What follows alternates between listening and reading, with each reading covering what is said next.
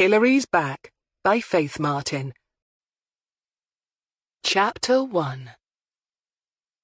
A rather grey Monday morning in October wasn't most people's idea of a good time, and former D.I. Hilary Greene was no exception. As she put on the kettle in the tiny galley kitchen of her narrowboat, the Mollern, she glanced listlessly through the round porthole window and watched some fallen horse-chestnut leaves, a mixture of brown, red and gold, swirled about in a rising wind. As if to add to the general ambience of chilly and miserable early morning gloom, a few raindrops spattered against the glass, and she turned on the radio in a bid to bring some noise and life into her world. But the jaunty and uninspired DJ soon had her turning it off again, with a muttered and rather uncomplimentary comment on what passed for entertainment these days. She popped a slice of wholemeal bread into the toaster and sat down on the padded bench seat opposite the fold-down table. She was already showered and neatly dressed for work in a warm woolen trouser and jacket ensemble the colour of conkers, teamed with a complimentary cream blouse, but she was debating whether to change her shoes for boots.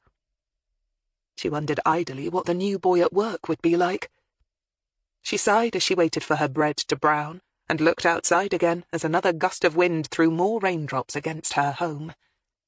She was hoping her boss, Superintendent Roland Rollo Sale, would have another cold case ready for her, preferably an old, unsolved murder inquiry. Since she had presented her findings on her latest case last week, she was anxious to have something else to get her teeth into. These days she dreaded boredom and unfilled hours more than anything else.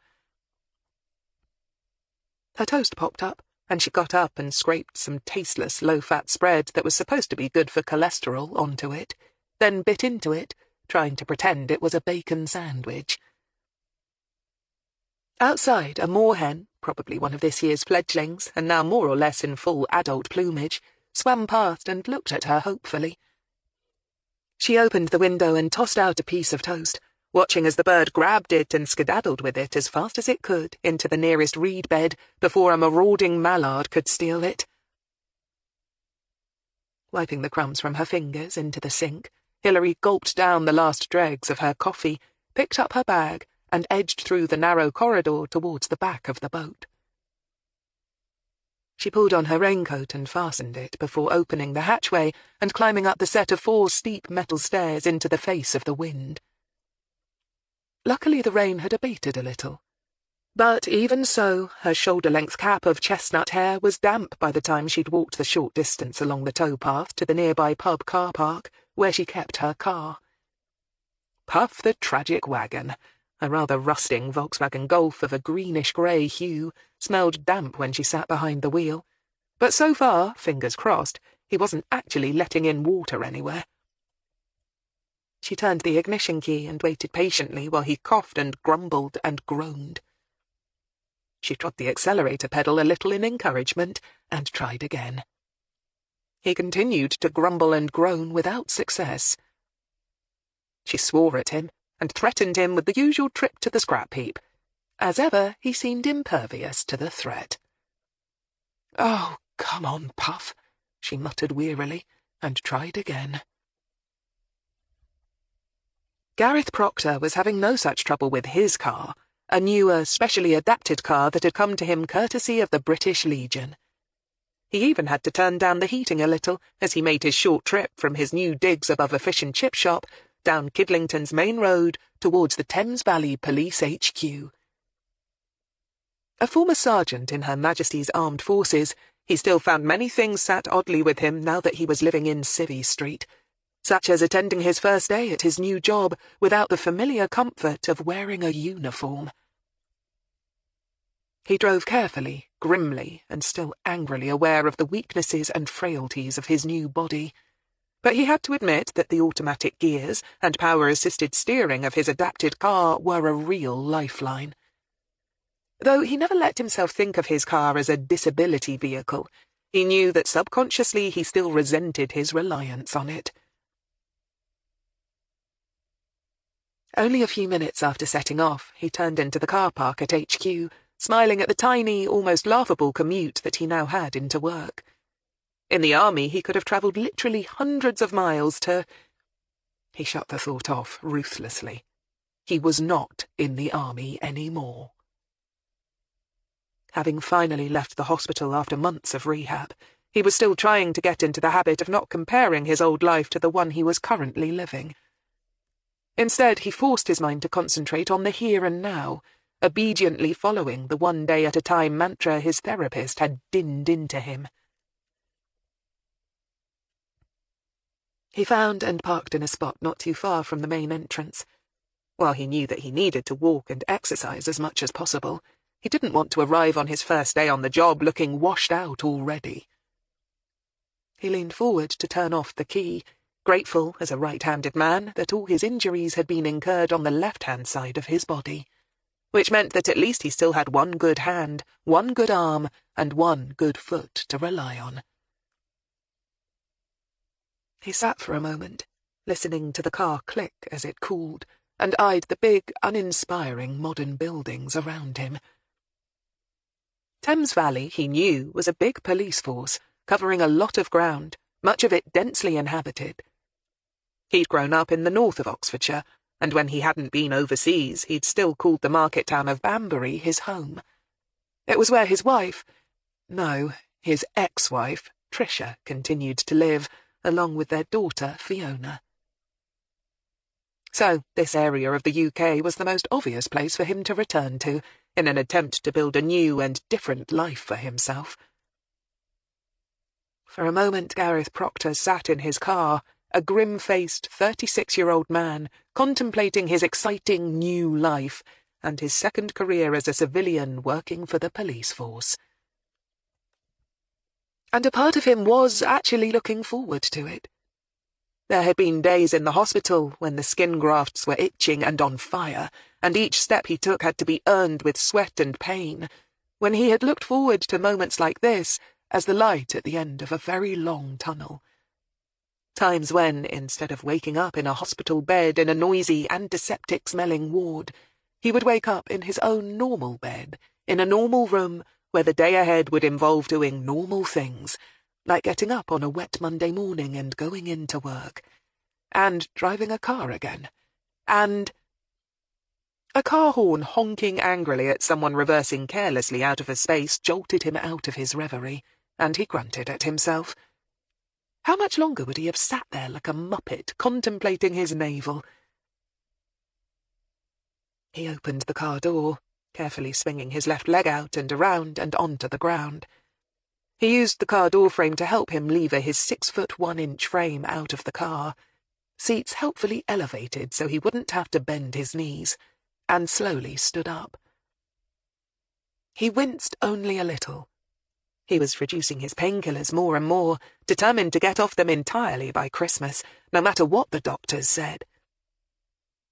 He tested his weight carefully, then reached into the car for a plain but hefty wooden walking stick.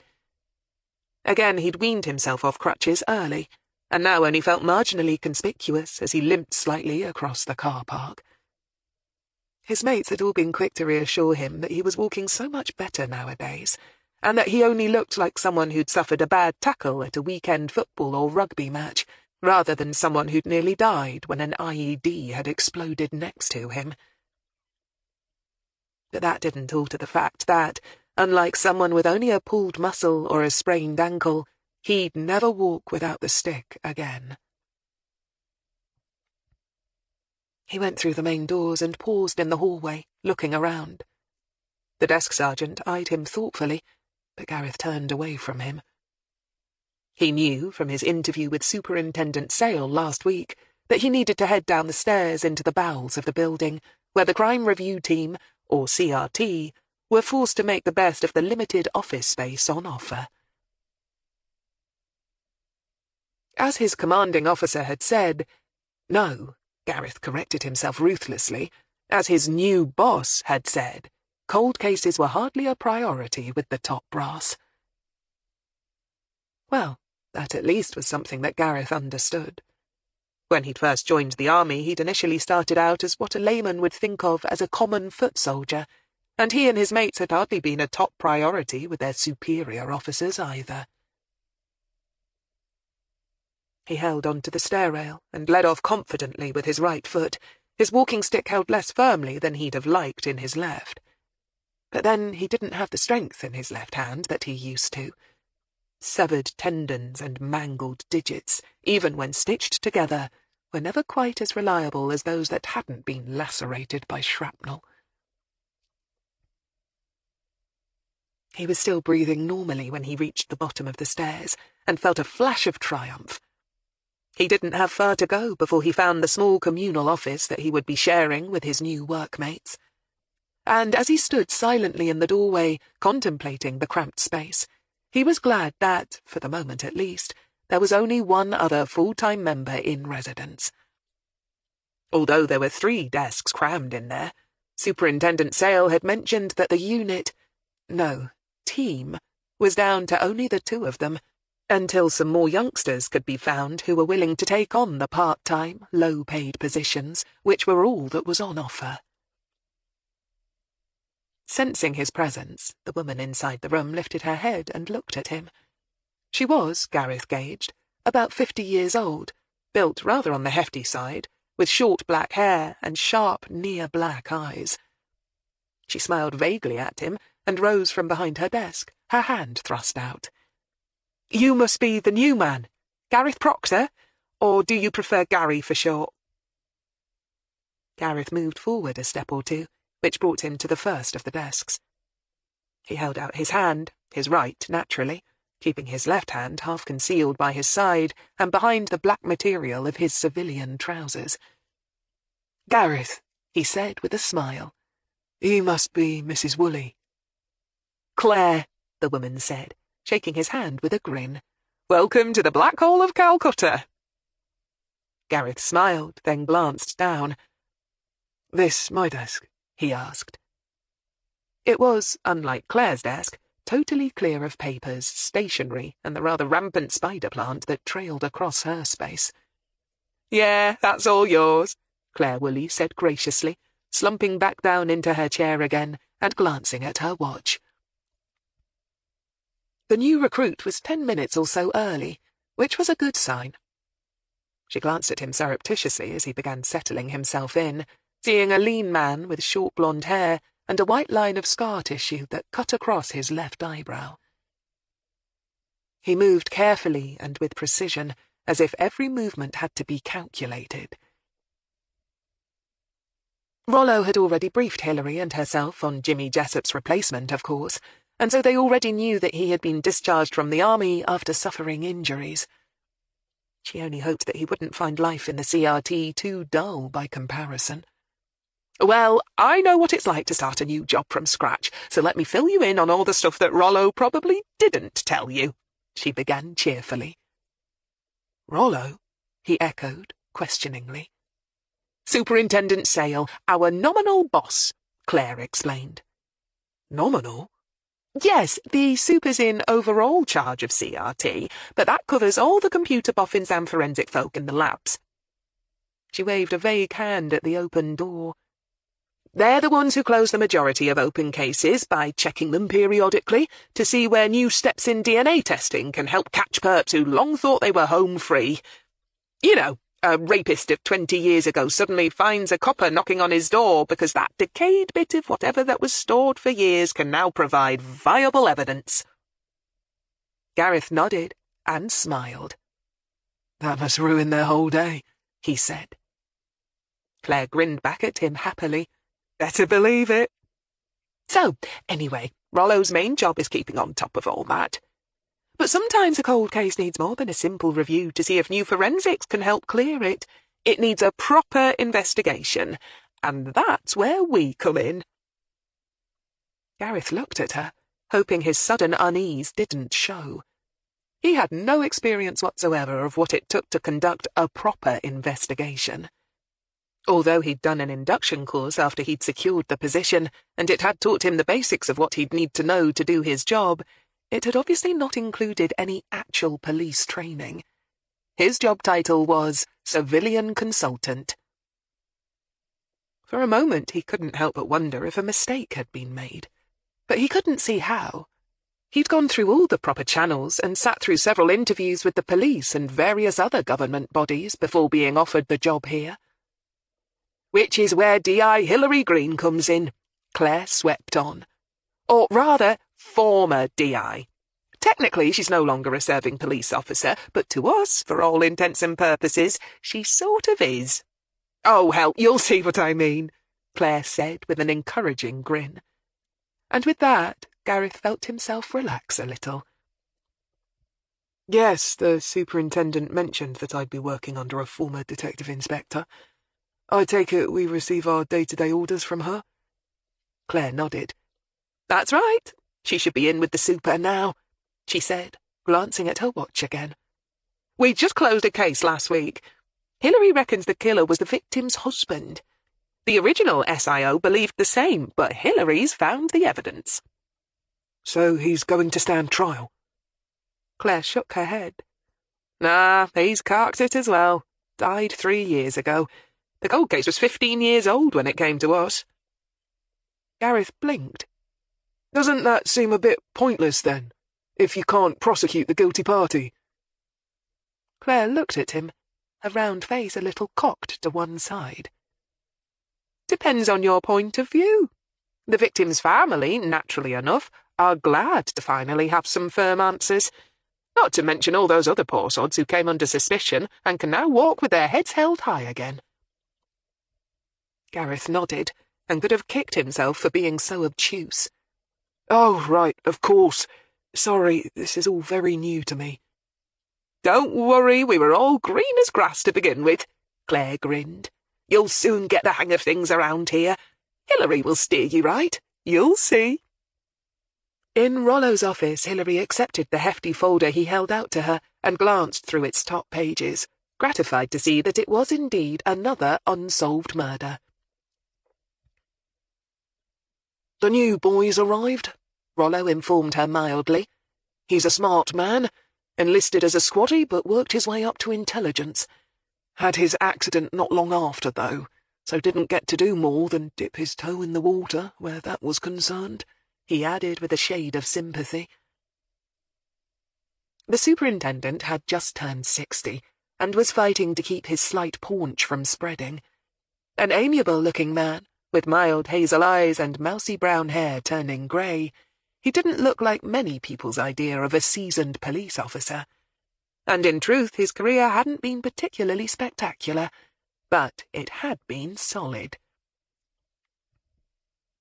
And after his predecessor, the much more dynamic Superintendent Stephen Crail had built the CRT into the active and successful unit it now was, the top brass had agreed that all it needed was a safe pair of hands at the helm to keep things going steadily. And Rollo Sale had more than adequately justified their faith in him, mostly by keeping things running exactly as they always had been, which included letting former Detective Inspector Hilary Greene take the lead with cold murder cases. How do you think he'll pan out? Hilary asked absently, itching to get back to her office so she could read through the files and get to work. I hope he'll be okay. As you know, we're very short-staffed, Rollo said flatly, and he was the best of the bunch, in spite of his disabilities and having no experience. Hilary sighed. She didn't need telling.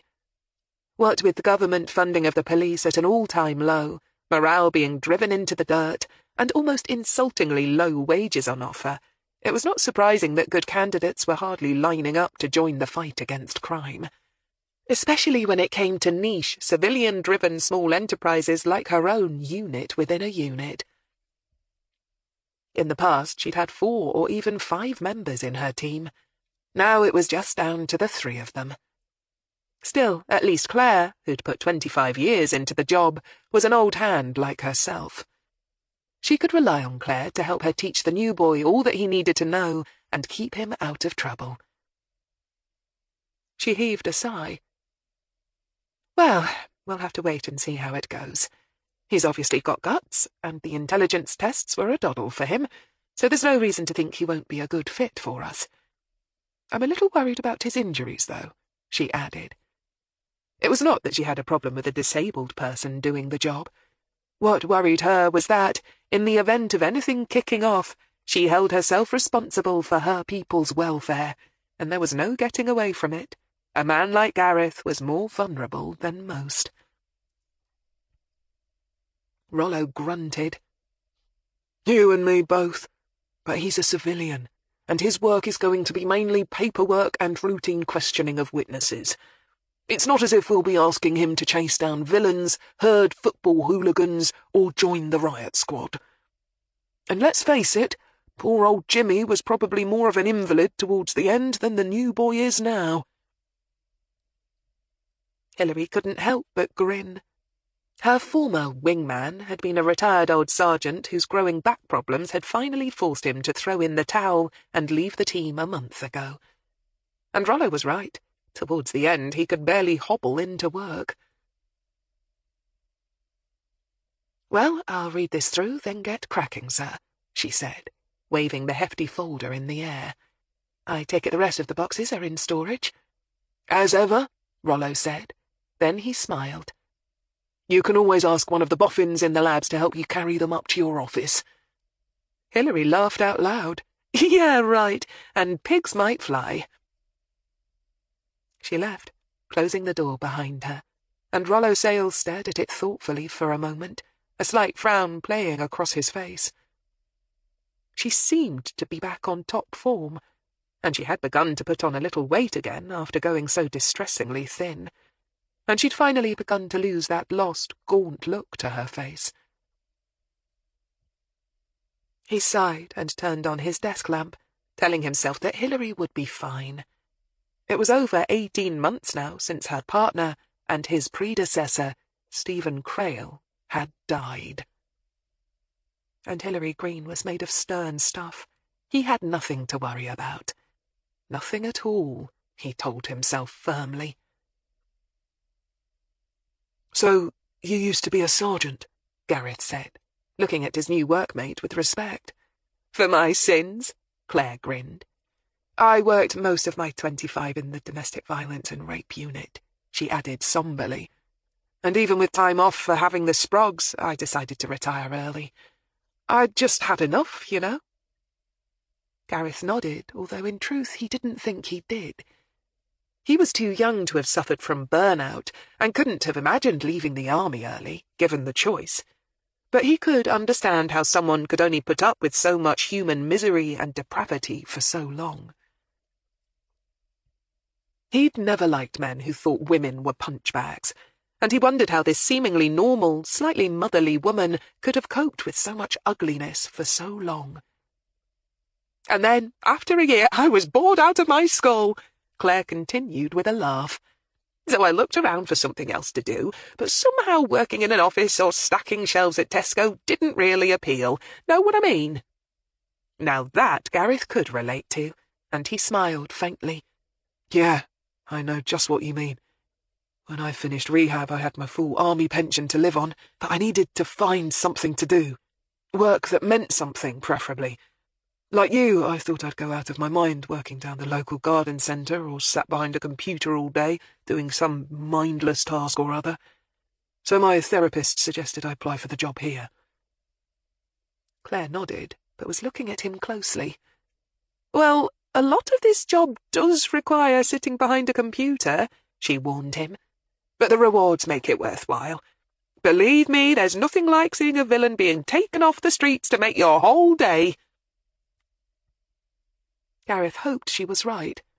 In the army, the villain tended to be more faceless and abstract, a problem to be overcome. But he could see how people like Claire would take things more personally. So what do I need to know about D.I. Greene? He asked seriously. In the army, he'd had to take orders off women on a regular basis, and unlike a few of his male colleagues, he'd never had a problem with it. Most of the female COs he'd dealt with had been clever, tough, driven women who knew what they were about. So when Superintendent Sale had told him he'd be working under Hilary Greene, he'd felt no qualms about it. But it was rule number 1 to always learn all you could about the man or woman who gave the orders, so he was very interested in what his new workmate had to say on the subject. Claire, aware of the new boy's pale blue eyes watching her closely, smiled knowingly. "There's nothing scary, don't worry," she said. "In fact, as you'll soon learn, our Hilary is a bit of a legend around here. She's an OEC, but don't let that fool you. She worked her way up through the ranks and earned every promotion she ever got." "What's an OEC?"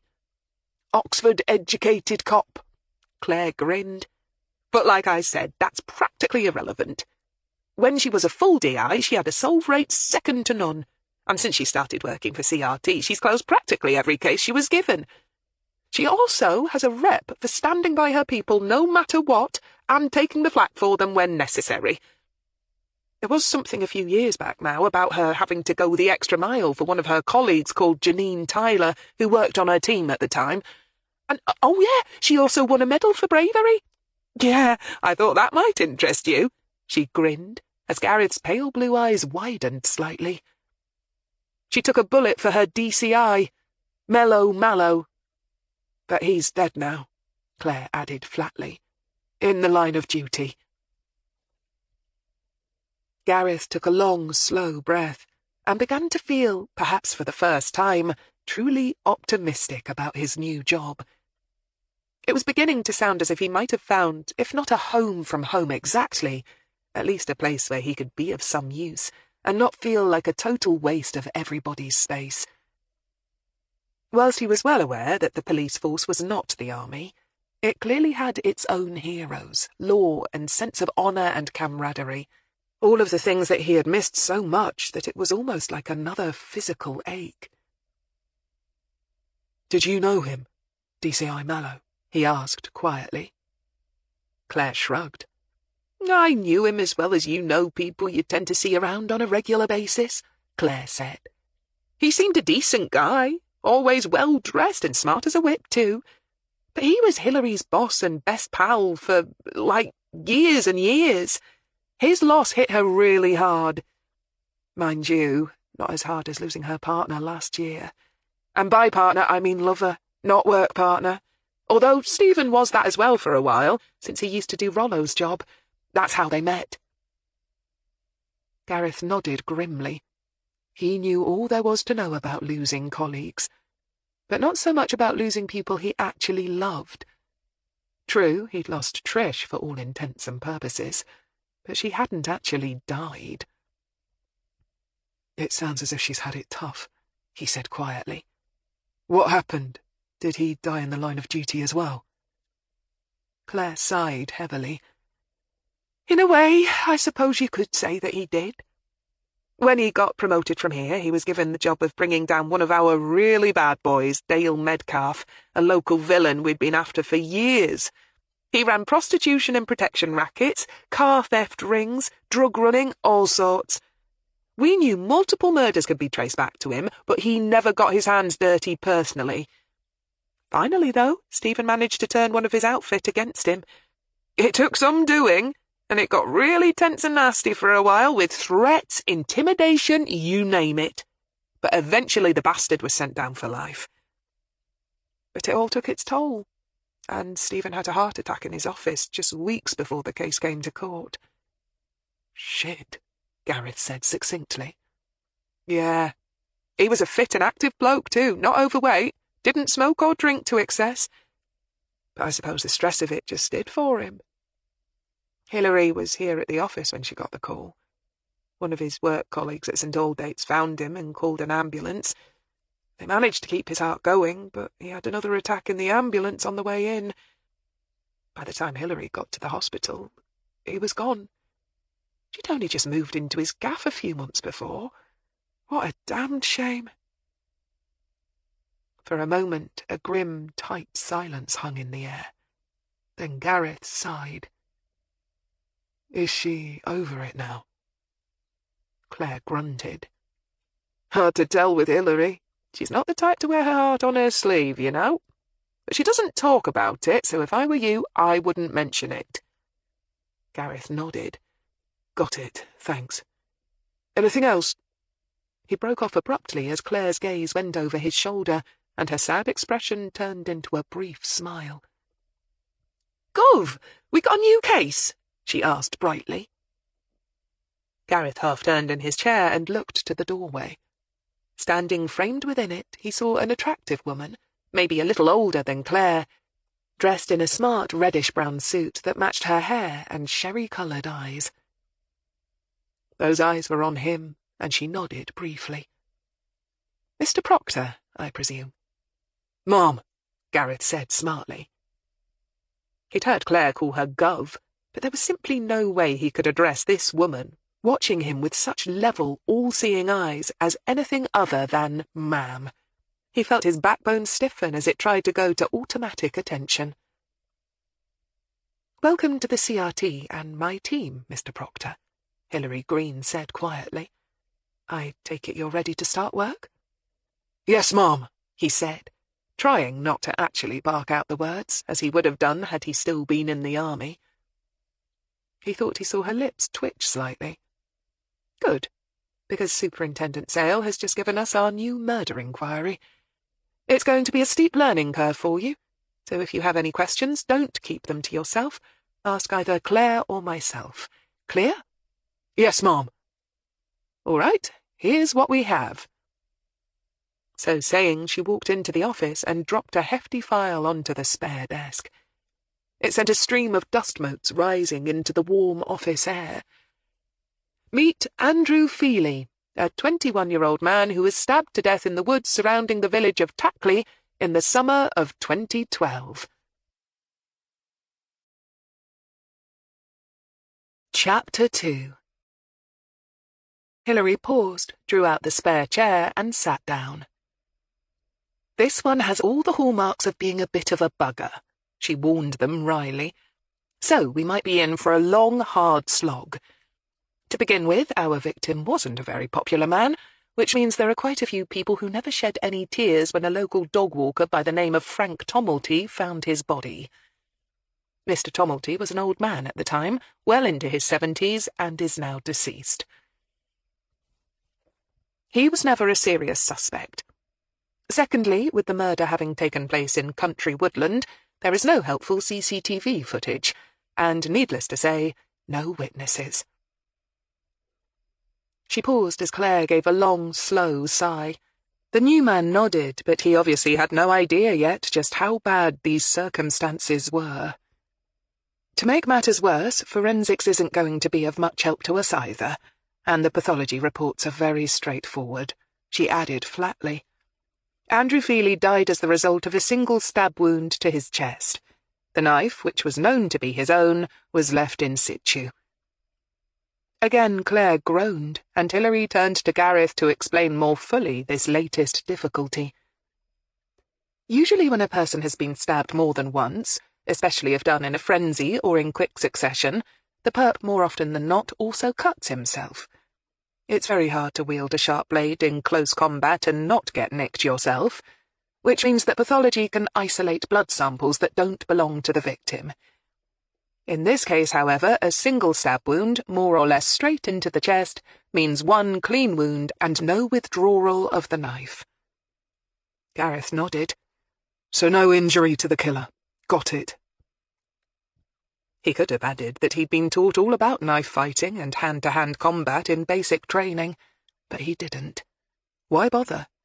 Both of these women were clearly intelligent enough to realize that without any reminders from him. The fact that the knife, a rather fancy but serious penknife, was known to belong to the victim also doesn't help. Hilary swept on. Often the choice of murder weapon is key. If it's a firearm, it can often be traced. If it's something the perp brought to the scene, then it obviously shows the act was premeditated. And if, say, someone is hit with a special or unusual-shaped hammer, and we later find a suspect who is also a woodcarver who uses specialist hammers— "Got it," Gareth said again. "The fact that it was his own knife closes off yet another avenue of investigation." To make matters worse, the knife had a highly embossed and raised pattern on the handle, which means no fingerprints. On the plus side, there was a fair bit of blood at the scene, even though the stab wound would have proved almost instantly fatal. This means it's possible the perp got significant bloodstains on their clothing. Not that there would necessarily have been anyone around to notice, the crime having occurred in the woods in the middle of farming land during the afternoon. And as if all that isn't enough, she continued heavily, when the murder was committed, which was, again she checked the notes, mid-July, the summer weather had been fairly hot and dry for some weeks, meaning that there was nothing in the way of footprints or tracks to help us out. The area where the body was found was in a small grassy clearing in the woods, which had been trampled about a bit, but nothing else. Forensics found the usual plethora of guff you can always find at such places: months-old fag ends, a few crisp packets, used condoms, the odd beer bottle. She paused, and Claire grinned. "Don't tell me the good locals of Tackley used it as a bit of a lover's leg-over place." Hilary grinned. Nice to know in this day and age there are still some nature lovers about, isn't it? Actually, the original SIO quickly ascertained that the victim regularly used the woods as a place to meet up with his punters and sell them drugs. The upshot is, what forensics evidence there was doesn't relate to our victim, and is sod all use to us.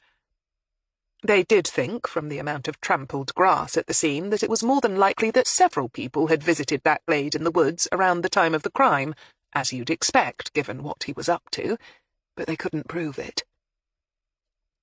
Claire rolled her eyes.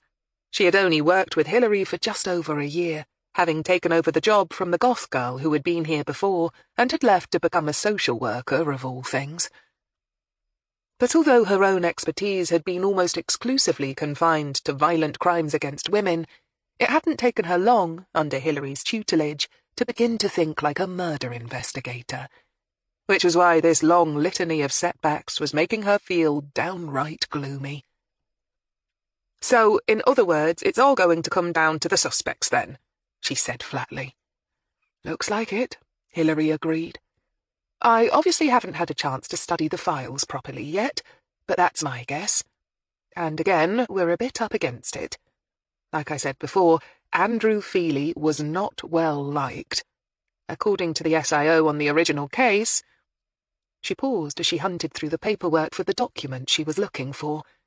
"A D.I. Barker, he was suspected of all sorts. Car theft, a few local break-ins, and perhaps most significantly of all, being a low-level supplier of drugs to the local, mostly teenage community. He had nasty friends and was definitely considered to be the village lout. Girls lodged complaints about him, but then withdrew them a few days later, reluctant to actually go the whole hog and testify against him in a court case. Hints of threats and intimidation floated around, but nobody, in the end, was willing to do what it took to get him banged up and out of everybody's hair." "Lovely," Claire moaned. "Don't tell me. Everyone they interviewed wanted to give the perp a medal." Hilary shrugged. Gareth shifted just slightly on his chair, but Hilary was on to it instantly, her head lifting to look at him. "Something on your mind, Mr. Proctor?" Gareth blinked and thought about denying it, but something in the level look she was giving him changed his mind. "It just strikes me that people like that deserve what they get. Presumably there are other cold cases with victims who deserve our attention far more. It just strikes me that people like that deserve what they get. Presumably there are other cold cases with victims who deserve our attention far more." He spoke somewhat tentatively. He was very much aware that he was still green as grass, but at the same time he felt he was entitled to his opinion. "I've seen my share of people like this Feely character. They go about robbing and terrorizing old folks and treating women like they're meat.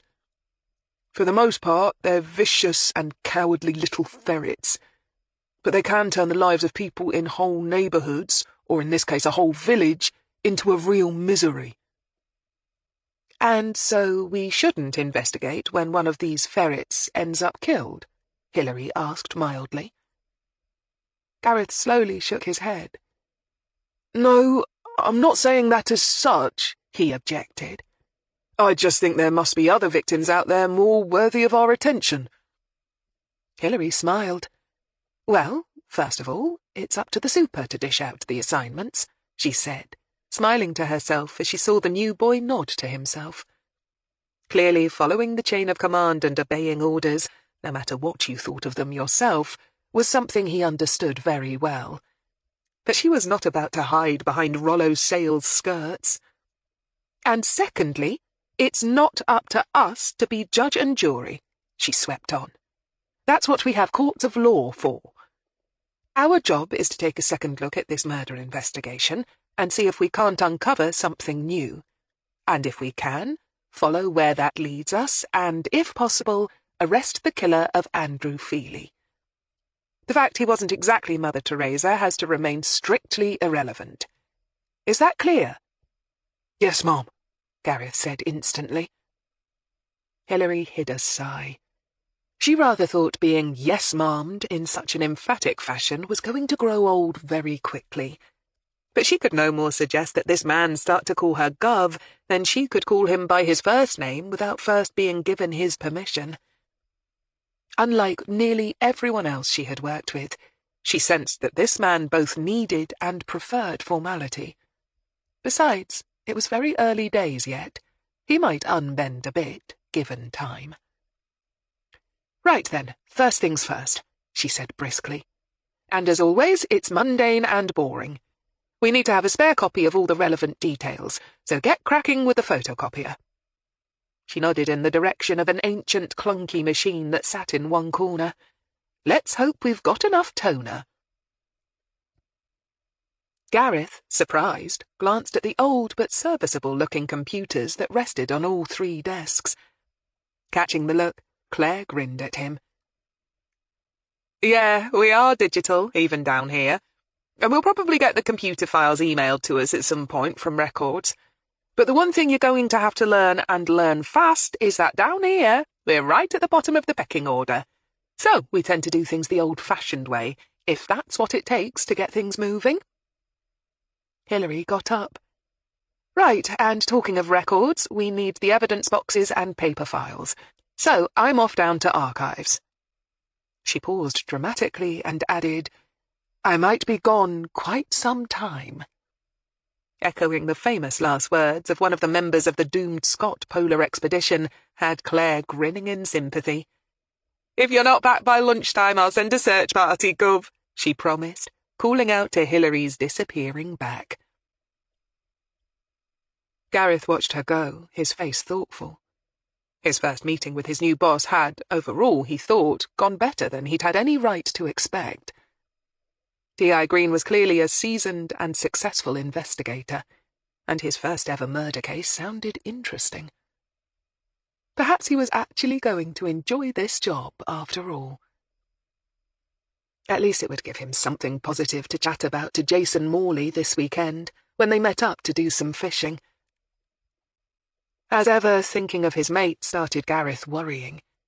A former member of his unit, Jason had been injured in the same incident that had caused his own injuries. But unlike himself, Jason's main problem had been mental rather than physical, and he still suffered from PTSD in particular. Since returning to Civvy Street, Jason couldn't seem to hold down a job for love nor money, and like Gareth's own marriage, Jason and Debs had split up when he'd left the army, leaving him more isolated than ever. He was currently sharing a flat in the nearby market town of Bicester with another former soldier, but he wasn't happy with that arrangement and was desperate to move out. The trouble was Oxfordshire was such a notoriously expensive place to live in, and finding accommodation was almost impossible. Hence Gareth's own meagre digs above a fish and chip shop. But at least they could escape the woes of life for a few hours every Sunday by taking their rods and tackle to the Cherwell and seeing if they could lift a few roach, perch, or bream.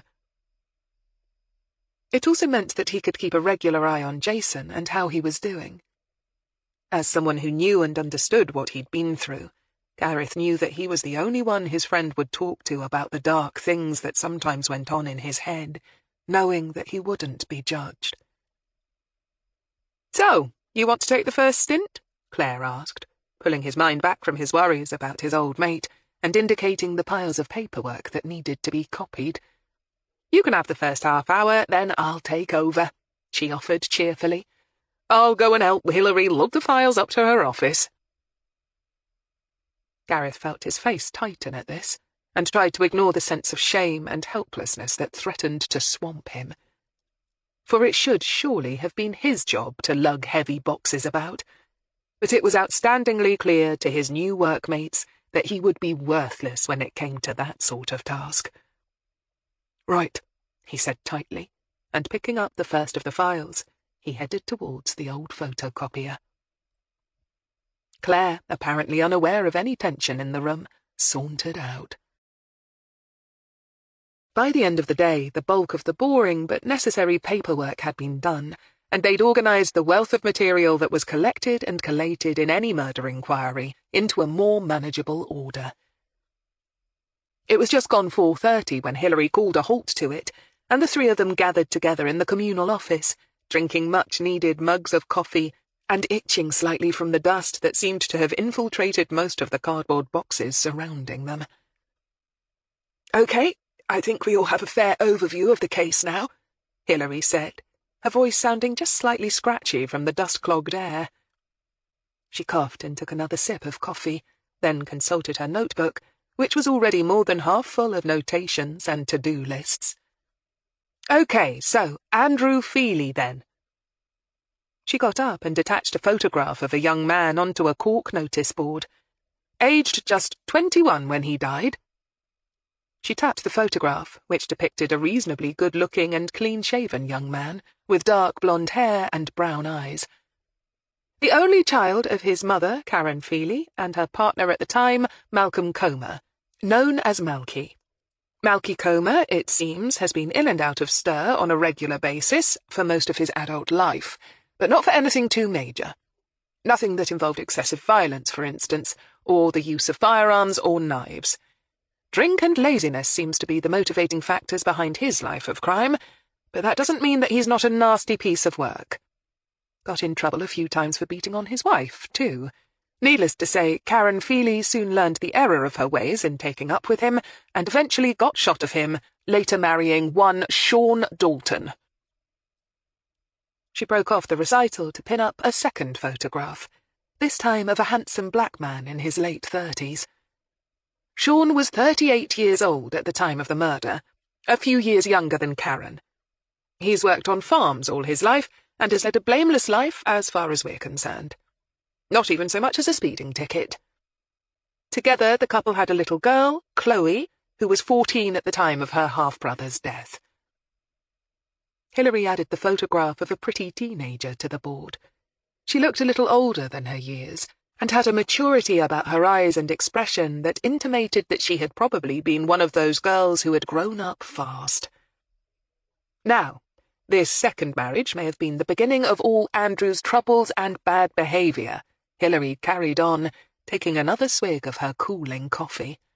According to the original SIO, Andrew, who couldn't have been any older than 6 or 7 at the time his mother remarried, resented his stepfather right from the start. By all accounts, he worshipped his dad, Malky, even though the man was more often banged up than at home caring for his family. Multiple witnesses told the investigators that as Andrew grew into a teenager, his resentment towards his stepfather grew, changing from childish tantrums into something far nastier. He was often heard to sling racial slurs at his stepfather, for example, and there were instances of vandalism of Sean Dalton's belongings that could almost certainly be laid at our murder victim's door. And probably a whole lot more that nobody outside the family ever knew about. Hilary paused and eyed the photograph of Sean Dalton thoughtfully.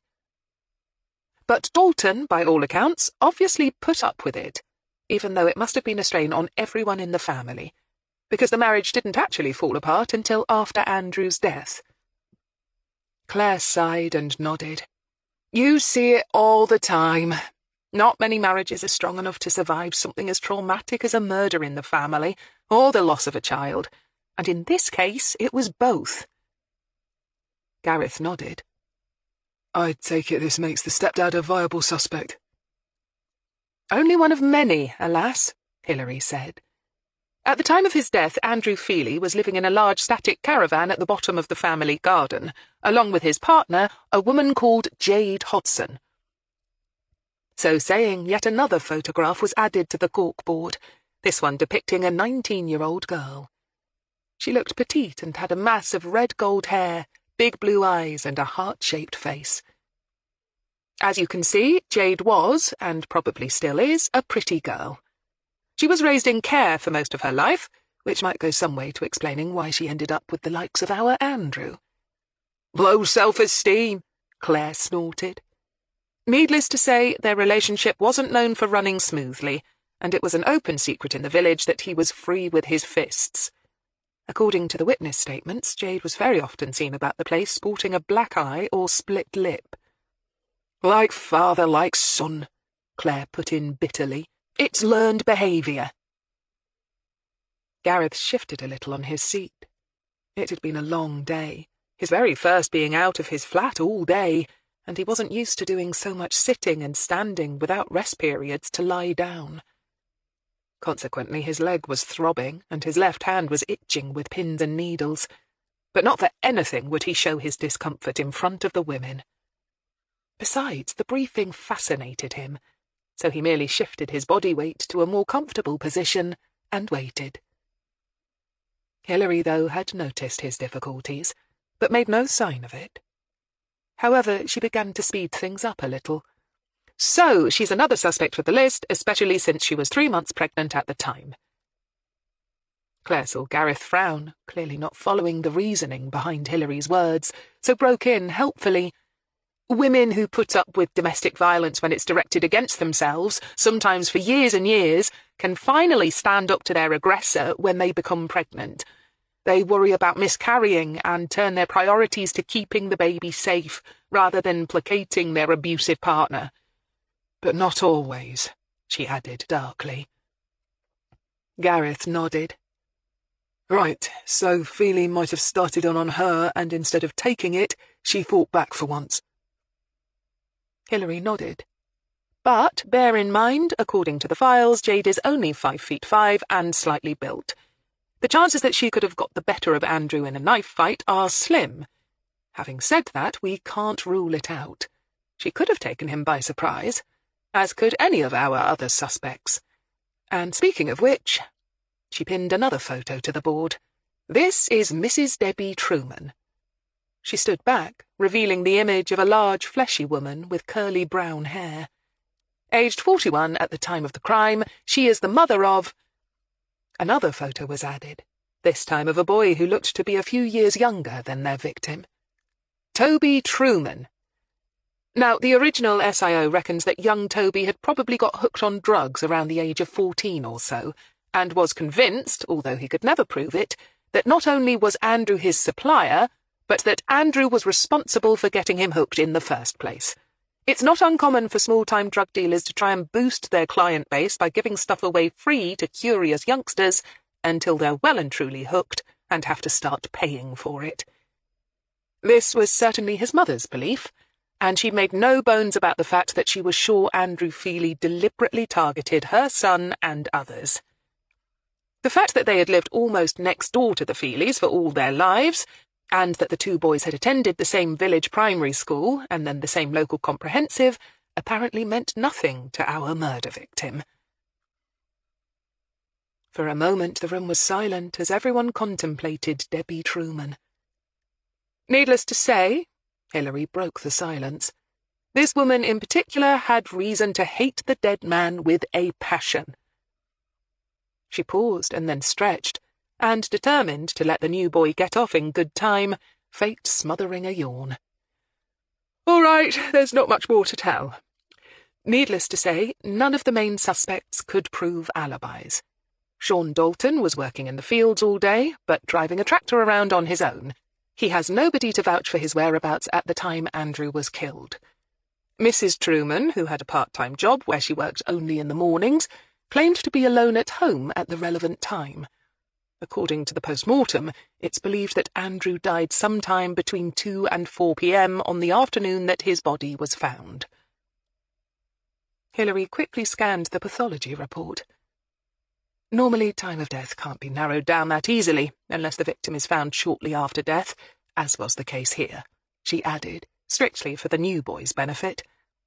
Whilst television shows very often blithely set times of death as if set in stone, everyone from the most experienced doctor down to the newly promoted constable knew that in reality it was a luxury to know with any real certainty when a victim had actually died. She glanced at the corkboard. Jade, who had been unemployed at the time, says she was at home in the caravan watching telly. Karen Feely backs her up in this, but D.I. Barker has been at pains to point out that Karen Feely was clearly very fond of her son's partner and probably wouldn't have hesitated to lie to protect her. As it is, with Karen also home alone in her own house whilst Jade was in the caravan, her word is not much use anyway, as Jade could easily have left her home without Andrew's mother being any the wiser. Hilary, somewhat wearily, pushed a wave of hair off her cheek and sighed. We have to bear in mind that Karen has lived in the same council house for all her life, since her parents were the original inhabitants and the council agreed to her staying on after they died. And, as with lots of buildings put up in the late 1940s in small villages, the property has an abnormally large garden, which can accommodate a large static caravan with room to spare. And according to the map of the garden made by D.I. Barker at the time, the caravan was located right at the bottom of a rather overgrown garden, and the direct line of sight of it from the house was mostly concealed by large shrubs. She finished her mug of coffee and stood up. Right, I think that's it for the day. Nobody's going to mind if we knock off a bit early. Tomorrow we start work in earnest, she warned. Claire got up gratefully. Well, I dare say my better half will appreciate having something hot and ready waiting for him when he gets home from work. She laughed. And it wasn't myself I had in mind so much as a microwaved Sainsbury's hot pot. She winked good-naturedly at Gareth, who grinned back at her. Hilary watched the interaction with a smile of her own. If anyone could make the new boy feel at ease, it would be Claire. The mother of 3 grown children, 2 of them boys, she had a way of smoothing over any awkwardness that might arise in the male breast. As Claire began to tell him all about her husband, Bobby, who was a telephone engineer for BT, Hilary turned and walked back to her own stationery cupboard, which was supposed to pass for her office. Although the other 2 members of her team were set to leave, she would stay on for hours yet, doing unpaid overtime, getting to know the case inside out. She'd got into the habit now of avoiding being alone for too long on the narrowboat, with nothing to do. Chapter 3. Gareth was so sure that he would be the first one in that when he walked into the small communal office at just gone 8 o'clock the next morning, he stopped short in the doorway at the sight of Hilary Greene sitting at the spare desk, industriously reading a file. Every now and then she paused to scribble notes into her notebook, but that didn't mean that she had failed to notice Gareth's arrival, for in the next instant she glanced up at him and smiled briefly. "You're quick off the mark," she greeted him. "You don't have to arrive early to impress the boss, you know. If the super didn't tell you, there's no such thing as paid overtime around these parts." Gareth smiled and took his own seat. I know that, Mom. I just wanted to get a head start, and working odd hours isn't unusual for me. Well, I mean in the past it wasn't, he added, a shade clumsily. In the army, the concept of a normal working day had been more or less non-existent. Hilary, though, didn't seem to notice his momentary unease. "I dare say it'll take you some time to find your feet. Being in the army must be a hard way of life to leave behind." Gareth's lips tightened, but he said nothing. Hilary looked at him thoughtfully, not really surprised that he hadn't taken her up on her unspoken offer to open up a bit and talk about himself. No doubt it would take him some time to begin to feel comfortable in his new environment. And she knew from experience that a lot of people, but men in particular, never liked to admit any weaknesses, even when they were glaringly obvious. But then she couldn't really take the moral high ground on that score either. She carried on working, watching him surreptitiously as he went about settling in at his desk. The thin white scar that cut a line from his forehead and neatly bisected his left eyebrow made it obvious at first glance that this was a man who'd had a few knocks in life. But the scar wasn't disfiguring in any real sense. It didn't, for instance, pull down his eyelid or pucker his skin. In fact, she mused with a wry inner smile, it would probably be the sort of scar that the romantic novelist Barbara Cartland would have ascribed to her plethora of heroes. It seemed to accent his rather austere good looks rather than detract from them. She knew from his personnel file that Gareth's marriage had recently broken up, but she didn't think that either his noticeable limp or the weakness in his left arm would be any real deterrent in him finding a new partner, always supposing he was looking to find one. Catching her scrutiny at last, Gareth took a slow, deep breath and said quietly, "I just wanted to say that I appreciate being given my job here, Mom. I know I couldn't have been an obvious choice, but I can promise you that my physical condition won't affect the quality of my work. I'm determined to learn on the job and to do it well. And I also just wanted to say, Mom, that I have no problems taking orders from a female commanding officer." During his somewhat restless night, he debated the pros and cons of making such a speech, wondering if talking about the elephant in the room was even necessary. He'd finally dozed off, having come to no particular conclusion, but finding himself alone in the quiet building with his new boss, it felt as if the decision had been made for him. Hilary met his steady gaze with one of her own. His eyes were that shade of very pale blue that some people could find disconcerting. She occasionally saw that pale shade in the eyes of some dogs, and for some reason they had always struck her as being slightly sinister. She smiled at herself for the whimsical thought, and nodded at him. "First of all, you got the job strictly on your merits, and I had nothing to do with the hiring process. Secondly, I'm not, strictly speaking, your commanding officer, since we're both civilians. Which means I'm not technically a DI anymore, although the title is still mostly respected around here in an honorary sort of way. Most people know me from the 20-odd years I worked here on the force, and still think of me that way. Thirdly, I have no issue with your physical abilities one way or another, so long as you can do the job that needs to be done. And if you can walk, talk, listen, use your brain, and do as you're told, I don't see why either one of us should have any problems. Fair enough?" Gareth smiled. "Fair enough, Mom." When Claire came in, dead on time at the dot of 9, she found her boss and the new boy deep in the files, making notes. "Morning, Claire," Hilary said amiably.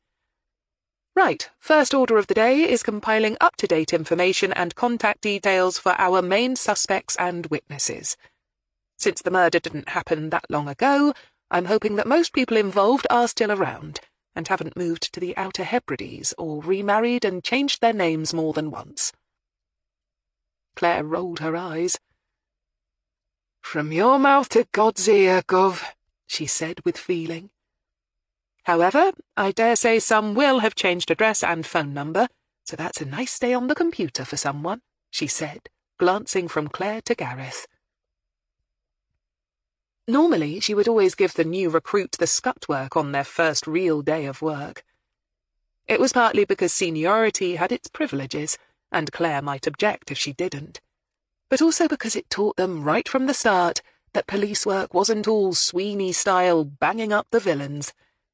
Let alone did it resemble some of the more slick CSI shows, which had their leading characters swanning around in Armani suits, making use of state-of-the-art tech. But in this instance, she knew that she was going to cast tradition aside and give the boring, painstaking job to Claire.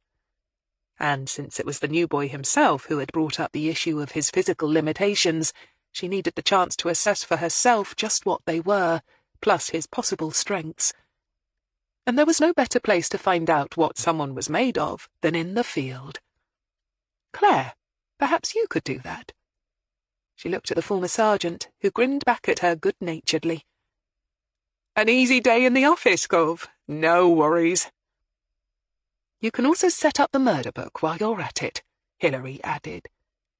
She felt, rather than saw, the new boy stiffen into alertness at the admittedly attention-grabbing phrase, and turned to look at him.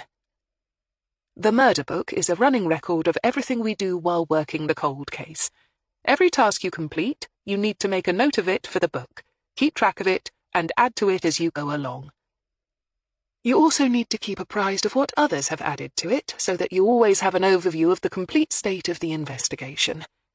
That's because we'll be splitting our tasks throughout the course of the next few weeks, and everyone needs to have all the facts at their fingertips, not just those details that they themselves have unearthed. Clear?" "Yes, Mom." "Right then. Now that we're more or less organised, it's time to get out and about and give you your first taste of field work. Which sounds far grander than it actually is," Hilary added with a wry smile. "Basically, we go out and talk to people and listen to what they say. What we're looking for is something missed by the original team. Often, with the passage of time, especially when it's been years, as in this case, witnesses are less reluctant to speculate than they are at the actual time of the crime. They're less worried, less nervous, less inclined to be cautious. They feel more removed and therefore less involved, which means that things they felt reluctant to say at the time, in the heat of the moment, don't seem so important to them anymore, which makes them far more willing to open up to us now. You understand what I'm getting at?" "I think so," Gareth said. "What's more, most people, when a crime is committed in a small community," Claire took up the lesson, "rightly or wrongly think they probably know who did it. And often they can be right, but obviously they can also be wrong. But what most people won't do is stick their neck out and give an opinion when they don't have any proof. It's just human nature. You don't lift your head above the parapet. You keep stum. You don't get involved. The coppers are around, sniffing about, asking questions. You scuttle home and keep the curtains closed. There must be a killer about somewhere. You want nothing to do with any of it. But then time slowly passes, nothing else bad happens. People forget the dead person, and in this particular case, when nobody's actually mourning the victim much, they forget them very quickly, and they fade easily into the background and become just ancient history. Life goes on. And now, years later, somebody comes around bringing up the old history, and it's interesting more than worrying. People remember things they never mentioned at the time and are now willing to say who they always thought must have had a hand in it. People open up. And that's where we step in and reap the rewards of what they now think of as little more than gossip." Claire paused for breath and shrugged.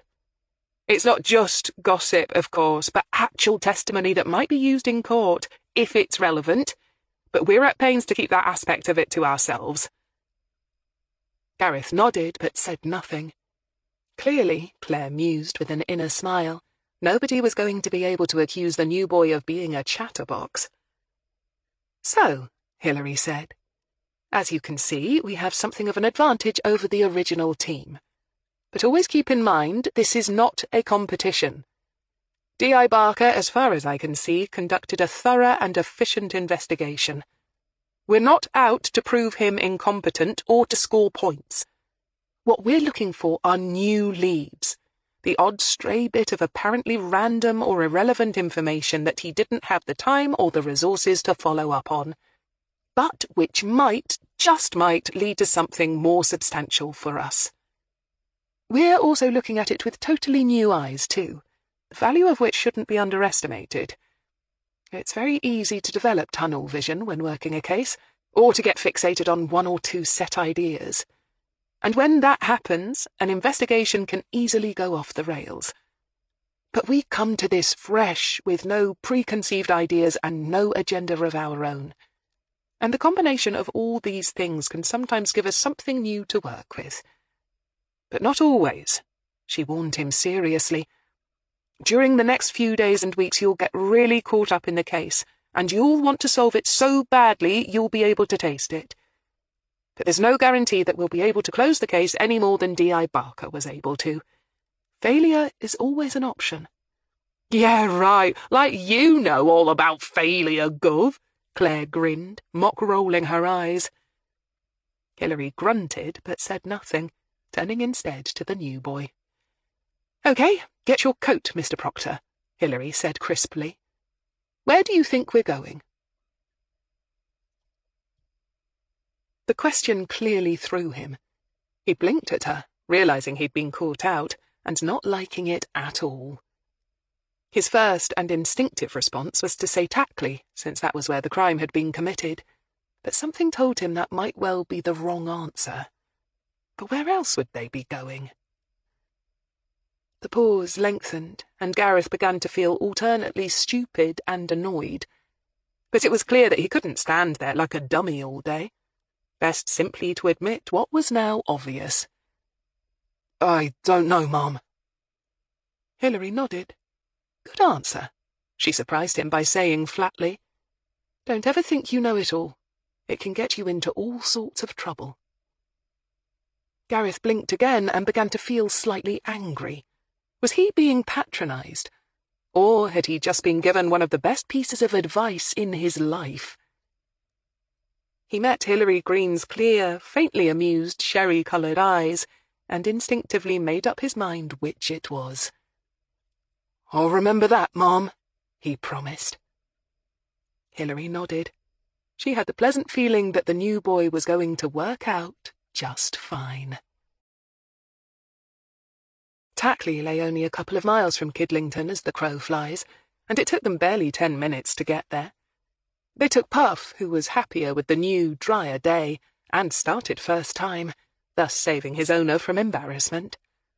Although the skies were still predominantly grey with only the odd interlude of sunshine, and the wind was definitely blustery, it was a warm wind, as if summer was saying goodbye, rather than the approaching winter saying hello. Consequently, she had donned only a lightweight tweed jacket that morning, and had left it unbuttoned. As they passed the impressive village green, Hilary looked at a large Georgian-style house with a massive front window, and felt a small tug of nostalgia. If that hadn't been a village shop in days of yore, she'd eat her hat. The village was fairly large, and had probably once boasted 2 or more pubs, before the smoking ban, cheap supermarket beer, and the proliferation of large-screen televisions had all but put them out of business.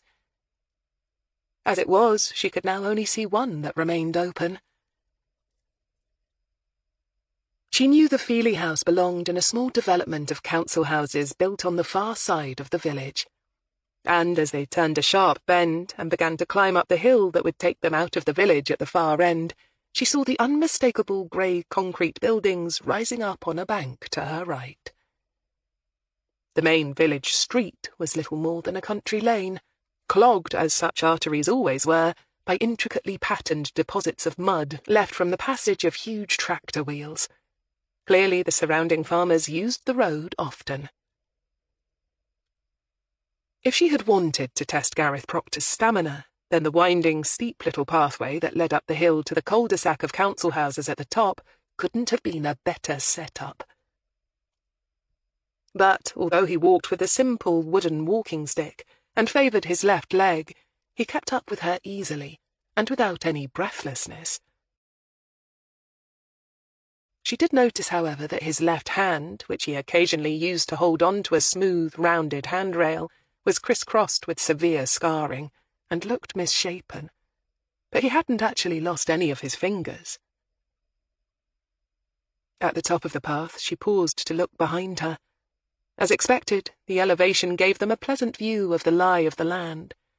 Mostly brown fields which had recently been harvested and now lay in attractively ploughed furrows stretched to the left and right, whilst the odd patch of green denoted pasture, mainly for a herd of mixed cattle that munched and meandered contentedly in the distance. A copse of trees that ran away from the village to the horizon caught and held her interest.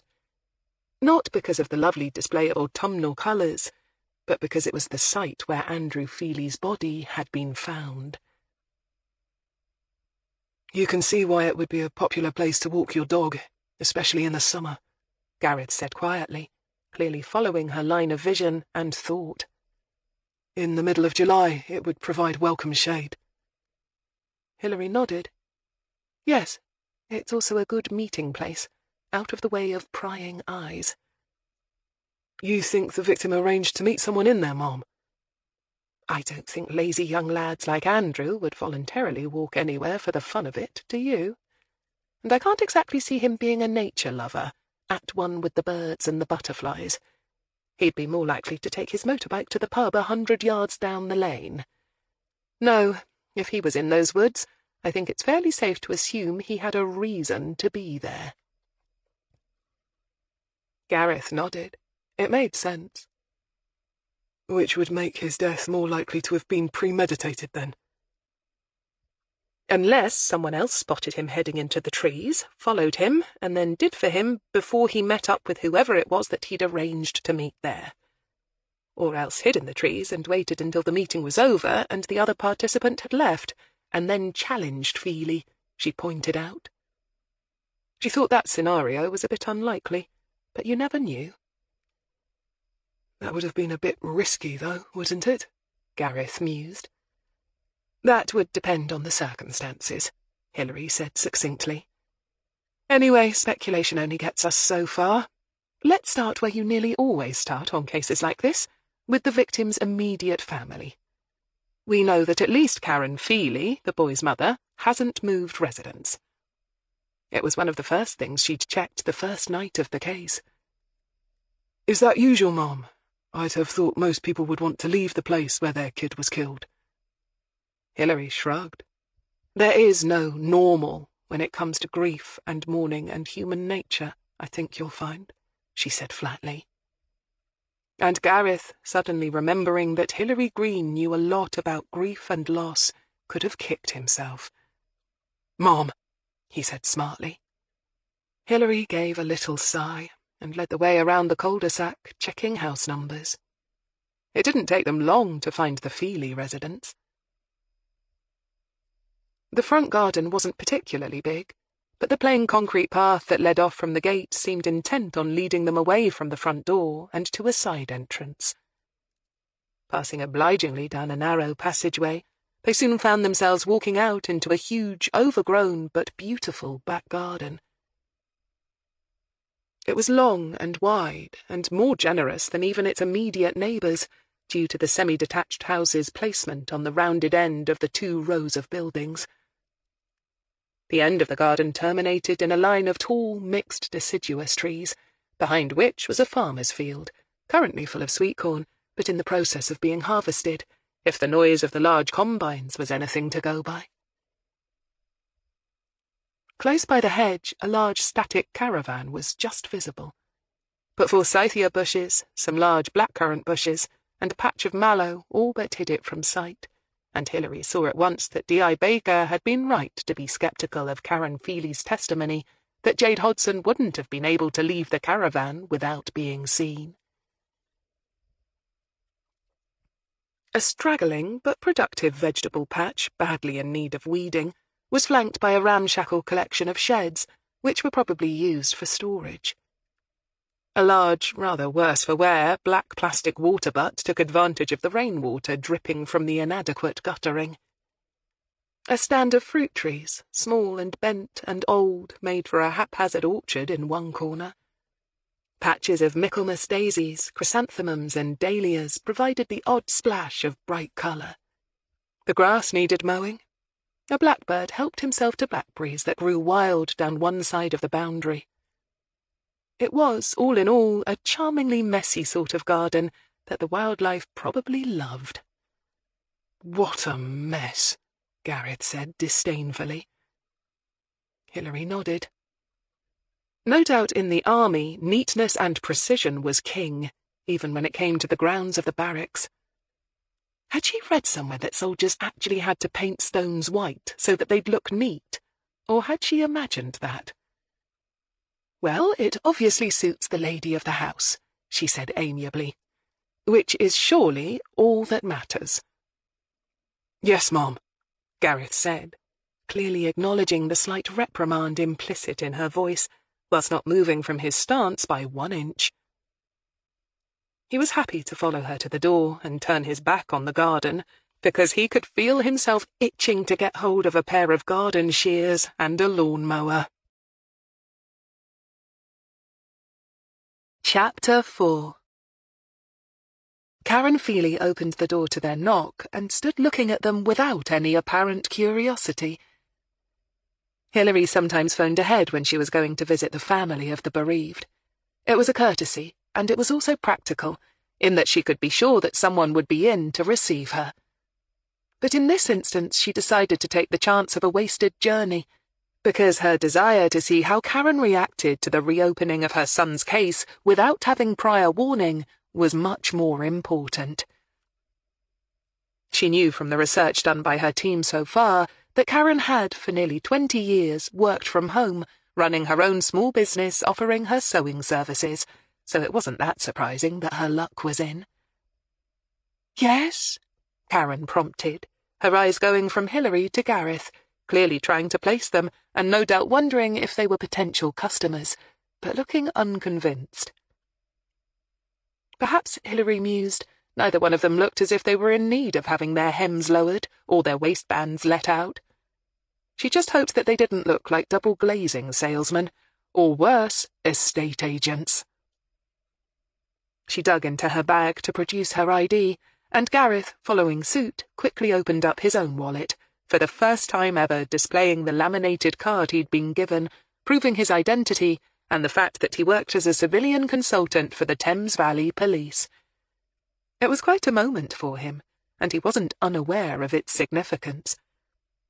His new life had, for better or worse, now well and truly begun. Hilary introduced them and told Karen why they were standing on her doorstep.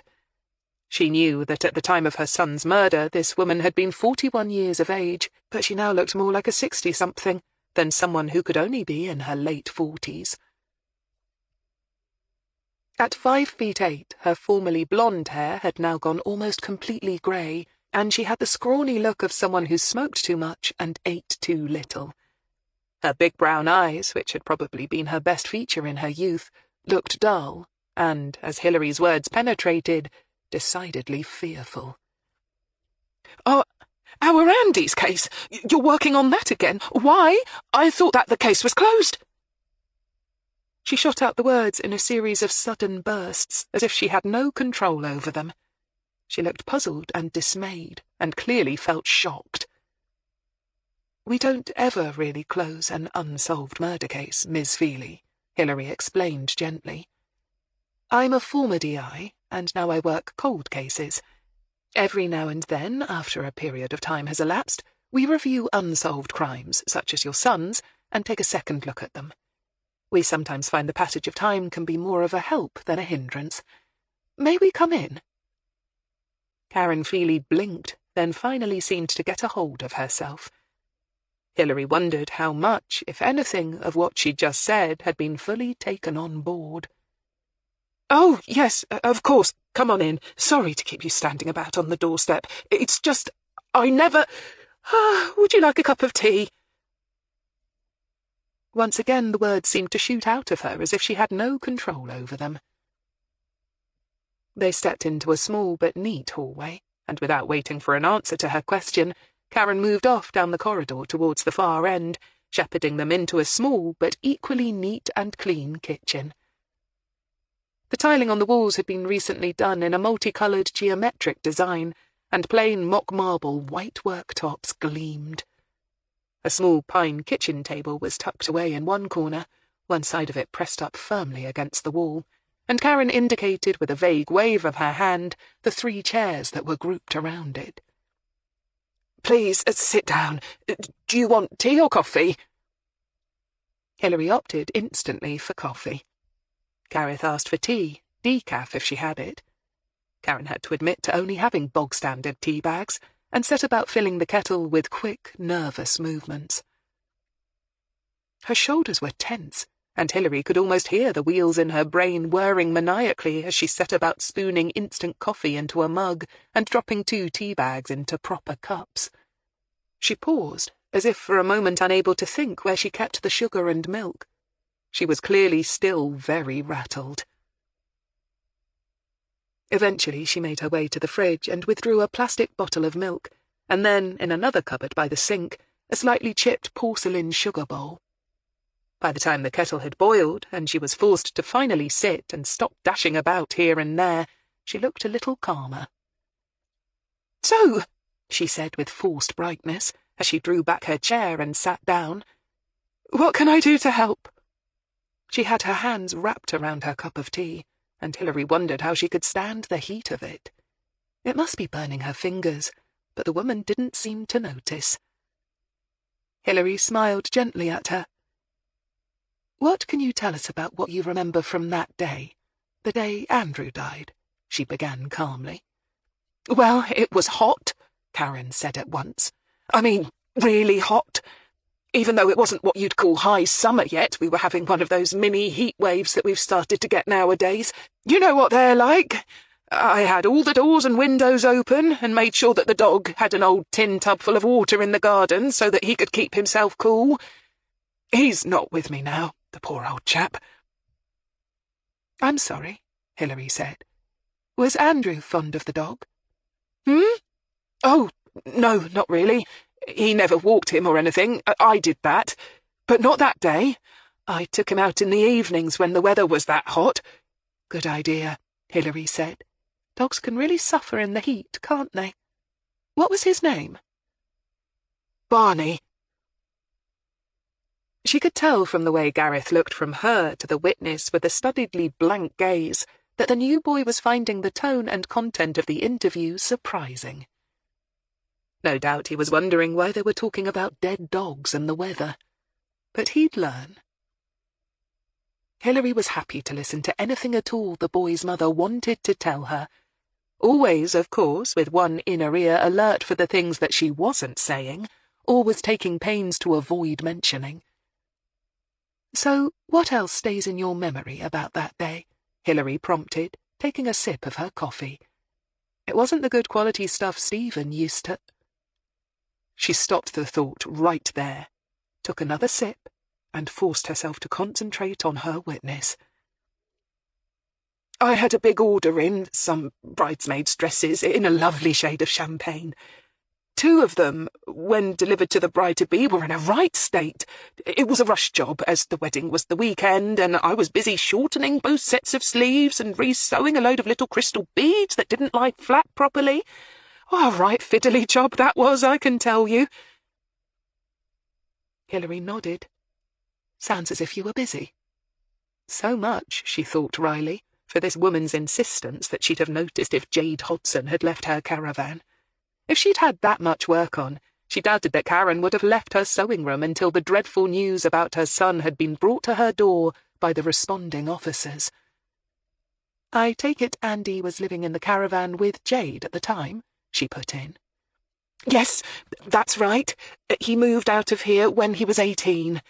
He'd have preferred to go and live somewhere like Oxford or Banbury, a place with a bit of life, you know, but house prices around here—" Karen shrugged one bony shoulder helplessly. "As it was, he was lucky that a mate of his had this static caravan he wanted rid of. Andy was able to buy it, and I said he could have the bottom end of the garden for his own space, like. We got it all plumbed in and hooked up to the electric. Jade moved in when she got together with Andy." "How long had they been living together?" Hilary asked. She was casually jotting down notes as she did so, glad that her homemade variety of shorthand was still pretty good. She only hoped she would be able to read it back later, when it came to updating the murder book. Usually she relied on the junior members of her team to do this work, but with such an important witness, and with Gareth so new to the job, she didn't want to take any chances. "Oh, it must have been since just before Christmas the previous year," Karen said, having had to think about it for a few seconds. "And Andrew wasn't at work that day?" Hilary slipped in nonchalantly. She knew, of course, that the victim had never in his life had what could be called a proper job, with regular hours and a boss and a paycheck.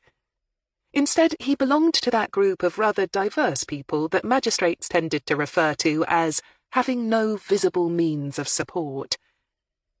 Such people could range from professional gamblers to odd jobbers who always did cash-in-hand jobs, to buskers, beggars, and, of course, people like Andrew Feely. You couldn't, after all, list petty larceny, drug-dealing, and a bit of pimping on the side as your main source of revenue when filling in your tax return.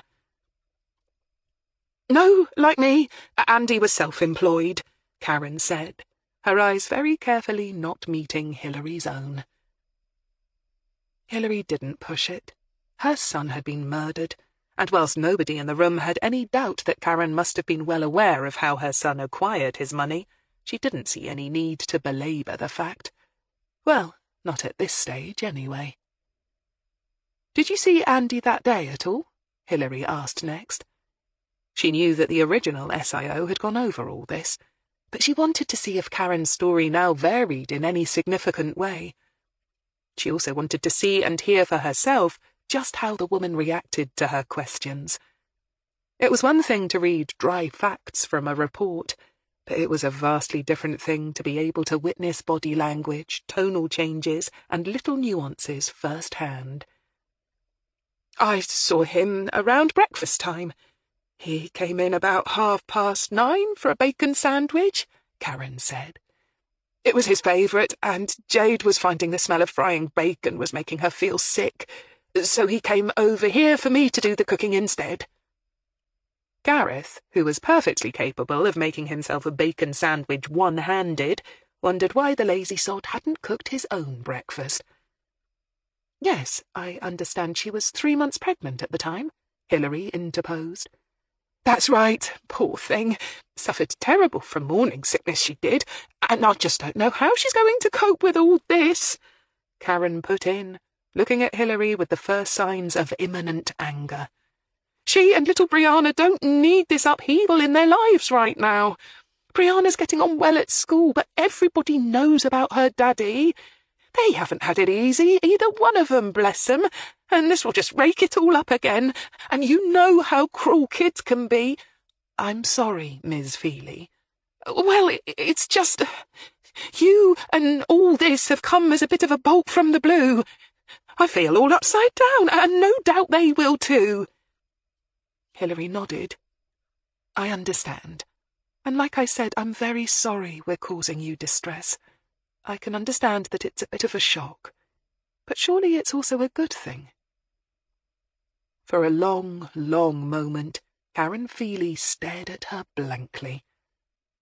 Then a look of slow panic filled Karen's face as she realised that she simply didn't understand what this strange woman could possibly mean.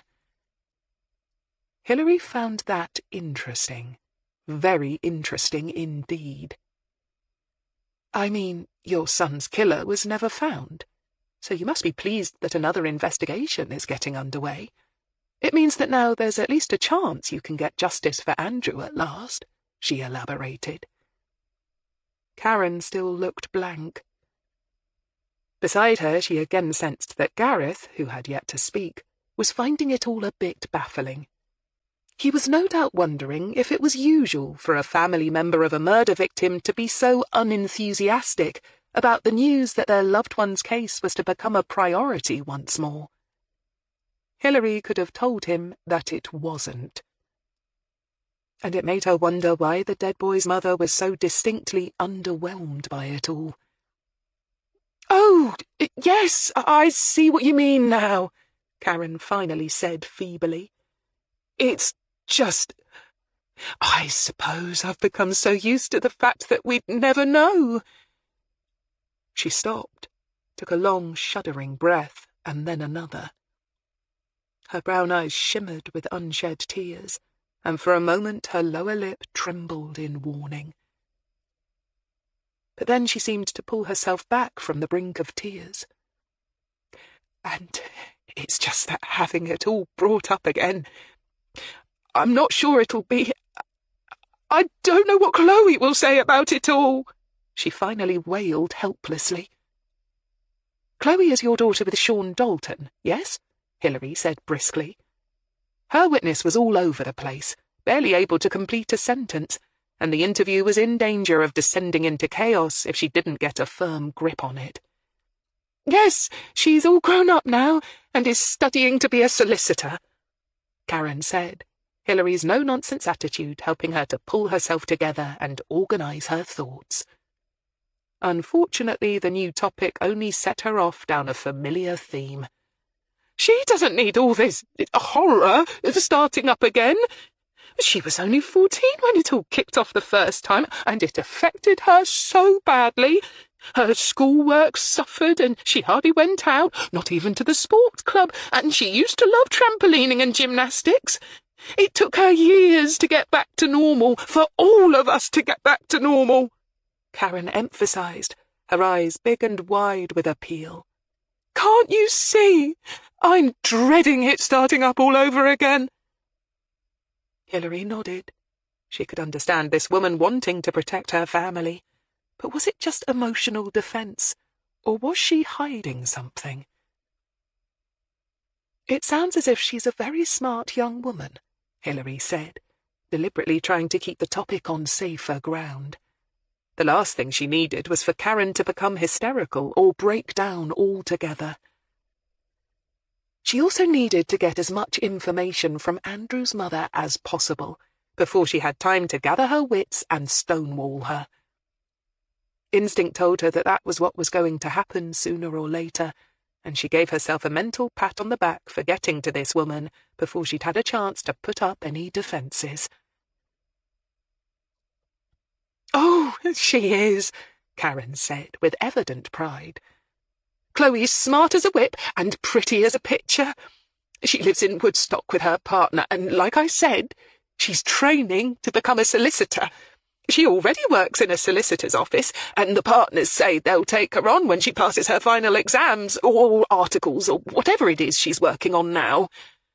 But I don't know if they know about Andy being murdered, I mean. I just hope they won't hold it against her when they find out. They have to be so careful about scandal, don't they, those kinds of people? Oh, you don't think there'll be any publicity again, do you? Again, the big brown eyes looked at her in horror. The last time the papers were horrible, hinting at all sorts and making our lives a misery. We even had reporters going through our rubbish bins and... Abruptly, Karen stopped speaking. A wave of what could have been shame or maybe guilt crossed her face. You must think I'm awful, she finally whispered. My poor boy, nearly 10 years dead, and me going on about...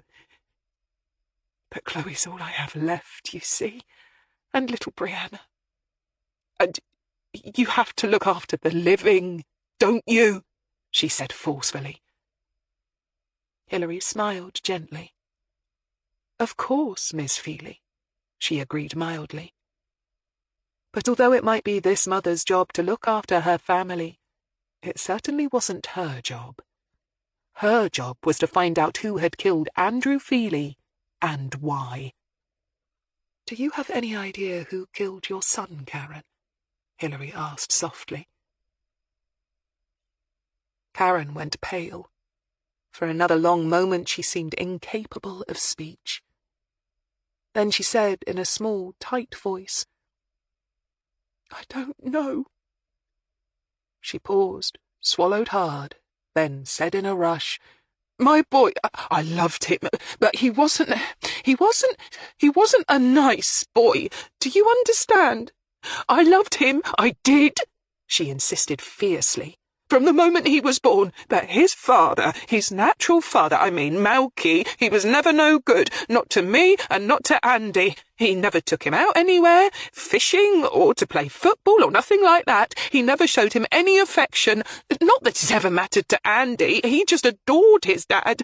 But when Malky went down that last time, to prison, and we split up, it seemed to really affect the little tyke. He went all quiet and locked up inside himself and became, well, mean. She stopped talking, and Hilary noted that Karen was panting a little, probably with both the effort of talking so much and so fast, coupled with the no doubt overpowering rush of emotion that she must be experiencing. I always tried my best for him, I swear, Karen began again, her voice as forlorn as the look on her thin, tired face. But he wouldn't let me love him, you know. I'd tried to hug him or josh him along when he got moody or try and play card games with him or what have you, but he wouldn't have it. He'd just push me away and become right snide. He seemed to blame me for his father leaving us, but of course I couldn't stop Malky from going to prison, could I? She appealed, her voice rising a notch. And when I married Sean, it just all got so much worse. Andy hated Sean, you see, right from the off. At first, when he was only little, we convinced ourselves that he'd grow out of it. All the tantrums and tears and the threats. But he never did. And when he became a teenager... Karen threw her hands in the air in despair. I mean, being a teenager's bad enough, ain't it? Having to cope with all your hormones and puberty and what the teachers call peer pressure and whatnot. But with Andy, it was a nightmare, a right nightmare. I imagine it must have put a severe strain on your marriage, Hilary put in gently. Oh, yeah, it did, Karen admitted candidly. Then she smiled. But Sean was wonderful. You won't find me saying a bad word about him, Karen said, a shade aggressively, as if Hilary had somehow impugned her ex-husband. He put up with no end of shit. No end of nonsense from Andy. But he never raised a finger to him. Well, sometimes maybe he'd tan his hide, but Andy could be such a little bugger. But I mean, Sean wasn't ever free with his fists, not like Malky. Suddenly, realising that she was wandering onto potentially dangerous ground, Karen shifted tack. Anyway, like I said, Andy moved out the moment he could into the caravan, like. Things got a bit easier then, what with them not having to live in the same house. They could avoid one another. It gave us some peace at last. Yes, I see. That must have been a relief, Hilary said. So let's get back to the day Andrew died, shall we? You said he came in for a bacon sandwich. Then what happened? Karen shrugged. Nothing much. He said he had someone to see and left. Hilary felt herself tense. Now that was new. D.I. Barker hadn't mentioned that, and Hilary knew he wouldn't have missed such an important indicator. Did Andrew say who that was? She asked, careful to keep her voice calm. Nah, he was a closed-mouth sort, Andy was. Did you get the feeling he was looking forward to the meeting, or did he seem anxious? Karen sighed. Don't think so. He just mentioned it in passing, like. What time do you think that was? I don't know for sure. Around 11 o'clock. And then? Hilary pressed. Nothing. I got on with my sewing. I had a peanut butter sandwich for my lunch and something cold to drink. Like I said, it was hot that day. I had the radio on. They were playing one of those songs from the 60s, I remember that, when I got the knock on the door about 4 o'clock. That one about the bus stop. A boy meets a girl at the bus stop, and they share an umbrella. Funny, I can remember the tune even now. It was still playing when I opened the door, and this policeman in a uniform was standing there. I could see by the look on his face. I thought at first it was Sean, see? I thought he might have had an accident working on the farm. His tractor turned over onto him and crushed him flat or something like that. But no. They told me it was Andy. She paused and turned and looked out of the window. My boy was dead. And that's all I can tell you, she concluded with an air of finality. Hilary nodded. She knew there would have to be a second interview at some point. But right now the woman was clearly exhausted. And there was a hint of stubbornness in that last sentence that told Hilary's experienced ear that the witness had had enough, and was likely to become truculent and uncooperative if she was pressed any further right now. "All right, Miss Feely. I think that's all for now. Could you tell me where Jade and her daughter are living at the moment? Do they live here with you?" "Ah, they're still in the caravan out there. I asked her right from the beginning to move in here, thought it'd be good for her and the baby, but she wouldn't have it. Said she wanted her independence and didn't want to get under me feet. Shame, though. It does seem a bit quiet in here sometimes, now Chloe's moved out and Sean isn't here any more." "Right then, I'll go down and find her now." "Oh, she won't be in. She's at work. Won't be back until she's picked Bree up from school," Karen said quickly. Hilary nodded. "All right, I'll come back this afternoon then." And no doubt by then Jade Hodson would have been warned and would have had ample time to rehearse what she was going to say, Hilary mused cynically. She slowly got up, and Gareth did the same. As he rose, he put his injured hand on the tabletop to help support his weight, and Hilary saw Karen eyeing his disfigurement. She winced slightly and quickly averted her gaze. Gareth pretended not to notice. "I'll keep you informed of our progress, of course," Hilary lied smoothly, as the other woman showed them to the door. "Yeah, thanks," Karen said listlessly. Once outside, Gareth carefully planted his walking stick on the path and waited for Hilary to speak. "So, your first ever interview." Hilary smiled at him. "What did you make of it?" Gareth frowned. "I'm not sure. I felt sorry for her, though." Hilary nodded. "Good. If you didn't feel sorry for her, it would mean you've got no compassion. What else?" "I'm not sure I believe everything she said." "Good. If you did, it would mean that you've got no brains. As a general rule, skepticism never hurts," Hilary said dryly. "Now there's a motto for a T-shirt for you. Anything else?" "It was clear that she knew her boy was a waste of space," he said brutally. Hilary nodded. "And?" Gareth thought some more, then shrugged. "I don't know, Mom," he said, mindful of the lesson he'd been given earlier. Hilary grinned approvingly at him. "Well, since we're in the area, let's see if Debbie Truman is at home. According to Claire's research, she's still living in the village." Gareth nodded. "Must take some courage, that," he remarked. "Staying in Tackley, I mean. Local opinion must have had either her or her lad down as one of the main suspects in the murder. It takes some guts to look your peers in the eye and face down something like that." Hilary nodded. He was a fast learner, this new boy. Chapter 5.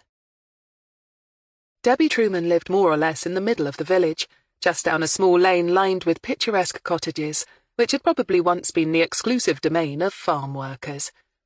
Nowadays, of course, most of the cottages were privately owned, their original farmer landlords having cheerfully sold them off during the property booms, and had been renovated and extended to within an inch of their lives and their boundaries. Since a railway line flirted past the outskirts of the village, Hilary surmised that it must be commuter heaven around here, which would mean that even the most modest of two-bedroom terraced dwellings would change hands for eye-watering sums. From the background checks completed so far, she knew that Debbie Truman's now-deceased husband had been a lifelong inhabitant of the village and had inherited his home from his parents. No doubt they had had the good fortune to buy the place back in the mists of time when such rural backwaters were not so desirable, and houses could be purchased for mere hundreds of pounds. Otherwise, she doubted that someone who had worked as a railway porter for nearly 30 years, as had the late William Truman, could ever have hoped to buy a place in a village such as this. "What can you remember about Debbie Truman, Mr. Proctor?" Hilary shot the question at him as they walked down the narrow lane towards a small detached cottage set back in a neat garden. It was attractively tiled in grey slate and built out of the local ironstone. Unlike Karen's garden, however, here the tiny handkerchief-sized lawn was neatly mown, and the shrubs had all been trimmed back to wait out the winter months. Not a weed dared to grow between the old-fashioned crazy paving that led to the no-nonsense front porch, situated directly in the centre of the house, and even the fallen leaves had been raked and cleared. "She's an old-fashioned cleaning lady, Mom," Gareth said confidently. "Widowed with one child. No previous record." Hilary nodded. So he'd checked the murder book. But that didn't mean that she wouldn't be checking up on his memory and testing his attention to detail throughout the case. At the time, she had 3 regular clients in this village and 2 others in Rousham. Hilary mentioned the neighbouring village casually, wondering if Gareth had had time yet to familiarise himself with the immediate area. So she works irregular hours. She might be out in the morning or afternoon or both, depending on the preference of the people she does for. And she was doing so on the day Andrew Feely was killed. According to D.I. Barker's reports, that day she'd only done a morning stint in Rousham, which means she has no alibi for the time of death, which, as you know, the pathologist put somewhere in the mid-afternoon. According to her original statement, she was at home during the relevant time doing some washing, since it was such a hot day that she wanted to take advantage of the heat and get everything well aired. One of her neighbours confirmed that washing was up and out on her clothesline just after lunchtime. For what that's worth, she added dryly. Hilary rapped smartly on the door, hoping that today, unlike on that other fateful day 8 years ago, Mrs. Truman would not be doing a morning round. By her watch, it was barely 11 o'clock. She was in luck, however, for the door was yanked energetically open almost immediately. The woman who stood looking at them from the threshold had been 41 at the time of the murder, and didn't look that much older now. That was probably partly due to the fact that she was a large and fleshy woman, standing at nearly 5 feet 11, with a chubby face that looked mostly unlined. She had a lot of brown curly hair and deep-set brown eyes, but a small button nose and a cleft chin which lent her an oddly chipmunk-like and cute face that didn't sit well with the rest of her appearance. She was dressed in baggy denims and a chunky grey jumper that was sagging at the neck and just starting to fray at the cuffs. Probably old clothes that she wore when about to set out for work. "Mrs. Truman?" Hilary asked with a bland smile. She was already reaching for her identity card, as was Gareth beside her. "Yes?" Debbie Truman looked questioningly from Hilary to Gareth. Her eyes, Hilary noticed, quickly took in her companion's walking stick, the way he half hid his left hand by his side, and the white scar on his face. Unlike Karen, however, she had no trouble meeting his eyes without giving any impression of feeling pity, curiosity, or embarrassment. It must, Hilary thought, be a refreshing change for the ex-serviceman, who had probably become used to people not knowing quite how to act around him. "We're civilian consultants with the Thames Valley Police, Mrs. Truman. We're currently conducting a further investigation into the murder of Andrew Feely," Hilary explained concisely. "Would it be possible to have a quick word with you?" For a moment the large woman stood silent and thoughtful. Then she said, "Civilian consultants? You're not regular police, then?" "No, I retired from the force as a detective inspector several years ago," Hilary admitted. "I now help my former colleagues by working cold cases." Debbie slowly nodded. "So I'm not obliged to talk to you, then?" she clarified carefully. Her tone wasn't so much belligerent or challenging as careful and considered. "No, Mrs. Truman, you're not," Hilary reluctantly confirmed, aware of how quickly and without much effort this woman had succeeded in putting her on the back foot. "But we are, of course, hoping that you will." Debbie grunted, and the merest hint of a smile tugged at her lips. "I dare say," she acknowledged, and then said nothing. Again, Hilary found herself forced onto the offensive, for not many people could remain silent for any length of time.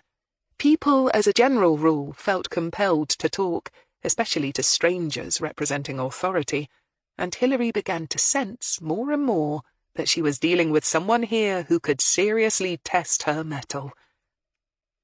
"I can assure you it's nothing too terrible," Hilary tried again, with her best unthreatening smile. "We only want to go over your original statement and see if you've remembered anything new about that day over the course of the years." "I doubt it," Debbie said again after a moment's thought. She had a careful and stolid way of talking that most people might think was indicative of a slow mind. But Hilary wasn't most people. She also didn't like the way the woman was beginning to look comfortable, wedged firmly in the doorway and making no sign of inviting them in. "As I'm sure you can appreciate, Miss Feely is anxious that we get to the bottom of what happened to Andrew," she tried again. Sometimes an appeal to someone's empathy worked wonders, but Hilary, in this case, wasn't about to hold her breath. "Is she? Really?" the other woman asked skeptically. This time it was Hilary's turn to pause and think. Was Debbie Truman being deliberately provocative, or did she genuinely know, or could make a good guess, that Karen Feely hadn't exactly been overjoyed by the thought of her son's case being looked at again? And if the latter, then just what had made her think so? Hilary wasn't forgetting that here, too, was a mother whose son's life had been blighted by misfortune. "I think most mothers would want justice for their sons, don't you, Mrs. Truman?" she finally asked, careful to keep her voice casual. Debbie Truman's lips twitched again as she conceded the deftness of Hilary's wording. "Depends just whose son you're talking about, don't it, Mrs. What was your name again?" "Greene. Hilary Greene." Hilary, by now, wasn't at all surprised that this woman had picked up on her ambiguously phrased question, or that Debbie hadn't been afraid to call her on it. "Well, Mrs. Greene," Debbie said laconically, "for myself, I've long given up on expecting life to be fair on just about anything. As for Karen, I can't rightly believe that she's thrilled to have her son's case opened again, and nor will anybody else be around here, I reckon." She paused, glanced around at the deserted country lane, and shrugged. "Mind you, come to think on it, most folks now weren't even living here when Andrew Feely died," she mused, her Oxonian country accent thickening slightly as she became more and more pensive. "Most folks round here nowadays are from London or Birmingham or where have you. Most of the true village families are dying out. These newcomers come in and buy a house, then set off for work early on the train every morning and come back late every evening. The only time you sees 'em, if you see 'em at all, might be on the weekends at the pub, or when they're out walking the dog. And then, after just a year or two, they get fed up of walking in the cowshed, or having to put up with the stench of the muck spreading, or watching the corn grow, and then they sell up and move back to London again. And then another yuppie couple move in, and it starts all over again. And I can tell you for nothing that none of them could give a fig whether or not Andrew Feely's killer gets nabbed or not." It was a long speech, and for most of it Debbie had been staring absently over Hilary's shoulder, watching a dove having a bath in one of the rain-filled potholes that littered the lane. "And what about the old-time village residents that are still clinging on?" Hilary challenged her quietly. "Those who remember what a real village community is all about." Debbie's slow smile came and went again. "Oh, they don't want to know either. Them especially, I reckon." "You really think so?" Hilary, resigned by now to conducting the interview on the doorstep, sans notes, mentally settled herself down to doing things the hard way. "Funny, I would have said the opposite was true.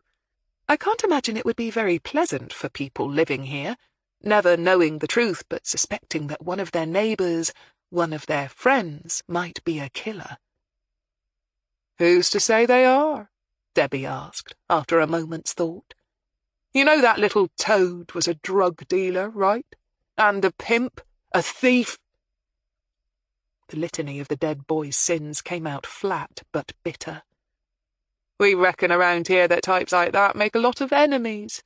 We reckon the little bastard just trod on somebody's toes that he oughtn't to have. Somebody handy with a knife like, as that type all seem to be. We in the village reckon that some bigger drug dealer was probably just getting rid of the competition. And that's nothing to do with us, is it?" Hilary did see, very clearly. So that was going to be the official line, was it? "Nothing to do with us, officer. We're all white as the driven snow round here. Just law-abiding country yokel types who wouldn't hurt a fly. Let all the big-time boys from the cities get on with their horrible, illegal, dirty little ways, and leave us be." And who was to say that she wasn't right? Hilary was well aware that, as a theory, it was no better or worse than any other. Perhaps Andrew Feely had got on the wrong side of someone higher up the food chain. And just how impossible would it be to prove any different, so long as everyone in the village followed the ethos of the 3 wise monkeys? "I see." Hilary's own smile was now slow and laconic, and very nearly respectful.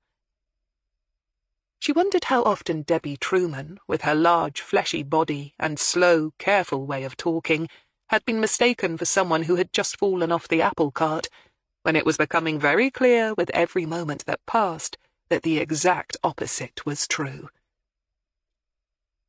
One thing was for sure: if Debbie Truman had killed Andrew, then she would have made a very good job of it, and Hilary was going to have the devil of a time proving it, especially after all these years.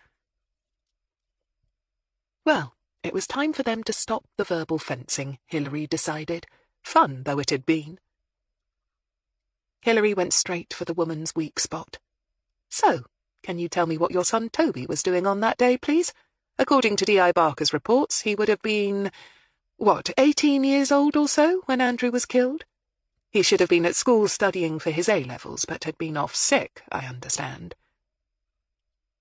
The only sign that she had scored a direct hit was a brief shift in Debbie's weight distribution, as she leaned slightly onto her right side and settled her right shoulder more firmly against the door jamb. "That's right. He had a cold," she admitted flatly. "In the middle of a heat wave?" "Summer colds are worse than winter ones, I says," Debbie opined. Hilary nodded.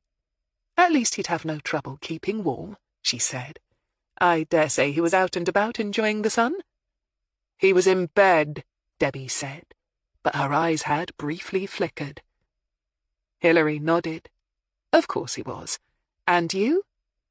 "Well, I did my morning round in Rousham. I cleaned some houses there. But then I came back and stayed in to look after him, of course."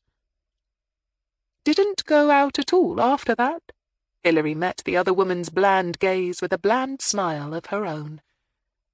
Again the weight shifted slightly. "Can't remember exactly. Not after all this time, can I?" Debbie gave vent to a long-suffering sigh. "I might have done some gardening, might have walked the dog, might have gone out and picked some strawberries, can't say for sure. But I weren't out long enough not to know that Toby stayed at home all that day," she insisted.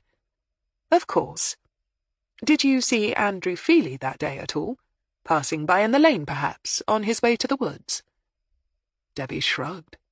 "You can get to the woods in all sorts of ways without passing by here," she pointed out laconically. "Just cross the meadow, for one, or take the footpath up to the ridge and follow the old bridle way, or even cross the stile at the hollow and go over the old bridge, then hike up."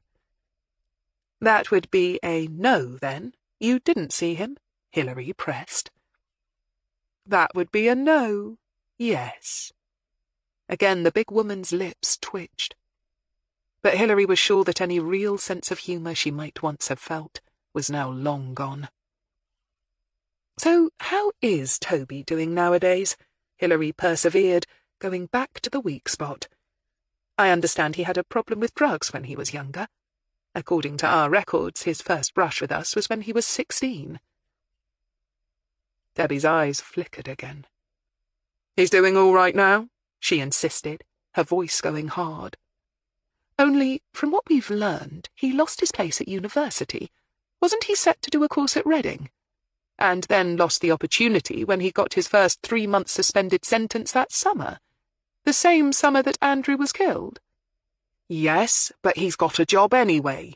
And now he's got another girl, a nice girl, works in a building society.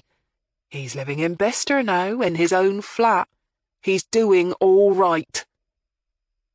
She listed these accomplishments stubbornly, unwilling to admit the severity of the blow that Toby's loss of a university place must have been. "I'm glad to hear it. Wasn't he going out with a local girl at the time, the daughter of one of the farmers around here?" Hilary persevered. She knew that he had been, because D.I. Barker had mentioned it in his initial report, along with the follow-up fact that the wealthy daddy in question had insisted that his darling girl broke it off after it became clear that Toby was an addict and about to do time for possession of drugs. "That didn't work out," Debbie dismissed with a brief shrug. "They was only 18, the pair of 'em. Too young to be serious," she added nonchalantly. Hilary nodded, but she would have bet her next year's worth of paychecks that, for all her blasé dismissal of this budding romance, the woman had been hoping against hope that her boy would make a match of it. After all, marrying the daughter of a local landowner must have been a glittering prospect for both of them, not to mention a mammoth step up the social ladder and local standing. "Do you know how Toby came to get addicted to drugs in the first place, Mrs. Truman?" Hilary asked mildly. She glanced around the deserted lane, the barren, brown fields, the cawing of rooks in the woods beyond. "I mean, it's not the sort of place where you'd expect there to be a drugs problem, is it?" "And nor was it until Andrew Feely started pushing them onto the youngsters," Debbie said quickly. Her voice was bitter but matter-of-fact.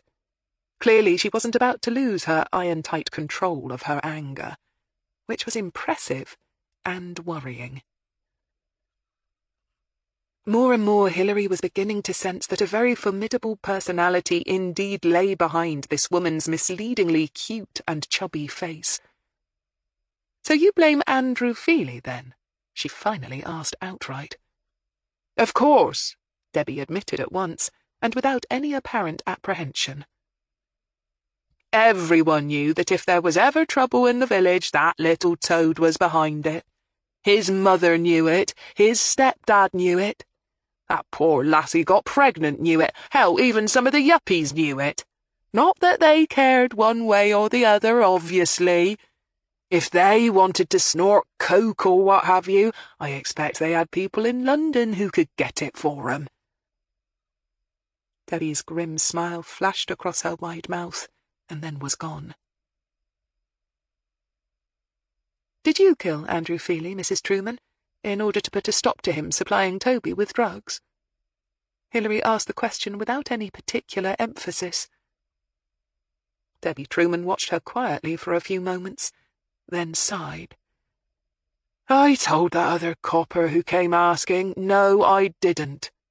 But I ain't sorry he's dead. And you won't find anybody around here who is sorry he's dead. Not even now, after all these years. You won't find no sympathy for the likes of that toad. Now, if that's all, I've got to get a move on. I'm due at Mrs. Blandish's place in 10 minutes. And so saying, and before Hilary could react, she took a swift step backwards and softly shut the door. Hilary stared for a moment at the red-painted wooden barrier, then turned around and began to walk back down the path. Once they were out in the lane, she took a much-needed deep breath. "Well, that was interesting," she said to Gareth wryly. Gareth looked at her and grinned. "Wasn't it just? So do you think she did it?" Hilary smiled. if she had a £10 note for every time some raw new recruit had asked her that. "I'm not psychic, Mr. Proctor, nor do I have a crystal ball," she gave the standard reply, then added, "But I think that if she did do it, then she won't have made a hash of it. She's clever, she's in control of herself, and she's not the type to panic, which might explain why the original team couldn't close the case." Gareth nodded, but one look at her closed, thoughtful face had him quelling any more questions. Well, save for one. "So where to now, Mum?" "Back to HQ for some lunch, I think," Hilary said rather prosaically, leaving the former soldier with a distinct sense of anticlimax. But then she added, "This afternoon I want you to find out all you can about her son, Toby. Let's just see how well he's really been doing. I have a feeling that he won't be such a hard nut to crack. Maybe I'll even let you take the notes when I interview him." "Yes, Mum." As they walked back to where Puff patiently awaited their return, Debbie Truman stood in the window of her cottage and watched them disappear. She wasn't happy.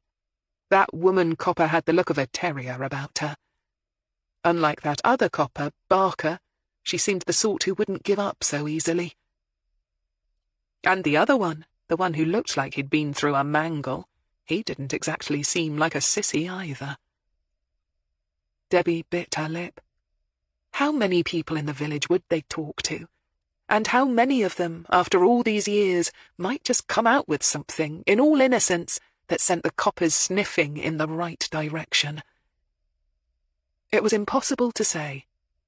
But surely, after all this time, there couldn't be that much that the coppers could get a hold of.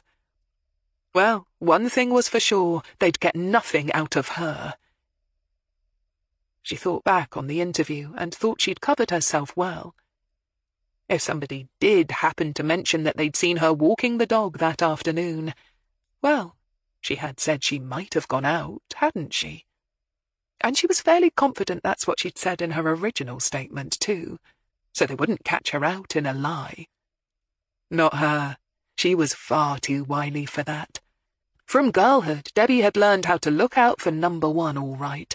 No other bugger was going to, were they? But what about that young girl? The one Debbie had seen that afternoon, crying and sobbing helplessly, her face all white with shock and walking across the meadow like a zombie, her dress all covered in blood. Debbie sighed. She hoped they wouldn't learn about her. And they certainly wouldn't learn about her from Debbie. She'd keep mum about that to her dying day. Back at HQ, Claire cheerfully informed them that she'd finally managed to track down the whereabouts of Malky Comer, Karen Feely's ex-partner and father of the murdered lad. Of all the main players in the case, he had been the hardest to pin down. "He's been in and out of clink a few times since his son died, Gov," Claire said, surprising no one. "Now he's holed up in Swindon, no doubt living off some poor woman who's yet to learn better." "Great. We'll go and talk to him tomorrow. Mr. Proctor, you can get on with that research into Toby after you've typed up a report on our interview with Debbie Truman for the murder book. Later this afternoon, Claire and I will go and talk to Jade Hodson." "Bloody hell, Gov, you going to keep on calling Gareth Mr. Proctor forever and a day?" Claire asked, grinning as she looked from one of them to the other.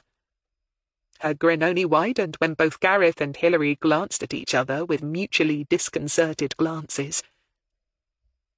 Hilary said, "Mr. Proctor hasn't indicated that he wants me to call him by his first name," at the same moment as Gareth said, "I thought superior officers used surnames." Both broke off in confusion, whilst Claire howled with mirth. Hilary smiled wryly. "Do you prefer to be called Gareth?" she asked the new boy thoughtfully. "Yes, Mum," Gareth said, but was not at all sure that he did, really. But in the face of Claire's derisive laughter, he knew that he'd feel a right prat if he said so. In the army, the distinction of rank was always maintained, and the use of first names between differing ranks was unusual. "All right. Gareth it is, then," Hilary said. But very wisely, she didn't ask him to call her Gov. She had the feeling the poor lad would probably choke on the word if she did. Chapter 6. Claire drove an old dark green Renault that was still Puff's junior by a good 6 or 7 years, and whenever they went out together, she preferred to take her own transport. Probably because on their very first case together, Puff had disgraced himself with a rare breakdown, which had taken an AA man several hours of impressive patience to fix. She drove well, but with a sometimes worrying appearance of not seeming to be paying attention to the roads at all. This impression was, as Hilary had slowly come to realise, a completely false one. So now, as Claire drove them back to Tackley, chatting all the time and once overtaking a tractor on what, from the passenger side, looked like a blind bend, she barely noticed. She certainly didn't grip the dashboard with white knuckles every 5 minutes or so, or entertain perpetual terror that they were about to find themselves parked in a ditch or wrapped around a telephone pole, as she had done in their earlier car journeys together. As they turned off onto a single-track lane that would take them to the village, Claire, getting her first glimpse of the place, kept looking around at the deserted farming landscape, noting everything from the newly harvested fields to the colourful displays of autumn leaves. She looked a bit like a demented owl, but was hampered somewhat by not quite having a neck that rotated 180 degrees. "Nice area, this," she noted cheerfully. "A bit isolated, though, not being on the way to anywhere particular. Not sure I'd like to live here in the dip like this. I suppose, living in Weston-on-the-Green, I'm used to having a ruddy Great Main Road bisecting everything and having a bit of life and bustle about me." She lived in a village that was indeed on the main thoroughfare between Oxford and the soon-to-be Garden City of Bicester, largely because her husband had inherited a house there from his parents. And who was going to look a gift horse like that in the mouth? "How are the kids?" Hilary felt obliged to ask, and listened, vaguely nodding in the appropriate pauses, as Claire lamented the lot of a modern-day parent. Her mind, though, was definitely on other things. It would probably be a good idea to call on the now-retired D.I. Barker and get his take on the Andrew Feely case, but talking to the original investigator was always a double-edged sword, Hilary had found.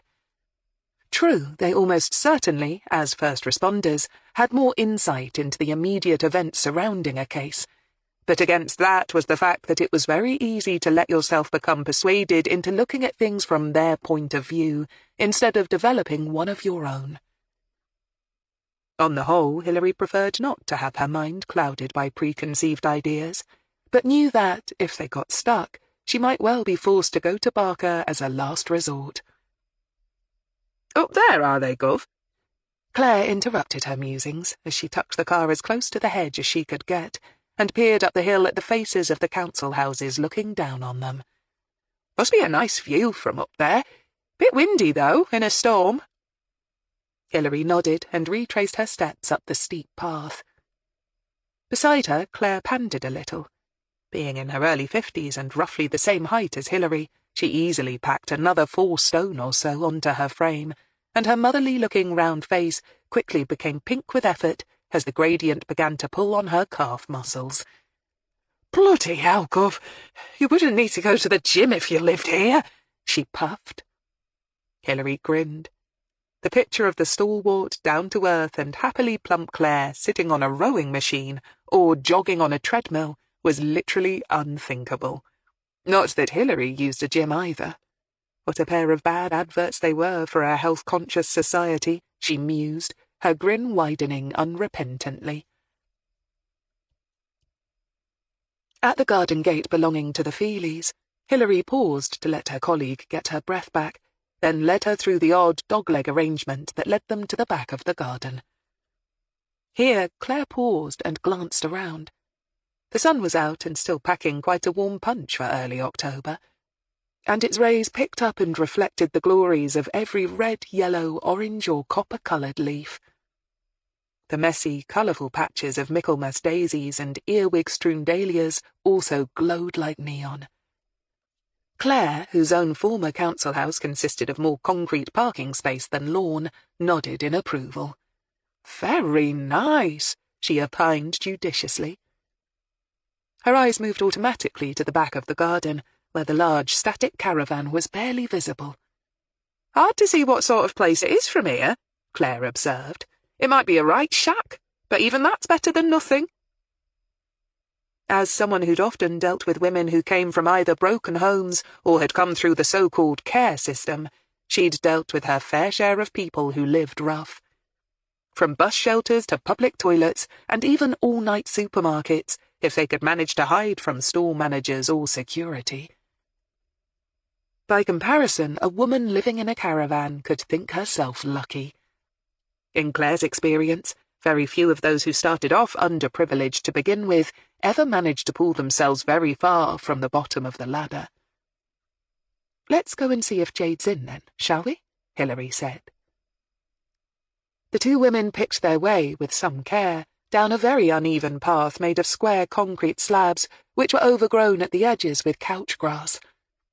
"Bloody hell, Gov, this must be fun to walk down when it's got a frost on it," Claire complained.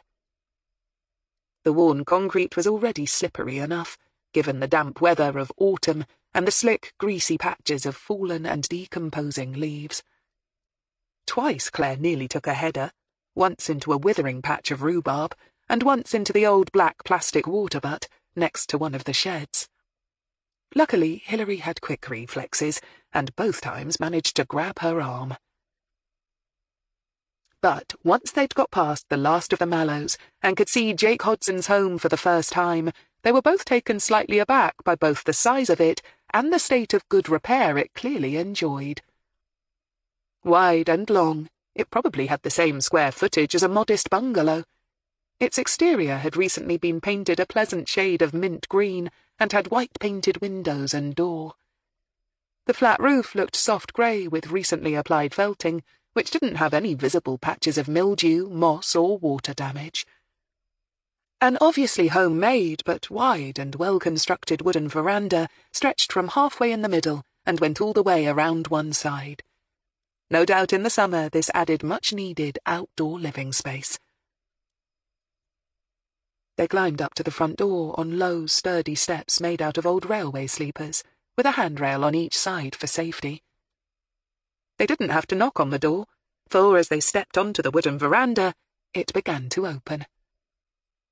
As Hilary had suspected, Karen Feely must have warned her about their earlier visit, and told her to prepare herself for a visit of her own. Jade Hodson had been only 19 when her partner was murdered, and she didn't look that much older now. Her mop of slightly damp reddish-gold hair indicated that she had not long had a shower, and she looked at them out of a pair of troubled, big blue eyes. "Hello?" She was wearing a pair of leggings in bright fuchsia pink and a fluffy pale pink jumper with sparkly bits strewn about it, which had probably been the choice of her young daughter. Hilary and Claire reached for their ID cards almost simultaneously. Hilary noticed no surprise on the pretty, slightly freckled face as she gave their names and the purpose of their visit. Instead, Jade merely nodded and stepped aside to let them in. The front door opened directly into the kitchen. Not huge, it nevertheless had everything in it that you would need. The walls had been painted a pretty shade of primrose yellow, whilst apple-green cupboard doors complemented black and white spotted formica work surfaces. The door leading to the room beyond was firmly shut. Jade, noticing Hilary glance at it, sighed slightly. "My daughter, Brianna, is doing her homework. I'd prefer it if we didn't get in her way. Please, sit down," Jade said, indicating a small square table in the middle of the room. It was serviced by stools rather than chairs, which fitted neatly away under the actual table, offering more space and cleverly allowing the table to serve a second function as an island when needed. Claire and Hilary pulled out a stool each and perched on them somewhat awkwardly, watching as Jade set about putting on the kettle. "Karen told me you'd come," she said, her voice neutral and casual as she worked at the sink, pulling down 3 mugs and then holding aloft a coffee jar in one hand and a box of tea bags in another, shaking them in a silent question. Both of them opted for coffee, Claire asking for 2 sugars and plenty of milk in hers. As she listened to the kettle warming up, Jade stared through a large solitary window. Hilary, sitting almost directly behind her, could see the eccentric but picturesque garden scene beyond, where a nearby apple tree, old but heavy with attractive red and green fruit, shone in the sun as if in a spotlight. Hilary wondered if they were Bramleys or Pippins, and if they were cookers, did Jade use the fruit for pies or crumbles? Or did she just buy them ready-made at the supermarket like nearly everyone else did nowadays? Coffees made, Jade deposited them on the table and pulled out a stool for herself and sat down wearily.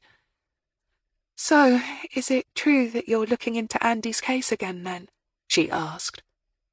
Waiting for their reply, she listlessly pulled at some damp strands of hair that were clinging stubbornly to her cheek. It was obvious with her every gesture that here was yet another of Andrew Feely's women who didn't seem to be all that happy at the thought that his case was being looked at anew. "Yes, it is," Hilary confirmed. Although she knew that Claire, having worked with abused women for most of her career, might be a more obvious choice to lead this interview, when it came to murder cases, Hilary always took the lead. However, that didn't mean that she didn't trust Claire to watch and listen and step in if she picked up on something that Hilary might have missed. "What can you tell me about him, Jade?" Hilary said, starting off with a deliberately broad and non-threatening question. "What was he like?" Jade looked slightly startled by the question, but then smiled down sadly into her coffee mug. "Like most blokes, I suppose. He had his good points, and he had his bad." "How did you meet?" "At a nightclub in Oxford. I was couch surfing, and the mate I was staying with was making noises about me needing to move on, because she wanted to move her fella in. I'd gone to that particular nightclub because I was looking for another friend of mine who worked there, hoping she might be able to put me up for a while. But she wasn't in that night, and later on I got talking to Andy. He seemed all right, you know." Both of the women did. No doubt to begin with he was all puppy-dog charm and eager to please. But how long, Claire wondered cynically, before his true colours started to show? "When I told him about needing a place to crash, he offered me the spare bedroom here right off.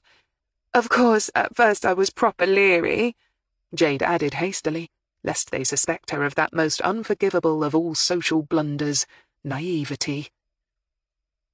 "I thought, well, you know, why would a bloke offer to let you live with him if he didn't expect? Well, like I said, you know. But the truth was, I was desperate. I'd already been told by the hostel that I'd been staying in sometimes that I couldn't expect a room to be available whenever I needed it. So I took him up on it. I planned on only staying 1 or 2 nights, 3 at the most, before I found somewhere else." Jade laughed bleakly. "I can tell you, I spent the first night in this place wide awake, just waiting for the bedroom door handle to start sliding downwards, you know." "But it didn't," Hilary guessed. "Nah, it didn't. Next morning I felt kind of bad for thinking the worst of him, I can tell you. Especially when he told me to use as much bread for toast as I wanted, and then just left for work." "Work?" Hilary echoed, and Jade flushed. "Well, that's what he called it. He was gone all day anyway. At the time, I thought he had, like, you know, a regular job. Later, I learned he was self-employed, like." Her eyes slewed back to the window, and she stared once more at the illuminated apple tree. Her look was oddly concentrated, as if she expected the tree would know the answers to life, love, the universe, and everything. If it did, it wasn't sharing. Hilary forced her attention back to the matter in hand. "But you didn't move out after 3 days?" she prompted, and smiled to show that there was no judgment intended in her remark. Jade turned back to face her and gave a shrug. No, like I said, he was nice. Good-looking, too, and he treated me right. We just sort of drifted into becoming a couple, I suppose. There was no big eureka moment or nothing. It helped that I got on really well with Karen and Sean. And then I got pregnant. Still not sure how that happened. I was on the pill and everything, but... Jade shrugged. They say, don't they, that sometimes the pill doesn't always work? But you never think you're going to be the one caught out, do you? She added philosophically. For a moment all three women were silent as they contemplated this. Claire, the happy and contented mother of three, all children planned for, Hilary, childless and more than content with that state of affairs, and Jade, made a mother by a faulty pill. I was upset and angry at the time, I suppose, but I wouldn't be without my Brianna now, Jade admitted with unmistakable conviction. How did Andy take the news? Hilary asked casually. Jade shrugged, her eyes skittering away from hers and sending her gaze out through the window once again. Oh, you know, men. She tried for a valiant smile, but it was hopelessly strained. But he would have come around to it. She trailed off, as if the weakness of her argument was unsupportable, even to her own ears. Did he ever hit you, Jade? Hilary asked quietly, and saw the other woman stiffen. It seemed to take her a while to be able to process the question. No, she said eventually. Claire's and Hilary's eyes met in shared silent disbelief. So, what can you remember about the day he died? Talk me through it, from the moment you woke up, Hilary said, deliberately turning her tone a shade more brisk and bright. You were 3 months pregnant by then. I expect you were beginning to be plagued by morning sickness, she prompted. Yes, I was. Jade made an obvious effort to rouse herself. She sat up a little straighter on the stool and brought her shoulders back. I remember he left to have breakfast at his mum's. She nodded toward the roof of the council house, just visible beyond the jungle outside. The smell of frying bacon made me heave, see? He was thoughtful like that, she said defensively, but it was clear she didn't really believe it. No doubt in reality he had cursed her and stormed off, slamming the door behind him, Hilary mused. Yes, Karen mentioned he wanted a bacon sandwich. So, what did you do then? Jade sighed. I got up about 10. I was trying to find work. I only wanted something for a couple of months, just to tide me over until Brianna arrived. But I was having no luck. So you had all day to yourself? That must have been nice. Hilary smiled. What did you do? Oh, the usual. It was a hot day, so I did the washing and put it out on one of those old rotary dryers we had back then. Did a bit of housework, but not much, to be honest. Had the telly on, some awful programme about making over houses or what have you. Had some salad for my lunch. Then I took a nap in the afternoon. It was so damned hot that day, and in a heat wave. This place, she waved a vague hand around, can feel like an oven. It's great most of the time, don't get me wrong, and it's surprising how warm it is in winter. It's not damp or nothing. But in the heat, wow, it made me so sleepy. So I took a nap. I woke up, I dunno, around 4 or so. I was just peeling some spuds for Andy's tea when the police came. She paused and looked down at her cooling coffee. Karen was in a right state. Well, she would be, wouldn't she? He was her only son. And poor Chloe was as white as a ghost, bless her, shaking so hard she couldn't drink the glass of milk Karen gave her. She was only, 14 at the time? I couldn't believe it. None of us could. We just sat in Karen's house, not taking it in. Jade shook her head at the memory and then got up and poured her unwanted drink down the sink. Once more she stared outside, her gaze fixed on the old gnarled apple tree. I just couldn't believe it.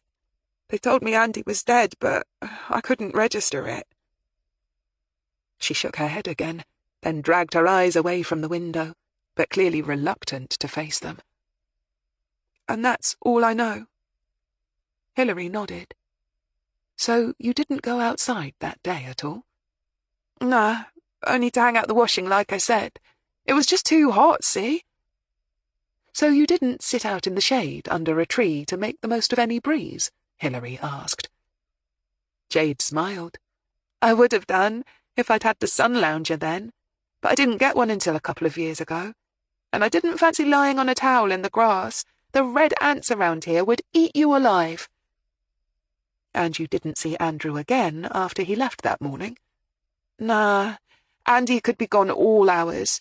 You never know how long he might be, or just when he'd be back.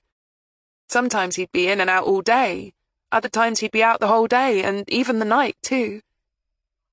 You didn't think to ask him where he was? Hilary asked, when he stayed out all night. Jade shivered slightly. Nah, he didn't like it. I suppose it felt as if I was keeping tabs on him. Men don't like that, do they? So I was careful not to ask him. Claire nodded. No doubt she'd quickly learned, after he'd thumped her for asking, that it paid to be incurious. Do you know who might have wanted him dead, Jade? Hilary asked next. Jade stared down at her feet. She was wearing dirty white trainers with a pink trim. She sighed and then looked at them. You know how he made his money, right? She asked reluctantly. We suspect he dabbled in drug dealing, Hilary said, again careful to keep her tone neutral. Burglary, the odd bit of car theft, anything to turn a profit, and if it was illegal, he didn't care. Do you think that's a fair assessment? Jade sighed.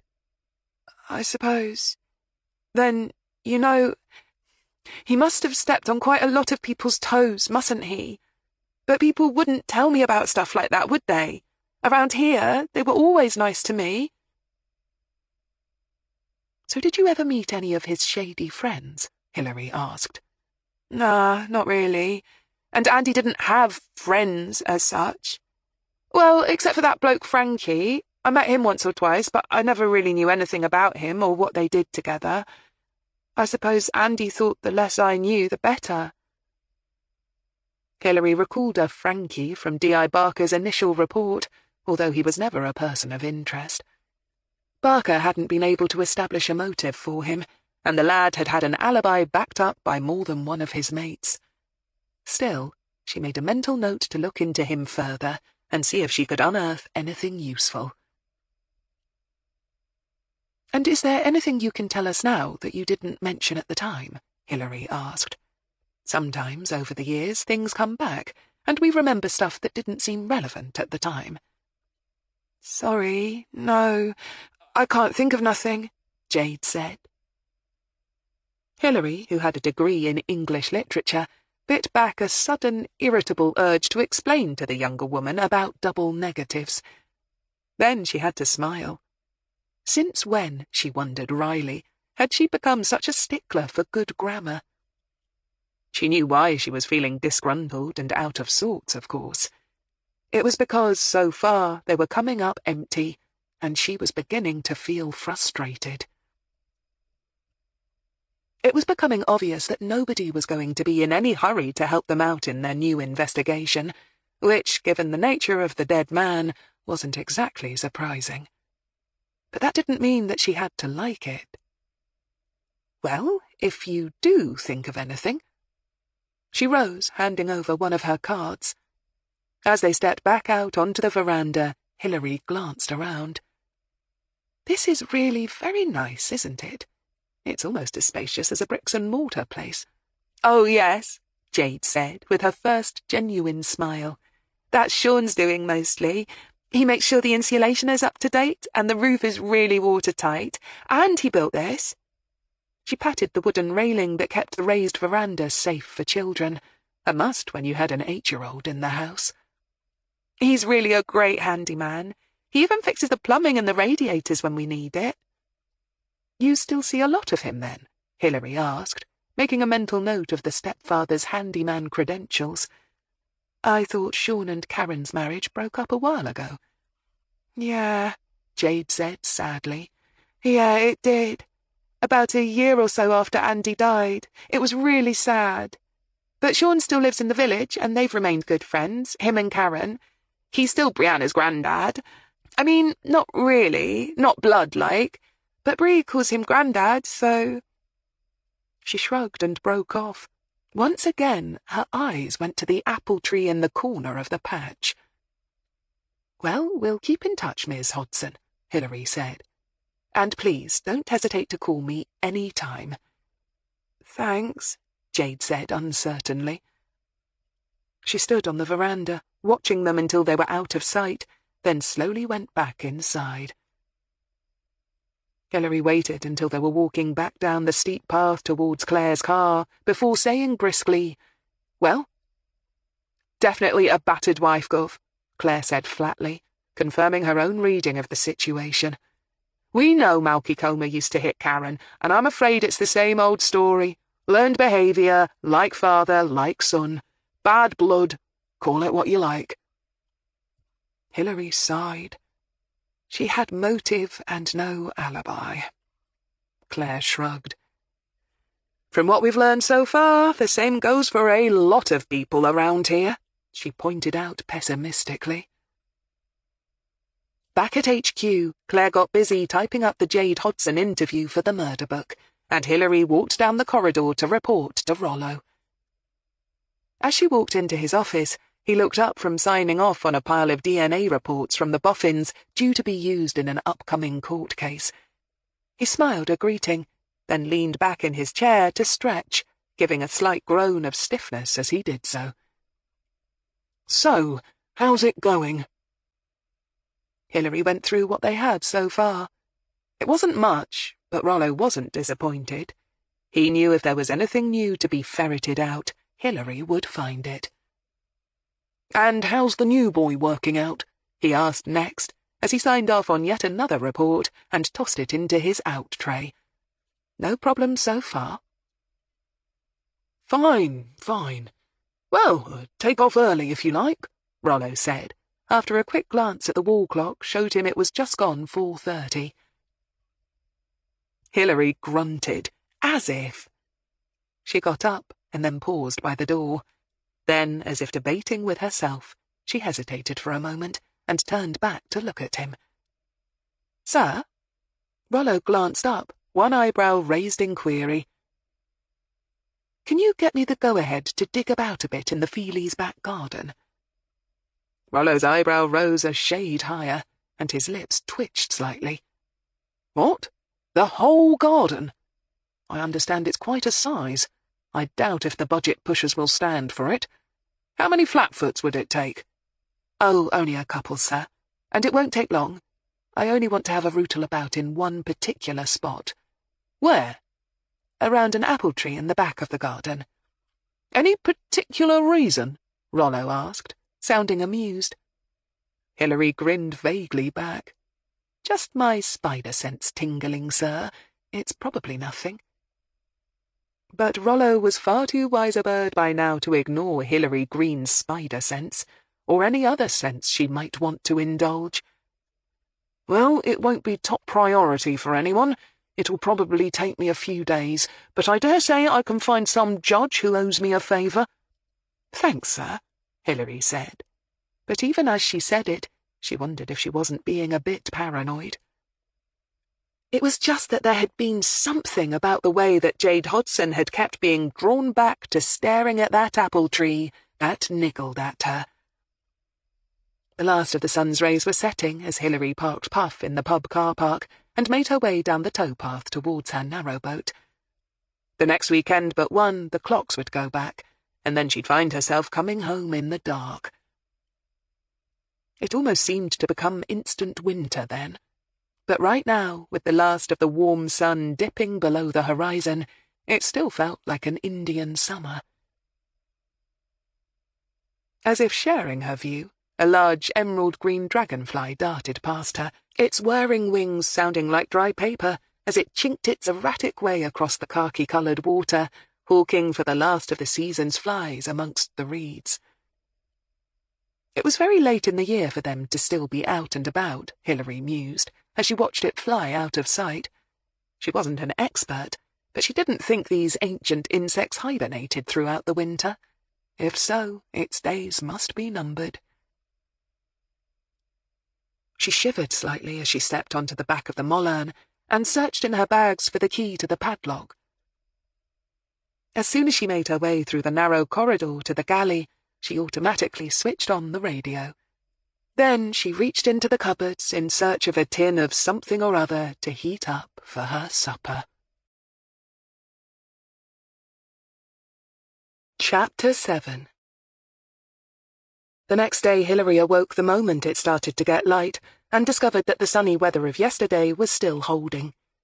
She got up, showered, forced down a bowl of cornflakes, and got into the office at just gone 8 o'clock.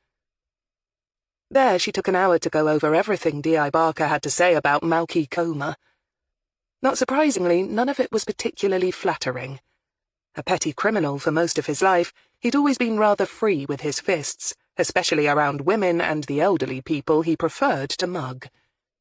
And you didn't need to be a genius to figure out where his young son had gained his racist leanings. At the time of his son's murder, though, he'd already long since left the village. He'd recently come out of his latest spell in prison, and had been shacked up in a hostel in Northampton. Of course, Northampton wasn't that far away, and although he had no official car of his own, it wouldn't have been that difficult for him to borrow or even steal a vehicle. What's more, the owner of the hostel couldn't swear to it that he'd been in on the afternoon of the murder, since he was officially supposed to be out and about actively seeking work. Although almost certainly any supposed job interviews that he'd gone out for had been spent in the local pub. Which meant he had no alibi for the sunny afternoon his son was stabbed to death. But as D.I. Barker had pointed out, why would the man want to murder his only son? Hilary, sitting in the stationery cupboard that passed for her office, heard the others start to drift in, but made no immediate move to rise and join them in the communal office. Instead, she turned her thoughts to people who killed their own children, and why they did it. The majority of these terrible cases consisted of suicidal or depressed women, perhaps suffering from postnatal depression, who simply lost it, and in a moment of blind madness suffocated or shook their infant babies to death. Then you had the real cold-blooded types, who insured their offspring, and then helped them to have an accident. Or, on finding that a new partner really wasn't happy with having little ones around, found a fatal way of ridding themselves of their nuisances. None of those fit in this case, obviously. But whenever you considered that a man like Malky Coma was in the frame, with his casual attitude to violence and his world owes me a living mentality, the most obvious scenario had to include a sudden bout of anger and an impulsive use of his fists. With the incident ending, perhaps, more fatally than had been intended. So was it possible that Malky had come down from Northampton on the day in question, maybe to touch his son for a loan? Newly out of prison, he might have run out of beer money, and he'd have known that drug dealers were rarely short of money. So yes, she could see good old Dad deciding to come down and ask for a loan. But Andrew Feely wouldn't have been a little kid anymore. Karen had said that, as a young boy, he'd hero-worshipped his dad, which had almost certainly been the main reason why he had played such merry hell with his stepfather. But kids grew up, and kids like Andrew probably grew up quicker and meaner than most. Plus, with all the time that Malky had spent at Her Majesty's pleasure in various nicks over the years, it was doubtful that Malky would have seen much of his son as he grew into a man. So, the bond couldn't still have been so strong. What's more, a little kid's hero worship of his father could very easily turn into contempt or indifference during their teenage years. At the time of his death, Andrew had been 21, and probably considered himself to be not only all grown up, but a big man in his own right, and in more ways than one. A pregnant girlfriend as proof of his virility would almost certainly have swollen his head, even if he hadn't been particularly looking forward to the responsibilities that came with fatherhood. And most of the village probably went in fear of him, if only because they didn't want to get their houses burgled or their cars pinched and crashed. And such begrudging deference must have massaged his ego enormously.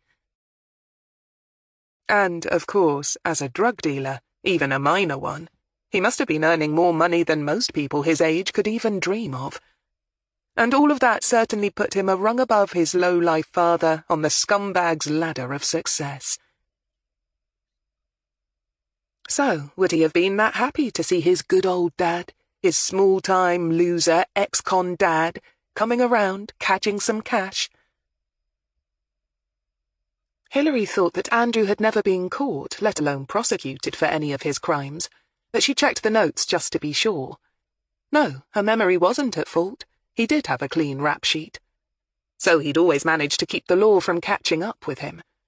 It would only have been a matter of time before it did, of course, Hilary knew, but still, at the time, it would have given him yet one more reason to look down on his good old dad, who seemed to get nabbed with monotonous regularity. Had the boy made that attitude plain? Because if he had, she couldn't see any displays of contempt sitting well with the likes of Malky Comer. Brutish, not particularly bright, and with the ego and sense of entitlement that invariably came with a swaggering male who liked to knock women around, she could well see how Comer and his son might have struck aggressive sparks off each other. Hilary leaned back thoughtfully in her chair and closed her eyes, picturing the scene. Malky begs, steals, or threatens someone for the use of a car, drives back to his old haunts. What does he do when he arrives in his old stomping grounds? Well, go to the house, of course. And Karen, by her own admission, was in that afternoon, sewing. Malky knocks on the door and demands to see Andrew, but Andrew isn't in, and his mother says she doesn't know where he's gone. Okay, so, first problem. How does Malky find out where Andrew went? Unless, of course, Karen had lied to Barker during the original investigation, and Andrew had mentioned that he would be meeting someone in the woods later on. So Karen, intimidated by Malky and not wanting a beating, tells him where her son is. And later, when she learns of the severity of what has happened and fearing reprisals from her now killer ex, she keeps quiet about Malky's visit, and is still keeping quiet about it even now. Second problem. Would the mother of a murdered son really not tell the police who she suspected had murdered him? Especially when, if convicted, it would mean Malky going away for life, leaving her safe from him for 20 years at least. Hilary sighed. She didn't like to think so, but she wasn't sure. She knew that battered wives could become all but brainwashed by their attackers, robbing them of all will and leaving them hopeless and convinced that they could do nothing to help either themselves or others. Even if they were lucky enough to get out of the abusive relationship, the conditioning in some cases could still stay with them for the rest of their lives. But wouldn't someone who'd been that traumatized show signs of it, even years later? She certainly hadn't got that vibe off Karen Feely, but then she was no expert in that field. Hilary made a mental note to ask Claire about her thoughts on that later, and got back to her imagined reconstruction of the scene. Okay, for argument's sake, say Malky comes back but doesn't go to the house at all, because he's lucky enough to spot his son making off over the fields towards the woods. Or he's somehow found out his son's routine of selling drugs in the woods. Hilary gave a mental wince. Yes, that was stretching coincidence too far. Besides, Jade Hodson had made it very clear that Andrew didn't keep to any kind of routine. Okay, scratch that. Perhaps Malky phoned his son before setting off from the hostel, and Andy arranged to meet him in the woods. Now that might make more sense. That way Malky could be sure that he wouldn't have a wasted trip, and, even better from his point of view, he wouldn't have to see his ex at all. For Karen would have been almost certain to guess that he'd come on the cadge, and men like Malky didn't like to be shown up. It would also explain why Andrew had gone to the woods in order to meet his old man. The original team had always assumed he'd gone to either meet his buyer to receive a stash of drugs or to make a sale to one of his customers. But there were always other options as well, Hilary reminded herself. Okay, so say on that particular day, he went specifically to meet his father.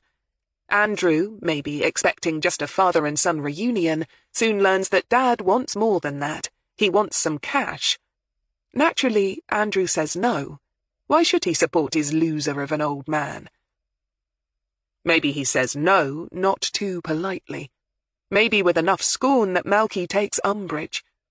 Hilary can just see the old lag saying something really stupid like, "You ain't too old to get a slapping, son," or some such other threat. But he hasn't fully taken into account that Andrew isn't a little kid anymore. He's all grown up now. And maybe Malky's gone a little to seed. Too much stodgy prison food has turned him a bit soft, whilst Andrew is fit, lean, and decades younger. So, maybe Malky wades in, but quickly finds himself coming off the worst. That would surprise and anger him even more, maybe even frighten him a little. But where did the knife come into all this? Hilary frowned. The knife, Barker had established, definitely belonged to Andrew. So presumably at some point Andrew must have produced it, regardless of whether or not it was Malky he'd met in the woods that day. But sticking with the boy's father for the moment, Hilary shifted thoughtfully on her seat. Okay, so far it was all sounding plausible enough. His father touches him for cash, he says no. His father gets a bit physically insistent. Andrew, now thoroughly pissed off, produces a knife, telling him to back off. What then? From Hilary's experience of bully boys and the not too bright, most of them, when presented with a knife, would indeed back off. It was just common sense, and every con she knew had a very strong sense of self-preservation, developed from their years inside. But maybe Malky had just been too enraged, or simply didn't believe his own son would actually stab him. So he makes a grab for it, or a lunge or whatever. They fight, and Malky's bulk and desperation helps him to win the fight. During the struggle, Andrew is fatally stabbed. So what can he do about it now except leg it back to Northampton, cleaning up somewhere on the way and keeping stum about it? That would work, in theory. Hilary sighed, got up, slung her bag over her shoulder, and walked down the corridor. Speculation was all well and good, but until she'd had a chance to talk to Malky Comer and assess him for herself, it was all so much pie in the sky. When she popped her head around the door, Claire and Gareth instantly stopped talking and looked at her. A little uneasily, she wondered if they'd been talking about her. "Gareth, how are you coming along with the background search on Toby Truman?" "Nearly finished, Mom." "Right, well, you and me will go and talk to him after lunch. Claire, you up to coming to Swindon with me to talk to Comer?" Claire rolled her eyes. "Can't wait, Gov. He sounds like a right prince." Hilary grinned. "Bring a truncheon. You never know your luck. You might get to use it." Claire rolled her eyes. "I doubt we could get that lucky, Gov. His sort, when dealing with the law, are more likely to try and turn on the charm." "Oh, don't," Hilary said with a genuine shudder. Gareth began to look concerned. He glanced from one to the other, his fair hair almost white under the artificial lighting that they had to keep on all day, being down in the bowels of the building as they were. "Do you think I should come, Mom?" he asked quietly. Claire automatically shot him a look. She opened her mouth, clearly about to say something sardonic about the likelihood of him needing to save the poor helpless females from the big bad man, when she suddenly changed her mind. A look of slight confusion and embarrassment crossed her face instead.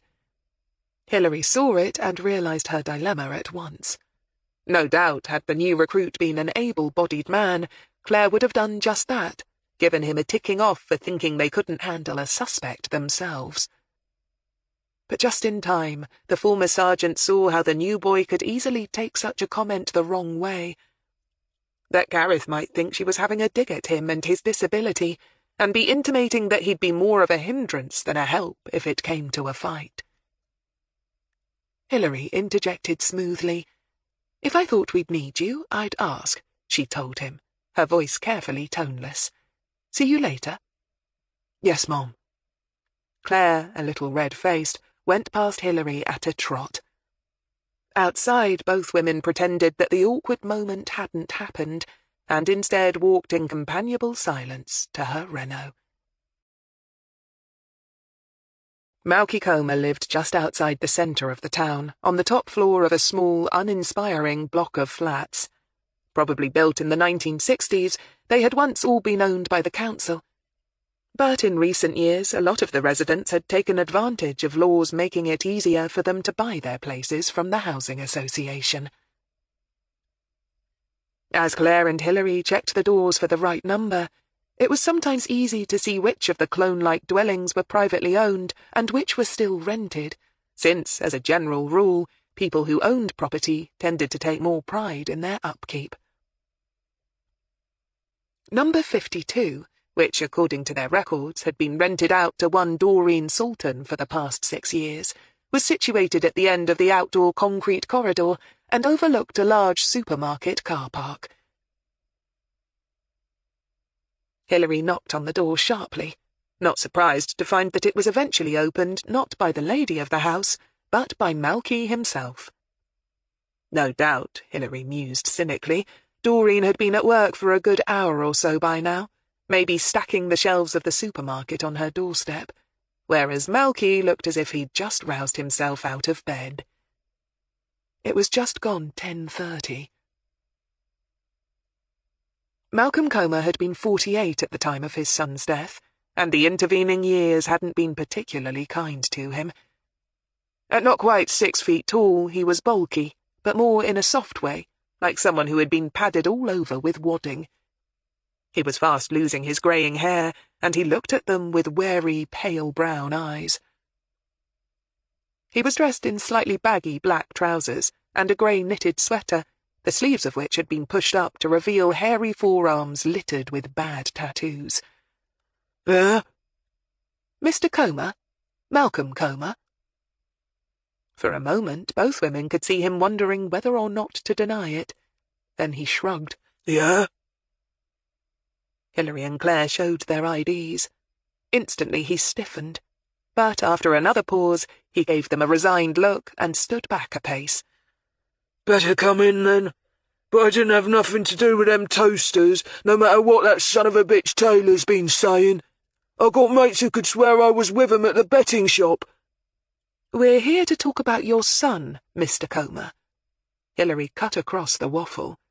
Not that her copper's nose wasn't interested in stolen electrical goods, mind, but that wasn't her job here. Still, that wouldn't stop her, when they left, from detouring to the local station and passing on the gen. She had no doubt they would know instantly who this Taylor chap was. "Who? What?" Malky said, staring at them with an unlovely, gaping jaw. "Your son, Mr. Comer, Andrew Feely," Hilary reminded him heavily. They were standing in a tiny hallway, and she turned to glance through the half-open door behind her. "Living room in here, is it?" she prompted. Malky grunted and pushed it open further, revealing a compact room. A 2-seater sofa was placed in front of a gas fire. A small glass coffee table was set to one side.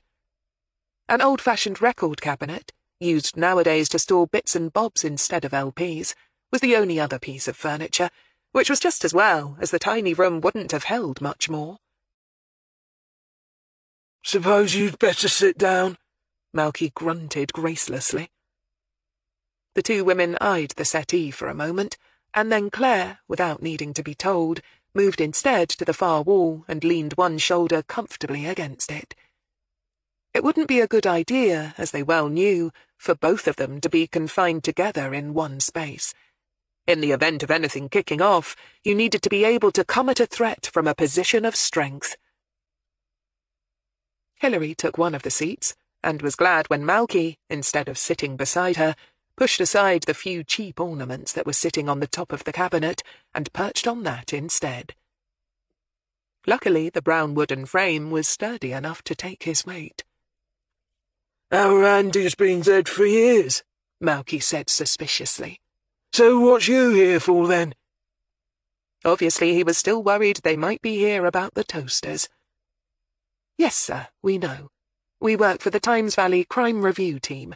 We take a look at cold cases to see if the passage of time and fresh eyes can discover something new."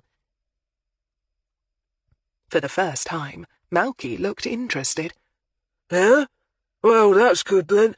I always said that copper what investigated our Andy's case was about as much use as a fart in a colander. He should just have arrested that bastard Dalton right at the start, and it'd all be sorted by now. But would he? Nah, buggered if he would, no matter how much I told him who'd done it." Hilary nodded.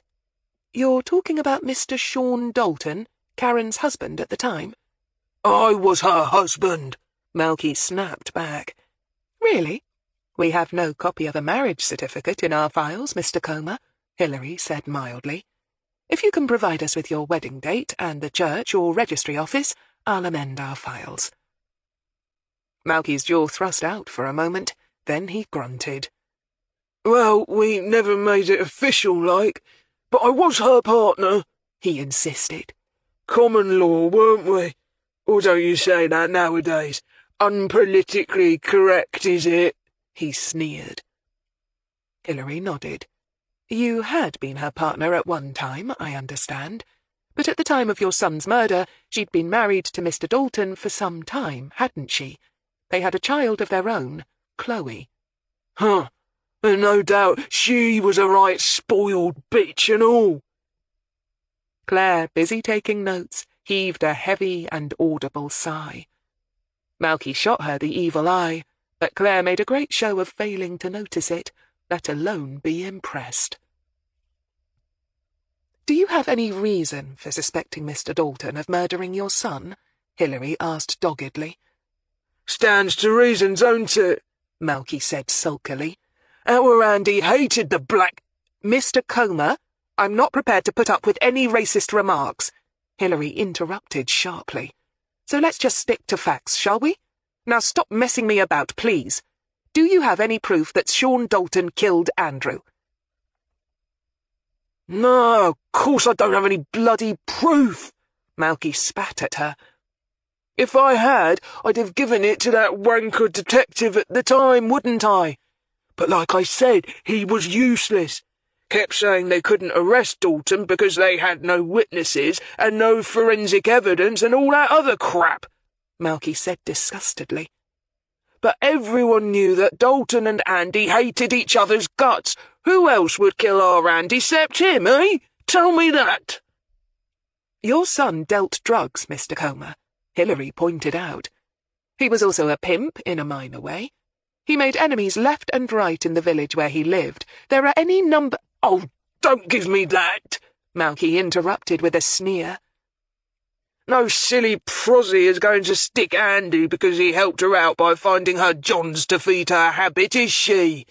And as for that lot in Tackley, a lily-livered, law-abiding, pussy-footing load of tossers to a man." "And rival drug dealers, Mr. Comer," Hilary put in quietly.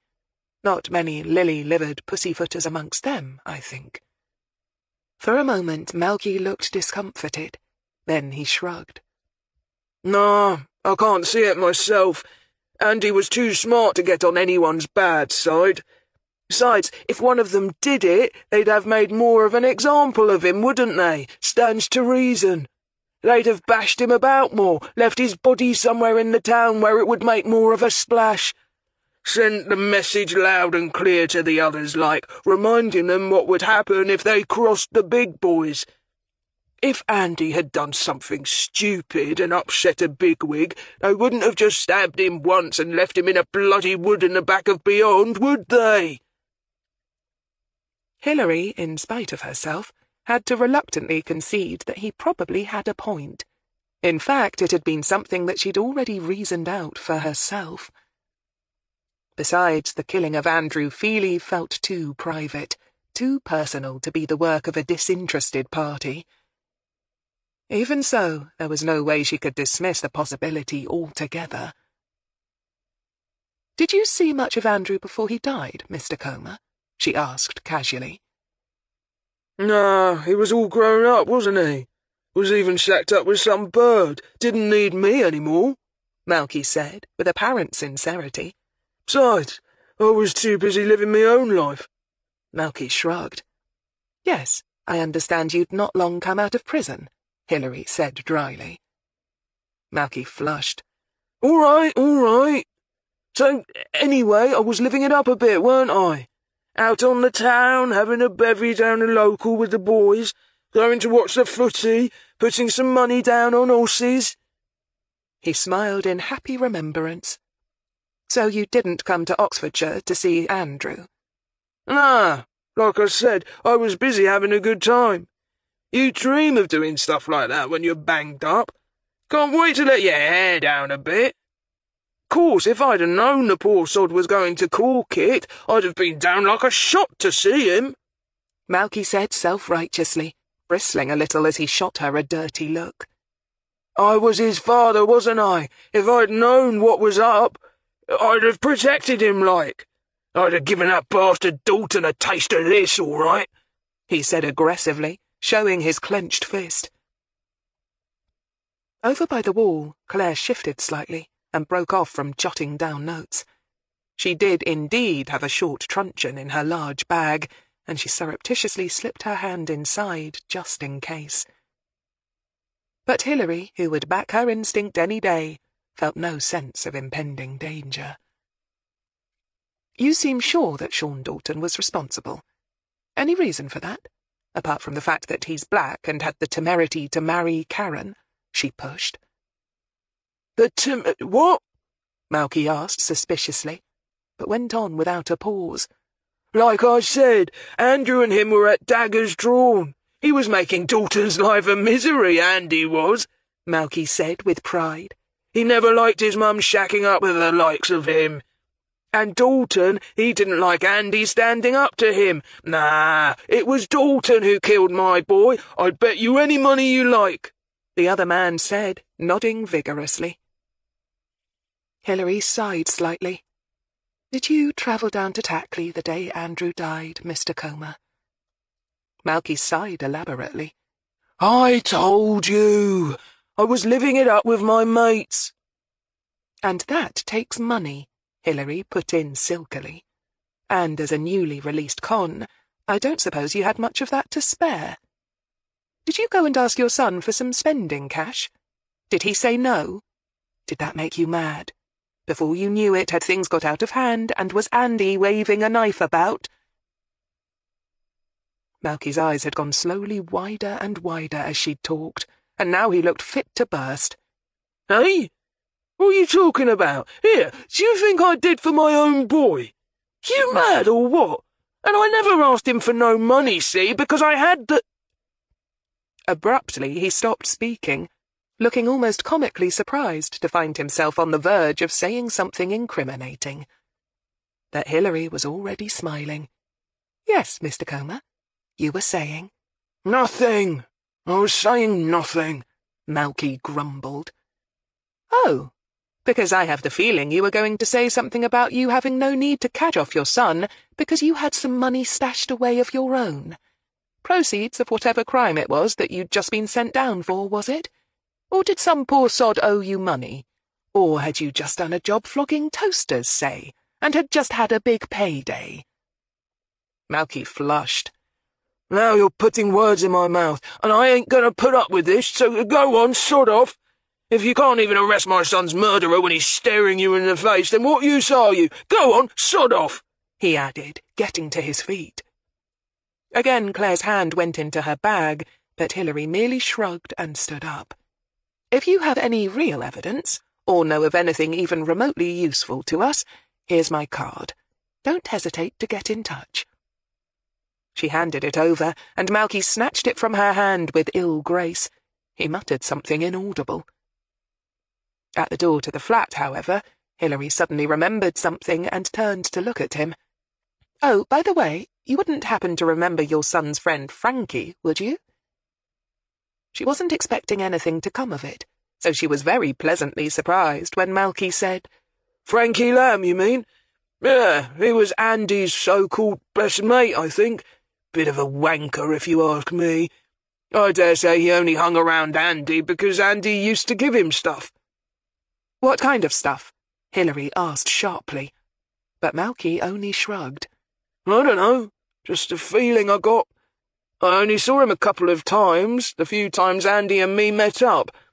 He looked the sort who used to hang around, you know, like a puppy dog, hoping for the odd pat or two. I think Andy found him useful sometimes." Yes, Hilary thought, reading between the lines. I bet he did. A not-too-bright wannabe friend could often be relied on to take messages, or do a bit of dealing, or act as a backup in the event things turned a bit iffy. "Know where I can find this Lamb character?" she asked hopefully. But it was there that her luck ended. Malky shook his head. "Nah, he might even have carked it himself by now. He didn't look the sort who was living too healthy a lifestyle. Know what I mean?" Unfortunately, Hilary did. Chapter 8. Gareth looked around the small empty office that already, after only a couple of days, was beginning to feel both comfortable and familiar. Although it was still very early days, he had far more confidence now that his return to a full-time working lifestyle was something that he could achieve and maintain. What's more, he was beginning to see himself working in this environment, and with his two fellow co-workers, for some time to come. Claire was like everybody's idea of a favourite aunt, good-humoured, motherly, comfortable, experienced and wise. Of course, not many people's favourite aunts were ex-police sergeants who'd have to deal with the darkest extremes of human nature on a regular basis, and Hilary Greene was showing all the signs of being an exceptional CO. She was clearly very bright, experienced and competent. All right, he had a feeling that he wasn't seeing her at her very best right now, given that she was in mourning for a man she'd loved and lost. Sometimes she looked too thin, too pale and hollow-eyed. Even so, he could sense real steel in the woman's backbone, and a grim determination not to let the excrement that life could throw at you get the better of her. And Gareth could appreciate and respect that. If his long-term physical fitness held up, he was definitely beginning to get the feeling that he had found an acceptable billet here. And he was finding his first-ever murder case fascinating. He'd had no real idea what to expect of the job when he'd applied, and certainly hadn't expected that he would be pitched in at the deep end quite so soon. Mind you, all he was doing at the moment was watching, listening, and keeping quiet. He knew he had a steep learning curve ahead of him, but watching Hilary Greene at work, especially when interviewing witnesses and suspects, was an education all of its own. She had a way of fitting her approach and manner to whomever it was she was talking to. Gentle but firm when dancing with the victim's family, but showing a weird kind of ironic patience when it came to less likable characters. And all the time you could almost hear her mind ticking away, thinking, cataloguing, querying, but above all, missing nothing. And thinking of the two new women in his life made Gareth realise that Hilary and Claire would be back soon, so he'd better take advantage of the empty office while he could. Quickly he reached for his mobile phone and dialed one of the few numbers saved in his contacts. It rang for some time before it was answered, and when it eventually was, the male voice sounded sleepy and slightly slurred. Gareth glanced with concern at the office clock, which confirmed that it was nearly noon. "Hello, Jace, you lazy sod," he said cheerfully. "It's all right for some lying in bed at all hours of the day. Some poor sods like me have been at work for hours." "Gar?" the voice said, a shade uncertainly, and after a brief pause. Gareth could easily picture his friend, blinking at his phone and struggling to get his brain in gear. "Who else, mate?" Gareth said. "Just ringing up to make sure we're still on for Sunday. You, me, the fish, a pint at the local. You still up for it, yeah?" "Yeah, sure." He didn't sound highly enthused, but then Jason Morley never did nowadays. Over the line, Gareth heard a deep sigh and a rustling sound, and he could imagine his old comrade now sitting up in bed and yawning. Unlike himself, Jason had yet to find full-time work. But that wasn't all that surprising. He just couldn't seem to stomach having to answer to a boss who, in Jason's opinion, didn't know his arse from his elbow. Gareth had heard all the excuses, all the jobs that hadn't been quite right for him, and all the reasons for finding himself suddenly fired. The boss was too young, too snotty, too stupid, too up his own arse, too fixated on working his employees to death for a lousy minimum wage. Sitting in his own new office, which, let's face it, was small, cramped, ill-equipped, and was hardly a penthouse office overlooking Canary Wharf, Gareth nevertheless was suddenly very aware of how lucky he was in comparison. At least he wasn't still lying in bed at lunchtime with nothing to get up for. "So I'll pick you up at Sparrow Fart on Sunday and we'll get some angling time in. Then we'll have lunch at the pub. My treat now I'm earning again, yeah?" Gareth pressed on, careful not to sound too upbeat. He knew from his own experience of depression that listening to well-meaning, bright-eyed and bushy-tailed friends trying to force you out of your rut could be about as welcome as a dose of malaria. "Yeah, okay." Gareth hesitated for a moment, aware that he was clutching his phone too tightly now, but he couldn't stop himself from saying casually, "And you haven't been thinking about, what happened in Reading, have you, mate?" There was a long pause, and then a harsh bark of laughter. "What? You my mother now, Gar? Clucking anxiously over her poor wayward chick? Piss off. I've got better things to do with my time." Gareth winced at the obvious lie, but forced a laugh of his own. "Fair enough. See you in a few days' time then, mate." Sparrow Fart, Sunday," Jason agreed.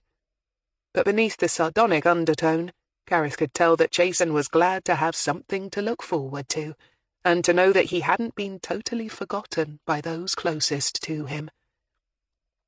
Gareth ended the call and leaned back wearily in his chair. He wished Jason's family could help him, but he knew that they couldn't. They simply didn't understand, since none of them had been army brats themselves. Jason wasn't one of the lucky ones who was second, third, or even the umpteenth generation of soldiers. He'd joined up because he couldn't find a job, was sick of living in Britain, and had thought joining the army would at least broaden his horizons and let him see a bit of the world. Well, it had done that all right, Gareth thought sourly, and then instantly felt guilty. After all, nobody had made them sign up, had they? And doing relief work for poor sods who'd had their homes flattened by hurricanes and earthquakes had been very rewarding. And if you got sent to a war zone, you made the best mates ever. You had to fight side by side, your life in your mate's hands, and his life in yours. Of course, you knew it was possible you could get killed, or injured. But you never thought it would really happen to you. And when it did, well, there was no rule-book for coping with catastrophe, was there? You just had to try and get through it in your own way, the way that best suited you. And some coped better than others. Gareth had lost his marriage, his old way of life, and his old way of looking at things. But he still had Fiona to take to the zoo or the cinema, and know that he would always be the best dad in the world to his 8-year-old. Well, at least until she became a teenager. Plus, he'd found a new place to live, and he had this new, challenging job. But not everyone was so lucky. Some let the darkness overwhelm them. And Jason was one such lost soul. Gareth sat for a moment, thinking about what had happened in Reading, and worrying. Of course, he might have it all wrong and be worrying for nothing. Jason might have had nothing to do with, "Hello, daydreaming away in a nice warm office while the rest of us have been working our backsides off chasing down leads out in the cold." Claire's mocking voice brought him abruptly out of his gloomy reverie, and he grinned across at her as she slumped down wearily into her own chair. "More like slaving over a hot keyboard while the rest of you have been out and about gallivanting about Swindon and having a good time," he shot back. Then his eyes went to Hilary Greene, who was standing watching this banter from the doorway. Noticing, she smiled and said briskly, "Right, Claire, type up the interview notes with Comer for the murder book. And Gareth, before you go home every night, get into the habit of checking the book to make sure you keep current with the state of the case. You said you'd made progress with that background check on Toby Truman?" "Yes, Mom," Gareth said smartly. Hilary hid a smile. He still had the habit of shooting out her title as if it were on the parade ground, but at least he wasn't shouting it out too loud now, which Hilary supposed had to be an improvement. It didn't make her feel quite so much like one of those beleaguered sergeant majors in a carry-on film. "Toby's life since Andrew Feely's demise has been no great shakes, no matter how well his mother thinks or says he's been doing," Gareth informed her. "Probably wishful thinking on her part," Claire muttered darkly from behind her monitor. As if she hadn't spoken, Gareth swept on concisely. "He never got back with that wealthy farmer's daughter that dumped him, and as far as I can tell, he's had no real long-standing relationships with anybody else either, although having said that, he's still young." Hilary nodded. His mother said he had a steady girlfriend who worked in a building society. She never said she'd met her, though, so it's possible it's a fabrication on his part, she mused. He's, what, in his mid to late 20s now? "Yes, Mum. He did go through a major detox and rehab shortly after Andrew Feely was murdered, and for the most part it seemed to have taken, if you don't count 2 minor slips when he had to go on methadone for a while. By all accounts, though, he's been clean for the past couple of years. No arrests for being under the influence of narcotics." "More likely he's just never been nabbed with anything on him," Claire offered cynically, her fingers not even pausing in their flight across her keyboard as she typed furiously. Again, neither Gareth nor Hilary gave any sign of having heard the interruption. "He lives in a flat in the Glory Farm area of Bicester, which he shares with 2 other men. One works in Bicester Village, flogging designer gear to all the Japanese and Chinese tourists. The other is a mechanic in a garage. Toby works part-time in the big Tesco supermarket on the edge of Bicester Village, but he supplements that income doing bar work at that big pub on the main road that does cheap meals, and is open all day long. Know it?" Hilary didn't, but wasn't particularly interested. "So he's got no real record worth mentioning?" "No, Mom. A few drunken disorderlies and a few traffic violations." "Nothing for violence?" "No, Mom." Hilary sighed. "All right. Do you know where he'll be this time of day?" Gareth checked the time and did a quick mental calculation. "At the pub, I reckon, helping out in the lunchtime rush." "Right. Well, we'll break for lunch ourselves, then drive out and see him this afternoon.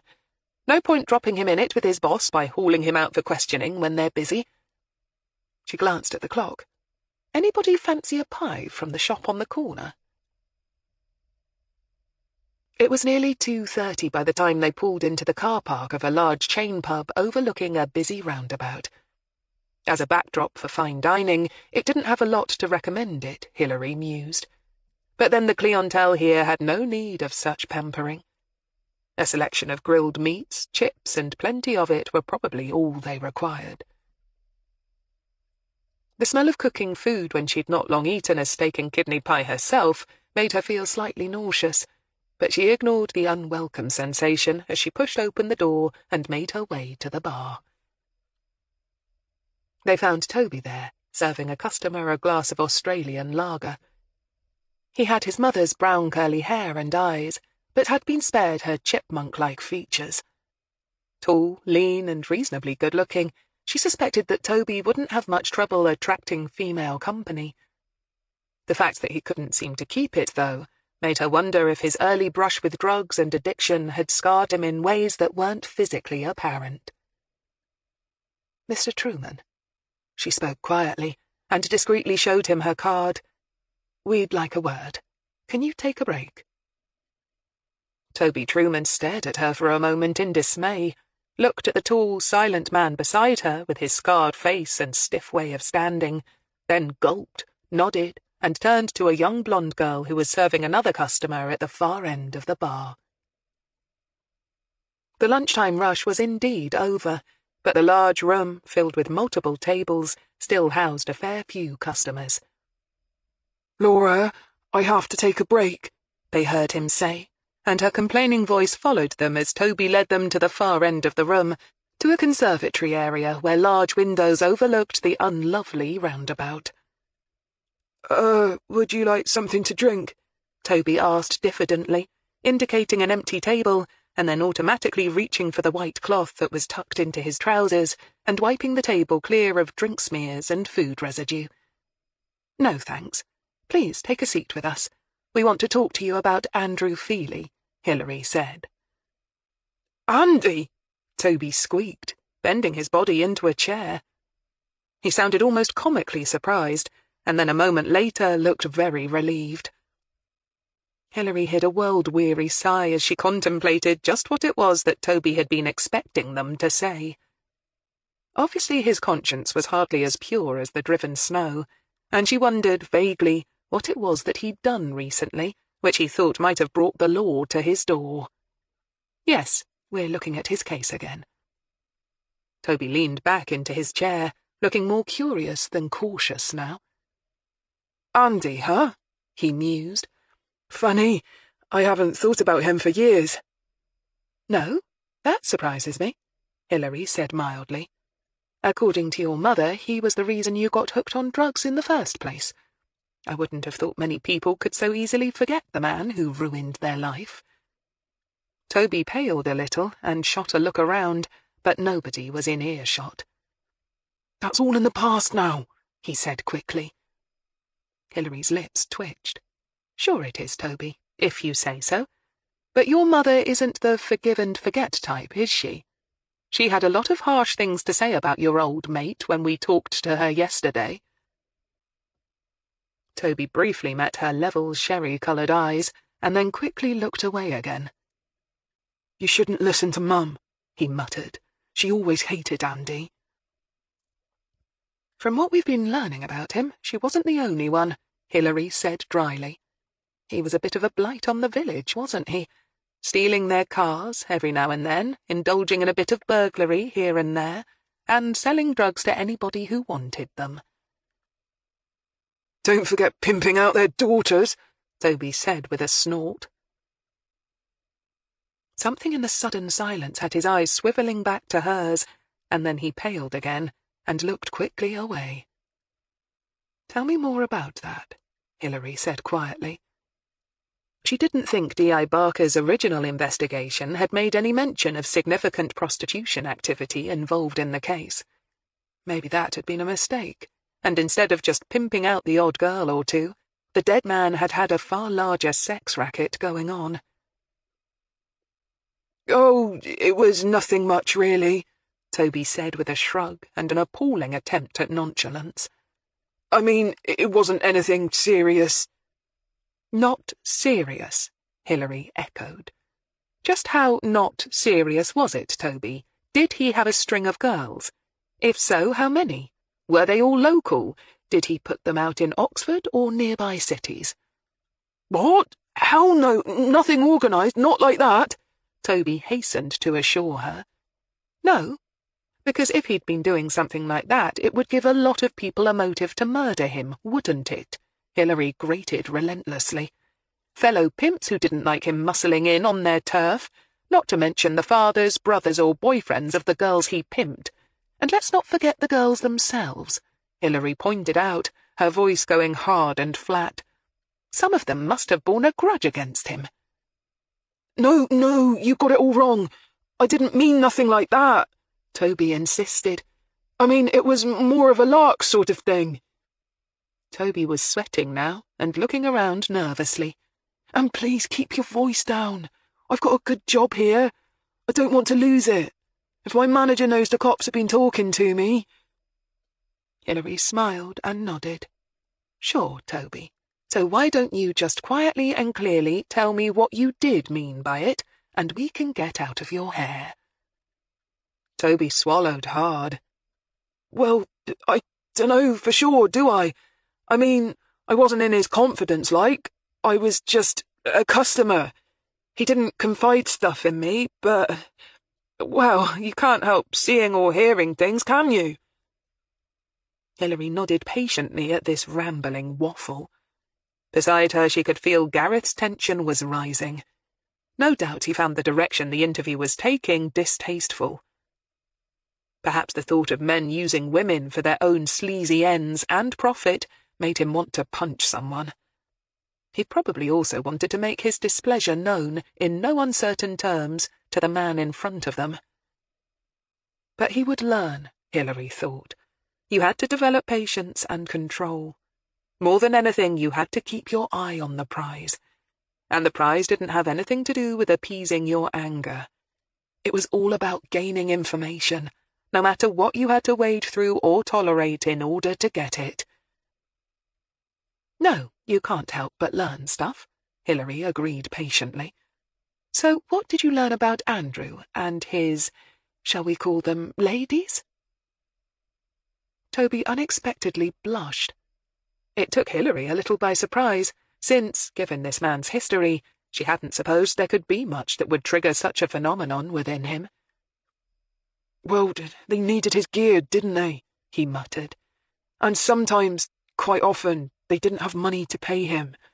So he sort of offered to sell them to his mates for an hour or two, like that nasty sidekick of his, Frankie Lamb, or even to other male customers who were flush.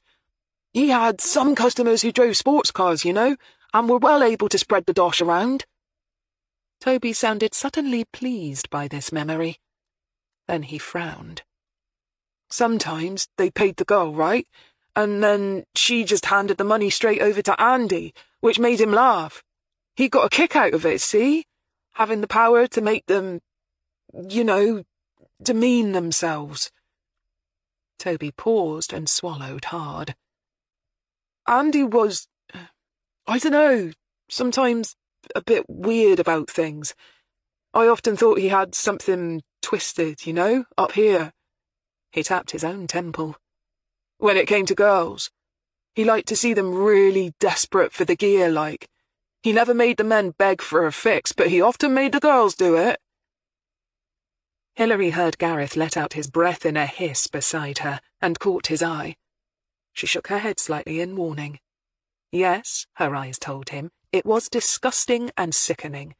But Hilary knew that they couldn't afford to spook the witness by letting him see how much they despised him. In her experience, people didn't like it when they were suddenly forced to see their own shortcomings in the eyes of a stranger. It sounds to me as if Andy had a bit of a sick streak in him, she said mildly, turning her attention back to the complacent man sitting opposite her. Toby snorted. You ain't kidding. Some of the things he said made me feel sick to my stomach. I was glad that I always had the cash to pay him, I can tell you. Not that he seemed to care about tormenting the men so much. Even so, he shuddered.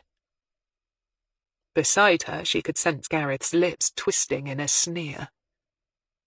Do you know the names of any of these girls? She asked abruptly, forcing Toby to keep on his toes. It wasn't a good idea to let them forget who was in charge of the interview. Nah, Toby said at once, far too quickly, and again he wouldn't meet her eye. You're not a very good liar, Toby, Hilary said, her voice light and chiding. Again Toby surprised her by flushing. Look, I ain't no narc, all right? Those girls, well, they had their own problems. I ain't gonna add to 'em by dropping them in it now with the likes of you. Sides, most of them are probably dead now, or married, or moved away, or who knows what. Leave 'em alone, can't you?" he finally hurled at her. Hilary looked at him with a measure of surprise and a brief, warm flicker of hope. Who'd have thought that even a spark of gallantry could still exist in the world, according to Toby Truman? "All right, I won't press you for names," Hilary agreed. Not that she was making much of a concession. As Toby had just pointed out, she doubted that they would now be able to locate any female one-time drug addicts willing to talk about what they'd suffered at the hands of Andrew Feely. "So, what can you tell me about the afternoon he died? From what I understand, you had no alibi when Andrew was getting stabbed." "Eh? What are you talking about?" Toby said, looking appalled. "I didn't kill Andy. Why would I? He—" Toby bit off the rest of the sentence with an audible snap of his teeth, but he might as well not have bothered. Hilary merely smiled and finished it for him. "He was your dealer, the supplier of the necessary white powder, and it's common sense that a drug addict wouldn't cut off the source of his supply by killing his dealer, right?" she offered. Again Toby shot his head around to give the room a quick scan, but the clink of cutlery and the chatter of his noisy customers hadn't abated much. And nobody was paying the least attention to them, naturally. Why would they? "I told you. I'm off all that now. It's all behind me. But yes, since you ask, no addict is going to off their dealer. It doesn't make sense, does it?" he challenged. Hilary's lips twisted.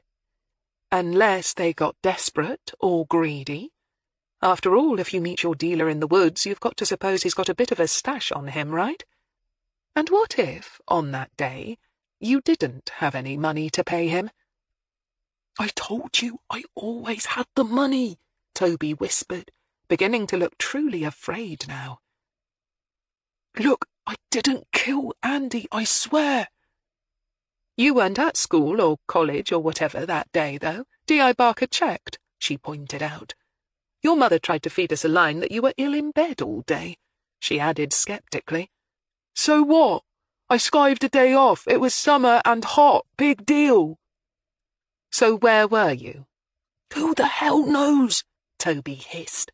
"I was probably a bit high-like and just zoned out sunbathing in the meadow. I can't remember. I told that copper as much at the time. And he couldn't find any proof that I went anywhere near the woods that day," he added triumphantly. "Otherwise, he would have arrested me, right? Right?" Hilary sighed, because, depressingly, Toby Truman was right. "Go back to work, Toby," Hilary said flatly. "And try and stay out of trouble, for your mother's sake, if nothing else. She still loves you and cares about what happens to you, even if nobody else does." Toby shot her a look full of venom and pushed the chair noisily away from the table as he got up to go. He was just about to stomp off, but instead he paused. "You know, I reckon whoever offed Andy did the world a favour. I hope you never catch him." And so saying, he stalked back to the bar, the hero of his own little world. For a moment there was silence at the table. Then, "I need a drink," Gareth said flatly. Hilary grinned. "But not here." "No, Mom," Gareth agreed soberly. "Not here." As Hilary drove Puff into Kidlington, Gareth was surprised when she drove past the entrance to HQ and carried on into town. "Where are we going, Mom?" "To get that drink," she said succinctly. Gareth stiffened a little in the passenger seat. "I didn't really mean I needed a drink, Mom," he said quietly. "I don't drink all that much, to be honest. Not with the medication I have to take." Hilary nodded. "Relax. We can both have something soft. I just want to introduce you to the Black Bull, which is our local hangout. A lot of us coppers drink in there, and I just need to wash the bad taste out of my mouth before going back to HQ." Gareth nodded. Now that he could understand. Chapter 9. The Black Bull wasn't particularly full since the lunchtime rush was long over. However, since a lot of police officers staggered their meal times anyway, and often preferred to eat when it wasn't so busy, Hilary wasn't surprised to see that there were still 3 vaguely familiar faces seated at a table at the back of the room. Typical of the breed, they'd chosen a dim corner where they could sit with their backs to the wall and have a more or less uninterrupted view of the comings and goings in the main salon. Hilary noticed that her own presence was instantly noted, but that their curiosity quickly became focused on her companion. She knew one of the men, a 40-something with a shock of sandy hair and a face full of freckles, from a raid on a house many years ago, where there'd been a bit of gunplay, during which she'd very narrowly managed to avoid getting shot in the bum of all places. She still bore the scar at the top of her leg where the bullet had creased her, though. Of course, they'd all been younger then. As she went to the bar and ordered orange juice for both herself and the new boy, she racked her memory for the name of the sandy-haired officer, and by the time she'd paid for the round, she had it. Brian Foley, probably now a sergeant, she guessed, from his appearance and manner. He didn't have the look of someone who had risen or had wanted to rise to an inspectorship. With him, the 2 younger men had the look of long-time DCs who were waiting to pass their own sergeant's exams. They were talking about a case they were working on, and clearly didn't expect Hilary to join them. So all 3 fell silent as Hilary said something to Gareth, and then they both looked over towards their corner and started walking towards them. Gareth felt their eyes assessing him as they got closer, noting the scar on his face, the walking stick and limp, and the way he held his left arm out of the way by his side. His eyes were flat and even, and he allowed a brief smile to cross his lips as Hilary greeted them. "Hello, what's this? A meeting of reprobates anonymous?" she opened cheerfully. "Yeah, we thought we'd keep it up since we heard you were a founding member, Gov." Brian shot back with a wide grin. "What can I say?" She shrugged modestly. "Nice to see there are no shortage of members. This is Gareth Proctor, formerly a soldier in the British Army, and now slumming it with the likes of me in the CRT as a civilian consultant." "How is it down in the black hole of Calcutta?" one of the others, whose name she didn't know, offered cheekily. Short, chubby, with a slightly bulbous nose and all-seeing blue eyes, he nudged his chair over as he spoke, allowing room for Hilary to pull out a chair of her own. Gareth, after a slight pause, lifted a chair from the next table with his right hand and sat down. He carefully rested his heavy, round-headed walking stick within easy reach and lifted his drink, deliberately, with his scarred and slightly misshapen left hand. He was pleased that it didn't wobble. "Well, we're allowed to come up for air every now and then," Hilary answered the question with a roll of her eyes. "But my main job is to make sure the new recruits don't try and make a run for it when they see the light of day. Hence I have to keep an eye on them." She nodded her head towards Gareth, who smiled around the rim of his glass.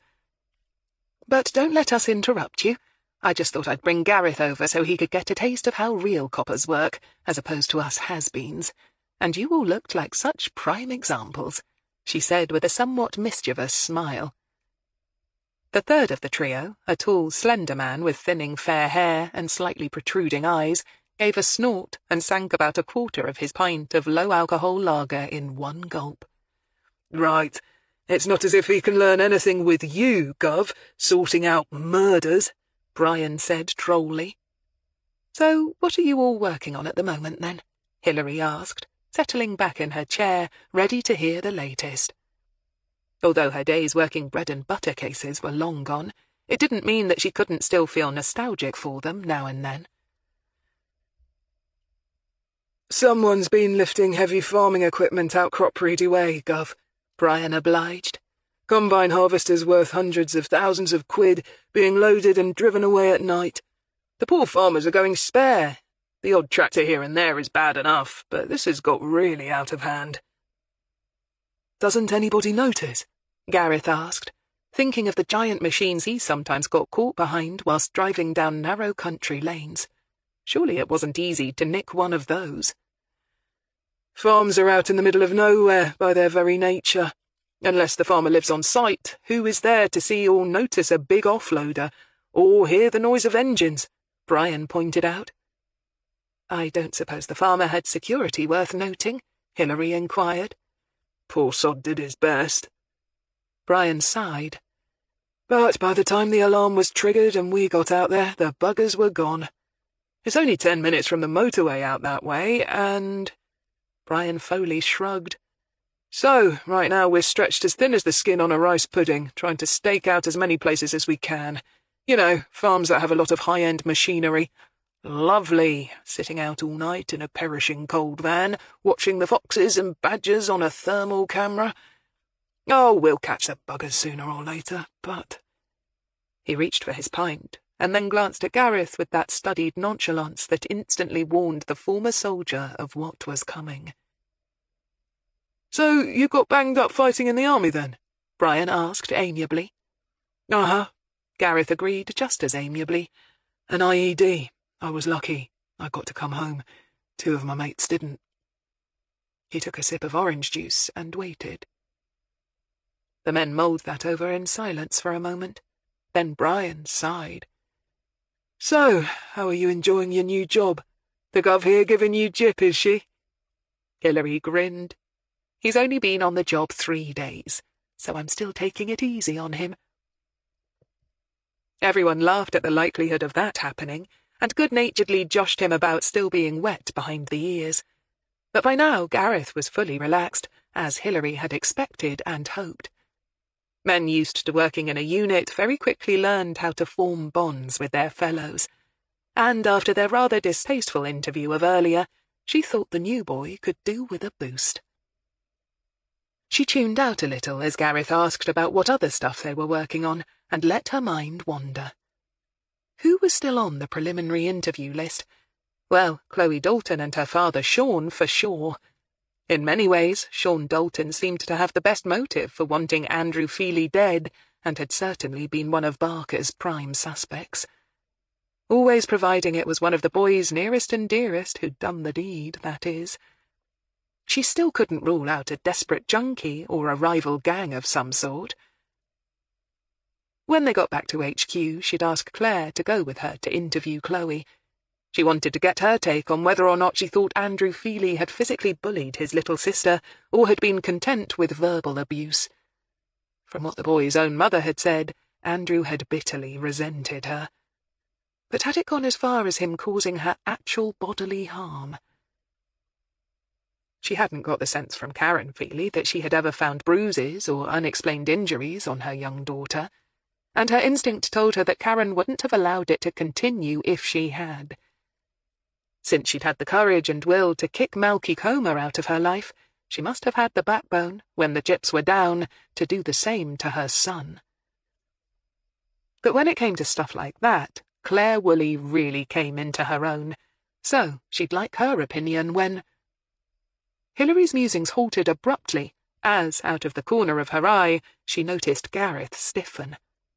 Instantly she tuned back into the conversation that had been going on around her. "You know him, then?" the chunky man said, looking at Gareth speculatively. "There were a lot of us in the army, you know," Gareth countered with a twist of his lips. "What's this?" Hilary interrupted sharply. "The dead soldier in Reading, Gov," Brian said, sounding slightly surprised. It wasn't like Hilary Greene not to be on the ball. And then he remembered that Stephen Crail was not that long dead, and instantly felt guilty. He hadn't known Superintendent Crail personally, but any man who finally brought down that bastard Dale Medcalf deserved respect, especially when he'd given his life doing it.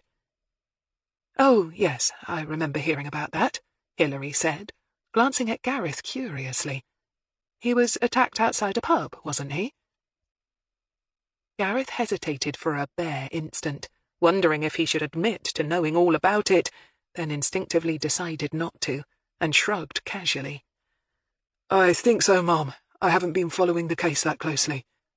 "He wasn't still serving, if I remember rightly." She turned to Brian, who nodded. No, my mate who's working the case reckons he came out of the service about 6 months before, so factoring in the date of the attack, he'd have last served 9 months ago. 9 months, Hilary thought, around the same time that the new boy had been near fatally wounded overseas and shipped home. Could there possibly be any connection? But then, as Gareth had pointed out, there were a lot of people in the army. If I remember rightly, wasn't the victim... Hilary paused. What was his name again? She raised an eyebrow at the group in general. Francis Clyde Bruff, Gov. Age 34, divorced, no kids. Right, Hilary nodded. This chap, Clyde Bruff, was fairly drunk, wasn't he, when he left his last pub? He'd been on a bit of a pub crawl? Brian nodded. Yeah, my mate reckons he must have pissed off some gang of yobbos or other, because they found him in the back of the alley, all beaten up and kicked to hell. The working hypothesis is that he'd been too far gone to realise that he should have put discretion before valour. Probably mouthed off to the wrong yob, and they decided to put him in his place. Only things got out of hand. He died of his injuries a few days later, right? She asked, beginning to remember the details better now. As she spoke, she was aware that Gareth was still very tense. Well, there was nothing surprising in that, she supposed. Even if he hadn't known the victim personally, the thought of a fellow soldier going through combat and active duty, but then dying at the hands of some thugs after a night out back home in Blighty, must have stuck in his craw. Yeah, like I said, they reckon he was probably too sloshed to put up much of a fight. Although there were indications of bruising on his knuckles that showed he'd got in 1 or 2 hits of his own, Brian said admiringly. Are they close to making an arrest? Gareth heard himself say, and hoped he didn't sound as desperately interested in that answer as he actually was. Hard to say, Brian shrugged. So far no witnesses have come forward. People don't like to get involved, not when it comes to grassing on gangs. Stands to reason, I suppose. They don't want to end up getting their own heads kicked in, do they? Hilary, still watching the new boy closely, said, No CCTV or traffic camera footage worth a damn? No, Gov, the alley wasn't covered, and there weren't any reports of incidents on the night of any vehicles driving erratically away from the scene. Hilary nodded. Is it still active? She asked. It had, if she remembered rightly, been nearly 3 months since the former soldier's death.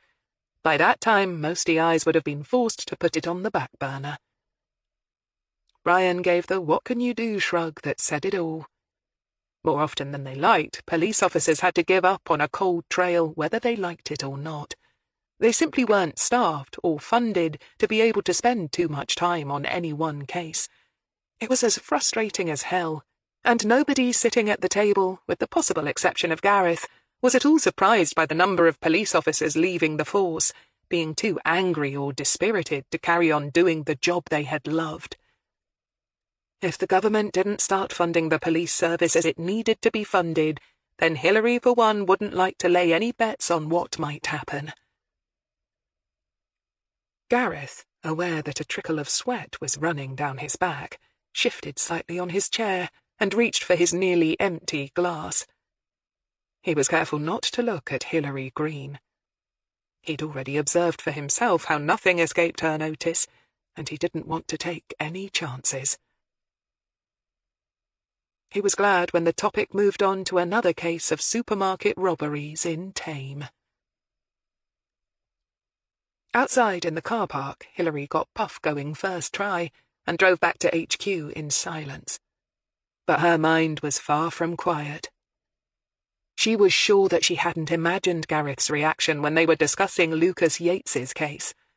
And there was something in his diffidence about it that rang distinct alarm bells in her head. Or was she overreacting? She felt compelled to ask herself. Just because another one of her formal civil aides, Jake Barnes, had joined the CRT because he had an agenda of his own, it didn't mean to say that she should start suspecting everyone. After all, what was the likelihood of lightning striking twice in the same place? No, she couldn't let herself get paranoid. As she indicated to turn into the HQ parking lot, She told herself to forget about it. Back in the communal office, Hilary told Gareth to type up the interview notes with Toby Truman for the murder book. "And when you've done that," she added, "see if you can track down the current whereabouts of Frankie Lamb. He was sleeping on a friend's couch at the time of the original investigation, so he'll be long gone from there now. If he's even still alive, that is." Hilary jerked her head to indicate the area where the IT and forensics technicians worked the majority of non-investigative cold cases. "If you run into any problems trying to get into the databases, ask one of the boffins to help you out. They'll gripe and groan, but secretly they like to impress the newbies." Gareth nodded. "Yes, Mom." Hilary turned to Claire and explained why she wanted her to come and give her an overview of Chloe Dalton. As expected, Claire was glad to get out of the office.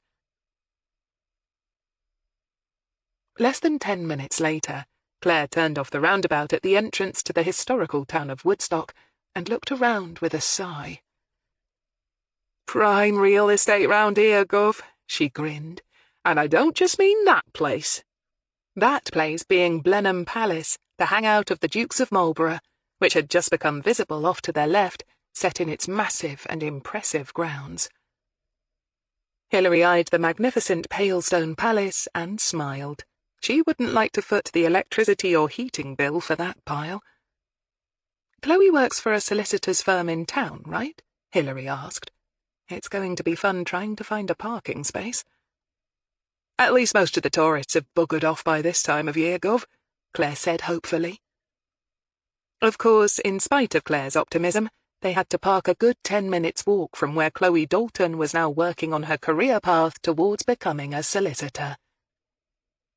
Choosing to work in the legal profession had been an interesting choice for her, Hilary mused. Had her teenage brush with the law triggered her interest in that side of things? Or did the daughter of working-class parents see the profession as a way of making a good living? As they pushed through the main door of a small but modern office block and found their way towards the offices of Gillingham, Singh and Brain, Hilary found that she was rather curious to see how the younger sister of their murder victim had turned out. Chapter 10. Both Hilary and Claire were struck at once by Chloe Dalton's exceptional beauty. Now in her early 20s, she stood at about Hilary's height, but moved with an unconscious elegance that came from having a naturally willowy and graceful figure. Her lovely café au lait complexion was perfect, and a careful but sparing use of blusher made the most of her seriously high cheekbones.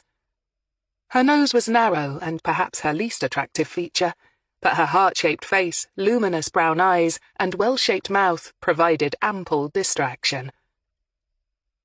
She was one of the very few people that Hilary had ever met who could probably have become a model, and a successful one at that, if the camera loved her as much as the naked eye. Chloe had already risen from behind a small desk in her small office overlooking a modern cul-de-sac of new-built houses when her secretary tapped on the door and showed them in.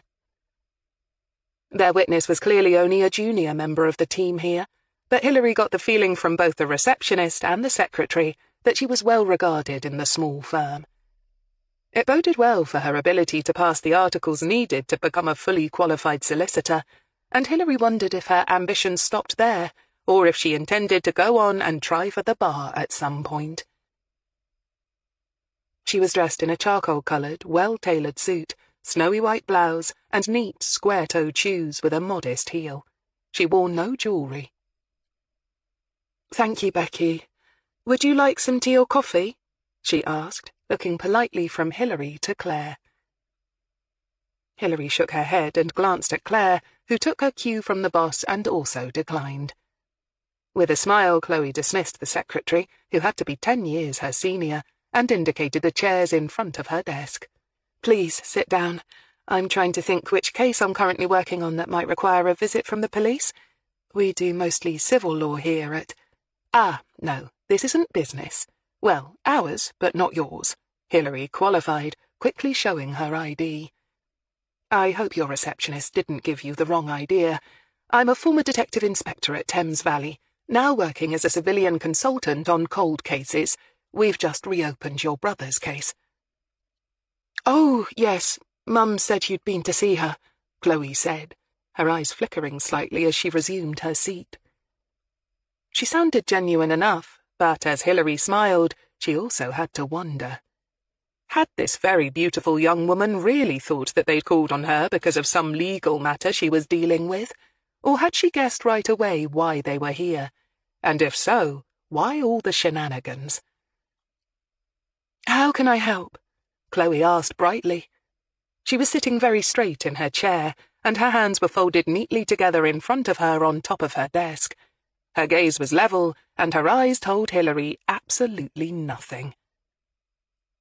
"I'm sorry if I have to ask questions that may become distressing, Miss Dalton," Hilary began, "and I'll try not to keep you any longer than we need."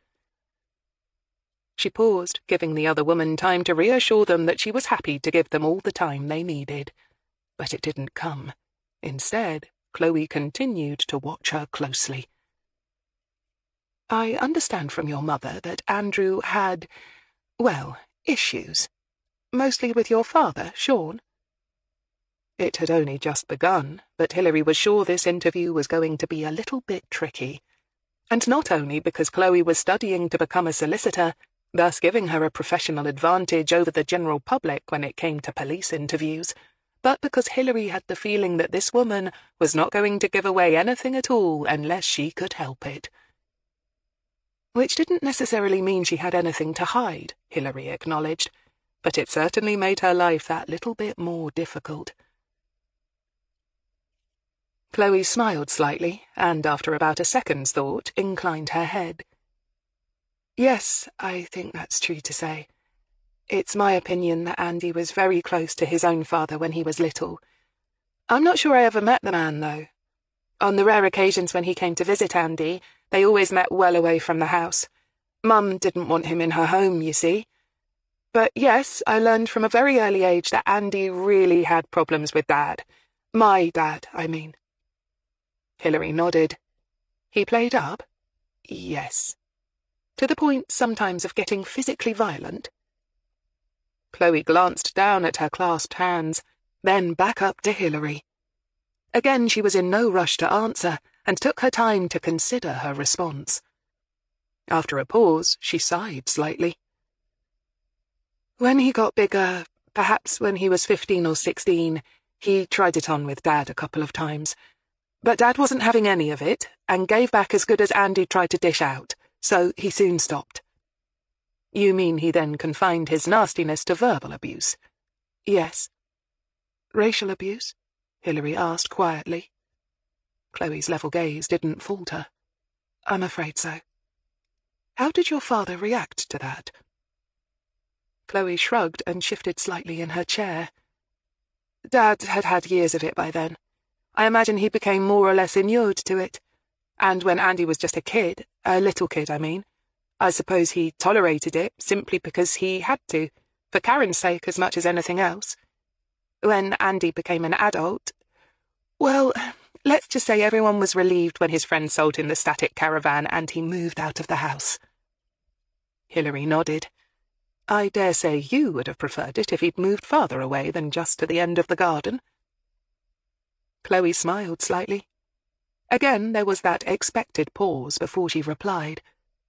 "I can't deny that," the beautiful young woman conceded. "But housing around here—" She shrugged helplessly and looked out of the window at the gleaming Cotswold stone houses across the narrow road. "Take those, for instance." She nodded her head towards the window. "Detached, 3 bedrooms, nothing special, but they probably all got a price tag of $500,000 or so. Woodstock is a very desirable town to live in, and Oxfordshire villages maybe even more so, having such good links with both London and Birmingham. There's no way ordinary working families can afford to live here anymore. Andy, being just a teenager, was lucky to be able to buy even the caravan." Hilary nodded. "But then Andy wasn't entirely without means, was he?" Chloe dragged her eyes back from the houses, and again regarded Hilary steadily. Finally, she said, "You're talking about his alleged illegal activities, I take it." Hilary couldn't help but smile. Now there was the voice of a solicitor in the making. "As far as I know, my brother was never convicted of any crimes," Chloe concluded carefully, her tone neither defensive nor aggressive, but simply matter-of-fact. Hilary nodded, forced to play the game at her pace, but not really liking it. "All right. But for clarity's sake, let us just stipulate that your brother was dealing drugs and probably played a part in a number of local burglaries and the theft of some of his neighbours' cars." Chloe smiled but said nothing. Hilary, sensing she would get no nuggets of gold on this subject, shifted the focus slightly. "I would imagine Andy's hatred of your father boiled over to extend towards yourself as well." Chloe mulled that over silently for a while, and then smiled slightly. "Yes, I think that's fair to say, although he didn't hit me like he did Dad." "He verbally abused you?" "Yes." "From an early age?" "Yes." "Can you give me an example?" Hilary pressed patiently. The beautiful woman paused for a moment, perhaps mentally running through a list for a good choice, or perhaps merely playing for yet more time. Then she shrugged. "Mostly his bullying was pretty generic. He seemed to resent pretty much everything about me, being the youngest, being a girl, being the centre of his mother's attention. He used to call me the parasite and constantly told me that I was good for nothing. But I think, looking back on it now as an adult, it was obvious that he didn't have a high opinion of women in general, so maybe I shouldn't have taken it so personally." Hilary nodded and glanced at Claire. "Learned behaviour," she murmured, and Claire nodded, attracting the glance of their witness for the first time. Seeing Chloe focus on her, Claire smiled slightly. "We recently interviewed Andrew's father," she explained, "Malcolm Comer. You said you never met him, and for that you should be thankful. Let's just say that the apple didn't fall far from the tree, in Andy's case." Chloe nodded. "That doesn't surprise me," she said, and at last showed some emotion as a brief look of something, anger, maybe pain, or a combination of both, flickered across her flawless features. "From what Mum let drop once or twice by mistake, I got the impression that her first partner used to hit her." "Did Andy hit her, do you think?" Claire slipped in easily. "No, I don't think so," Chloe said, clearly taken aback by the question and answering it at once. It was, Hilary thought, the first spontaneous answer she'd given during the interview so far. "I'm trying to be fair, and I think Andy loved our Mum. Well, as much as you could say he loved anything or anyone." She nevertheless had to qualify. "But you maintain that he never hit you?" Hilary asked curiously. "I find that hard to believe. Bullies usually pick on those they perceive to be the weakest." Briefly, Chloe's face tightened, and this time neither Claire nor Hilary had any trouble interpreting the cause of her response: fear. It was one of the most recognizable emotions that police officers encountered when talking to both victims and perpetrators. "I don't think he ever hit me, exactly," Chloe qualified cautiously. "Obviously, I can't say that with any accuracy since I don't have memories of my early childhood, say before the age of 5. But from what I can recall, he never actually punched me." "But he did do other things," Hilary pressed. Chloe sighed. "Well, a bit of pushing and pinching and sly kicking. You know the sort of thing siblings sometimes get up to. Kids can be nasty, can't they?" "But that sort of behaviour usually takes place between children of similar ages," Claire put in gently. "There's a difference between, say, a 9- and 10-year-old fighting because of jealousy or resentment, and a boy of 15 picking on a child of 7 or 8. That's not so much sibling rivalry as an assault." Chloe sighed. "It's never reached the magnitude of an assault. Like I said, it was more a case of casual cruelty. If I walked by and he was within arm's length, he might reach out and pinch me hard, or trip me up when I walked past his chair, or bang into my shoulder hard when we passed each other in a narrow space. That sort of thing. It didn't take me long to learn to just not go near him. Chloe shrugged. She was giving the impression of a calm and collected individual, but Hilary couldn't believe that a child would have had this aplomb. "And this happened all throughout your childhood?" Hilary asked. "Pretty much. And your mother didn't try to stop it?" Hilary tried not to sound judgmental, but she thought she saw a flash of irritation in the younger woman's eye. "Mum never saw it happen," Chloe confirmed a moment later, her voice as animated as Hilary had ever heard it, and, as if aware of that fact, Chloe visibly forced herself to relax, and added, in her normal, carefully even tone, "Andy was too clever to let her catch him out." "You never told her about it?" Claire slipped in, a shade sceptically. Chloe hesitated, and both women had the feeling that she was contemplating an outright lie, as opposed to the verbal fencing that she obviously preferred. But then she spread her hands in a helpless gesture. "At first I did," she reluctantly admitted, "when I was very little. But really, what could Mum do? She told him off, and she made an effort to make sure we weren't left alone together, if possible. But if you've ever raised a family, you know how impracticable that is. And if she really laid into him, it only made him more sullen and more vindictive, and more inclined to treat me worse than if she'd said nothing. And she could see that, so in the end she had to back off." Hilary nodded. "And so you learned that you had to stand up for yourself?" Chloe regarded her hands for a moment, and then sighed wearily. "Oh, I learned ways to keep myself safe. I often went to a friend's house down the street to play, right after school, for instance, and only went home when I was sure that either Mum or Dad would be home. In the holidays, I never hung around the house or garden, but always stayed with my friend or went into town. And then there was Felix. He helped look out for me when he was older." Chloe paused, a genuine smile hovering around her lips for the first time. "I haven't thought of Felix in, years now. Funny how you lose touch with old school friends, isn't it, when you start your working life? He only lives in Banbury, but—" She shrugged. "Felix was your boyfriend?" Hilary asked. "What? No, yes, I mean, he was a friend, and he was a boy, but we never dated or anything like that," Chloe clarified. "He lived in Tackley then too, so we went to the same village primary school together, and then on to the local comprehensive in Kidlington. We were in the same class, but as I've known him since I was 5, I've never thought of him romantically." And I'll bet that wasn't Felix's choice, Hilary thought wryly. Even as a gangly and awkward adolescent, this girl still would have been stunning. "You said he helped look after you," Hilary prompted. "What did you mean by that exactly?"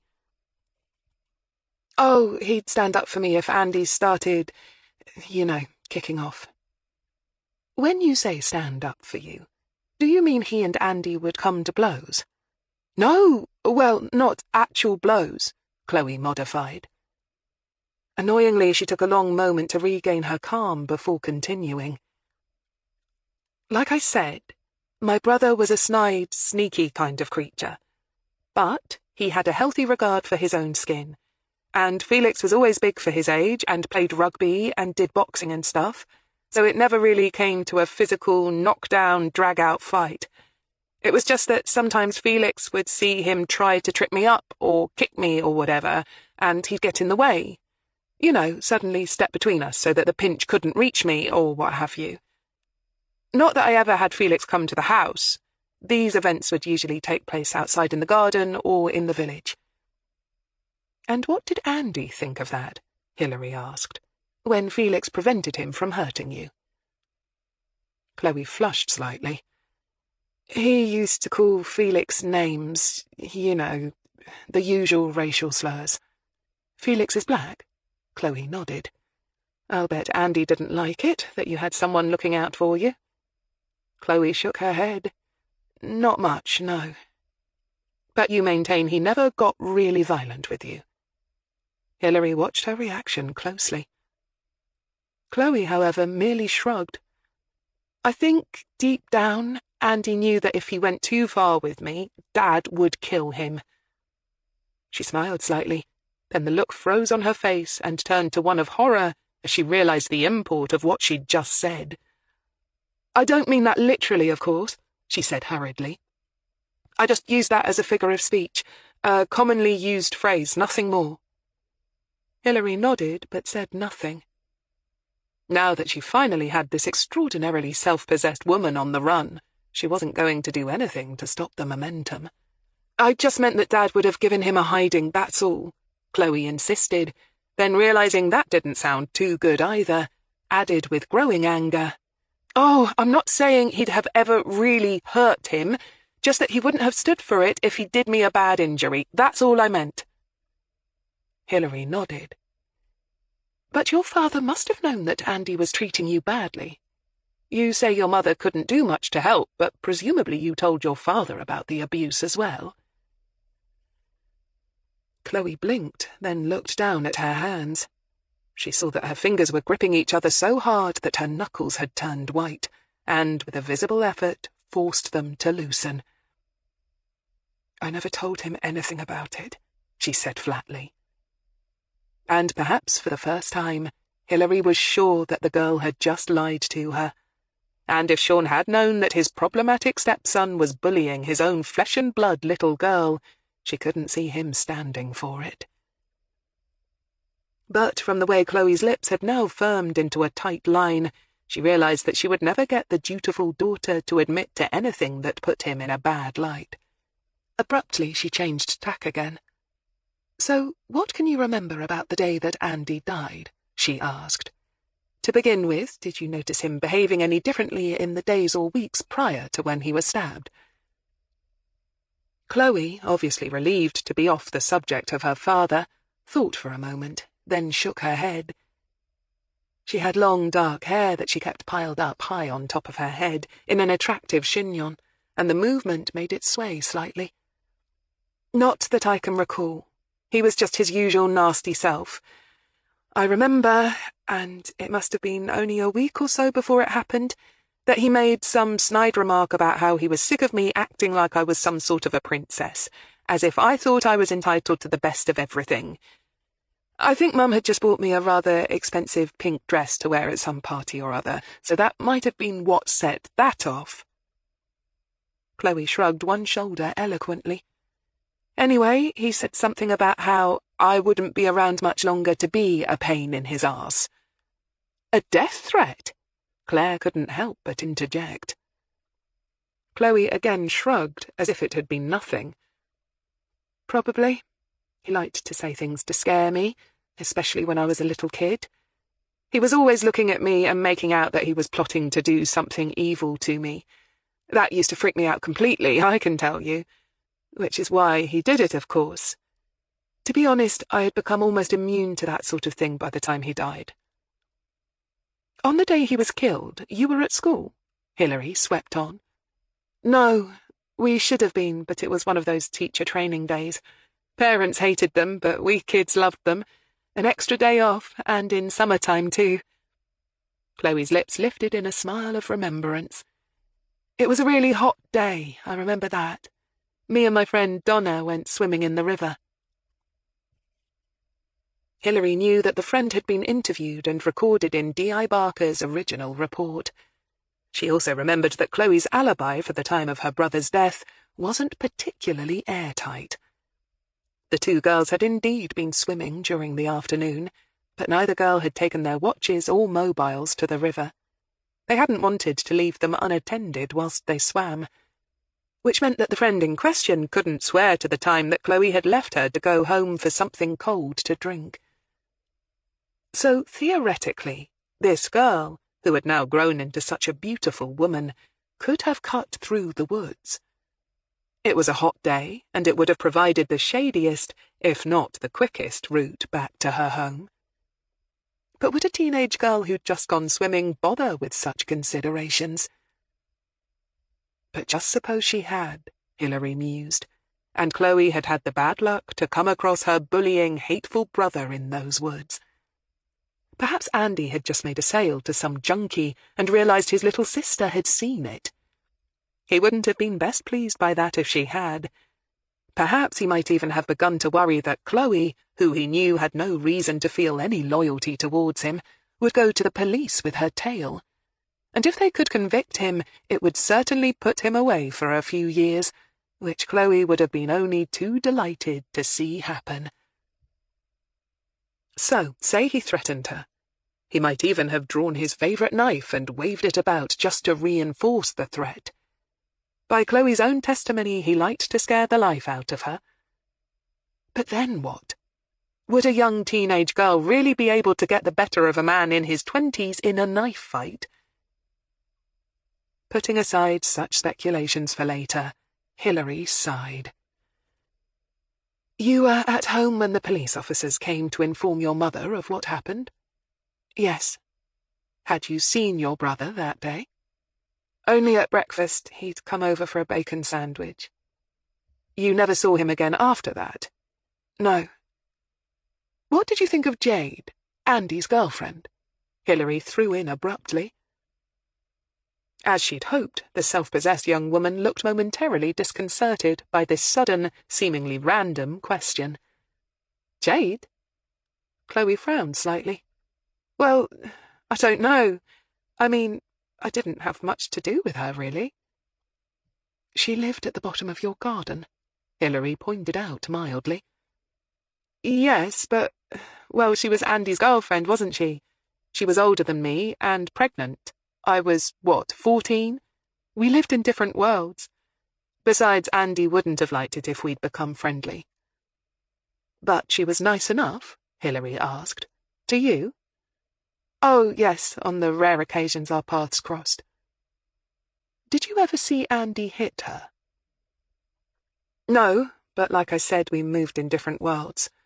I was a schoolgirl, and like all teenagers, I imagine I was too self-absorbed to notice or probably even care what she must have been going through.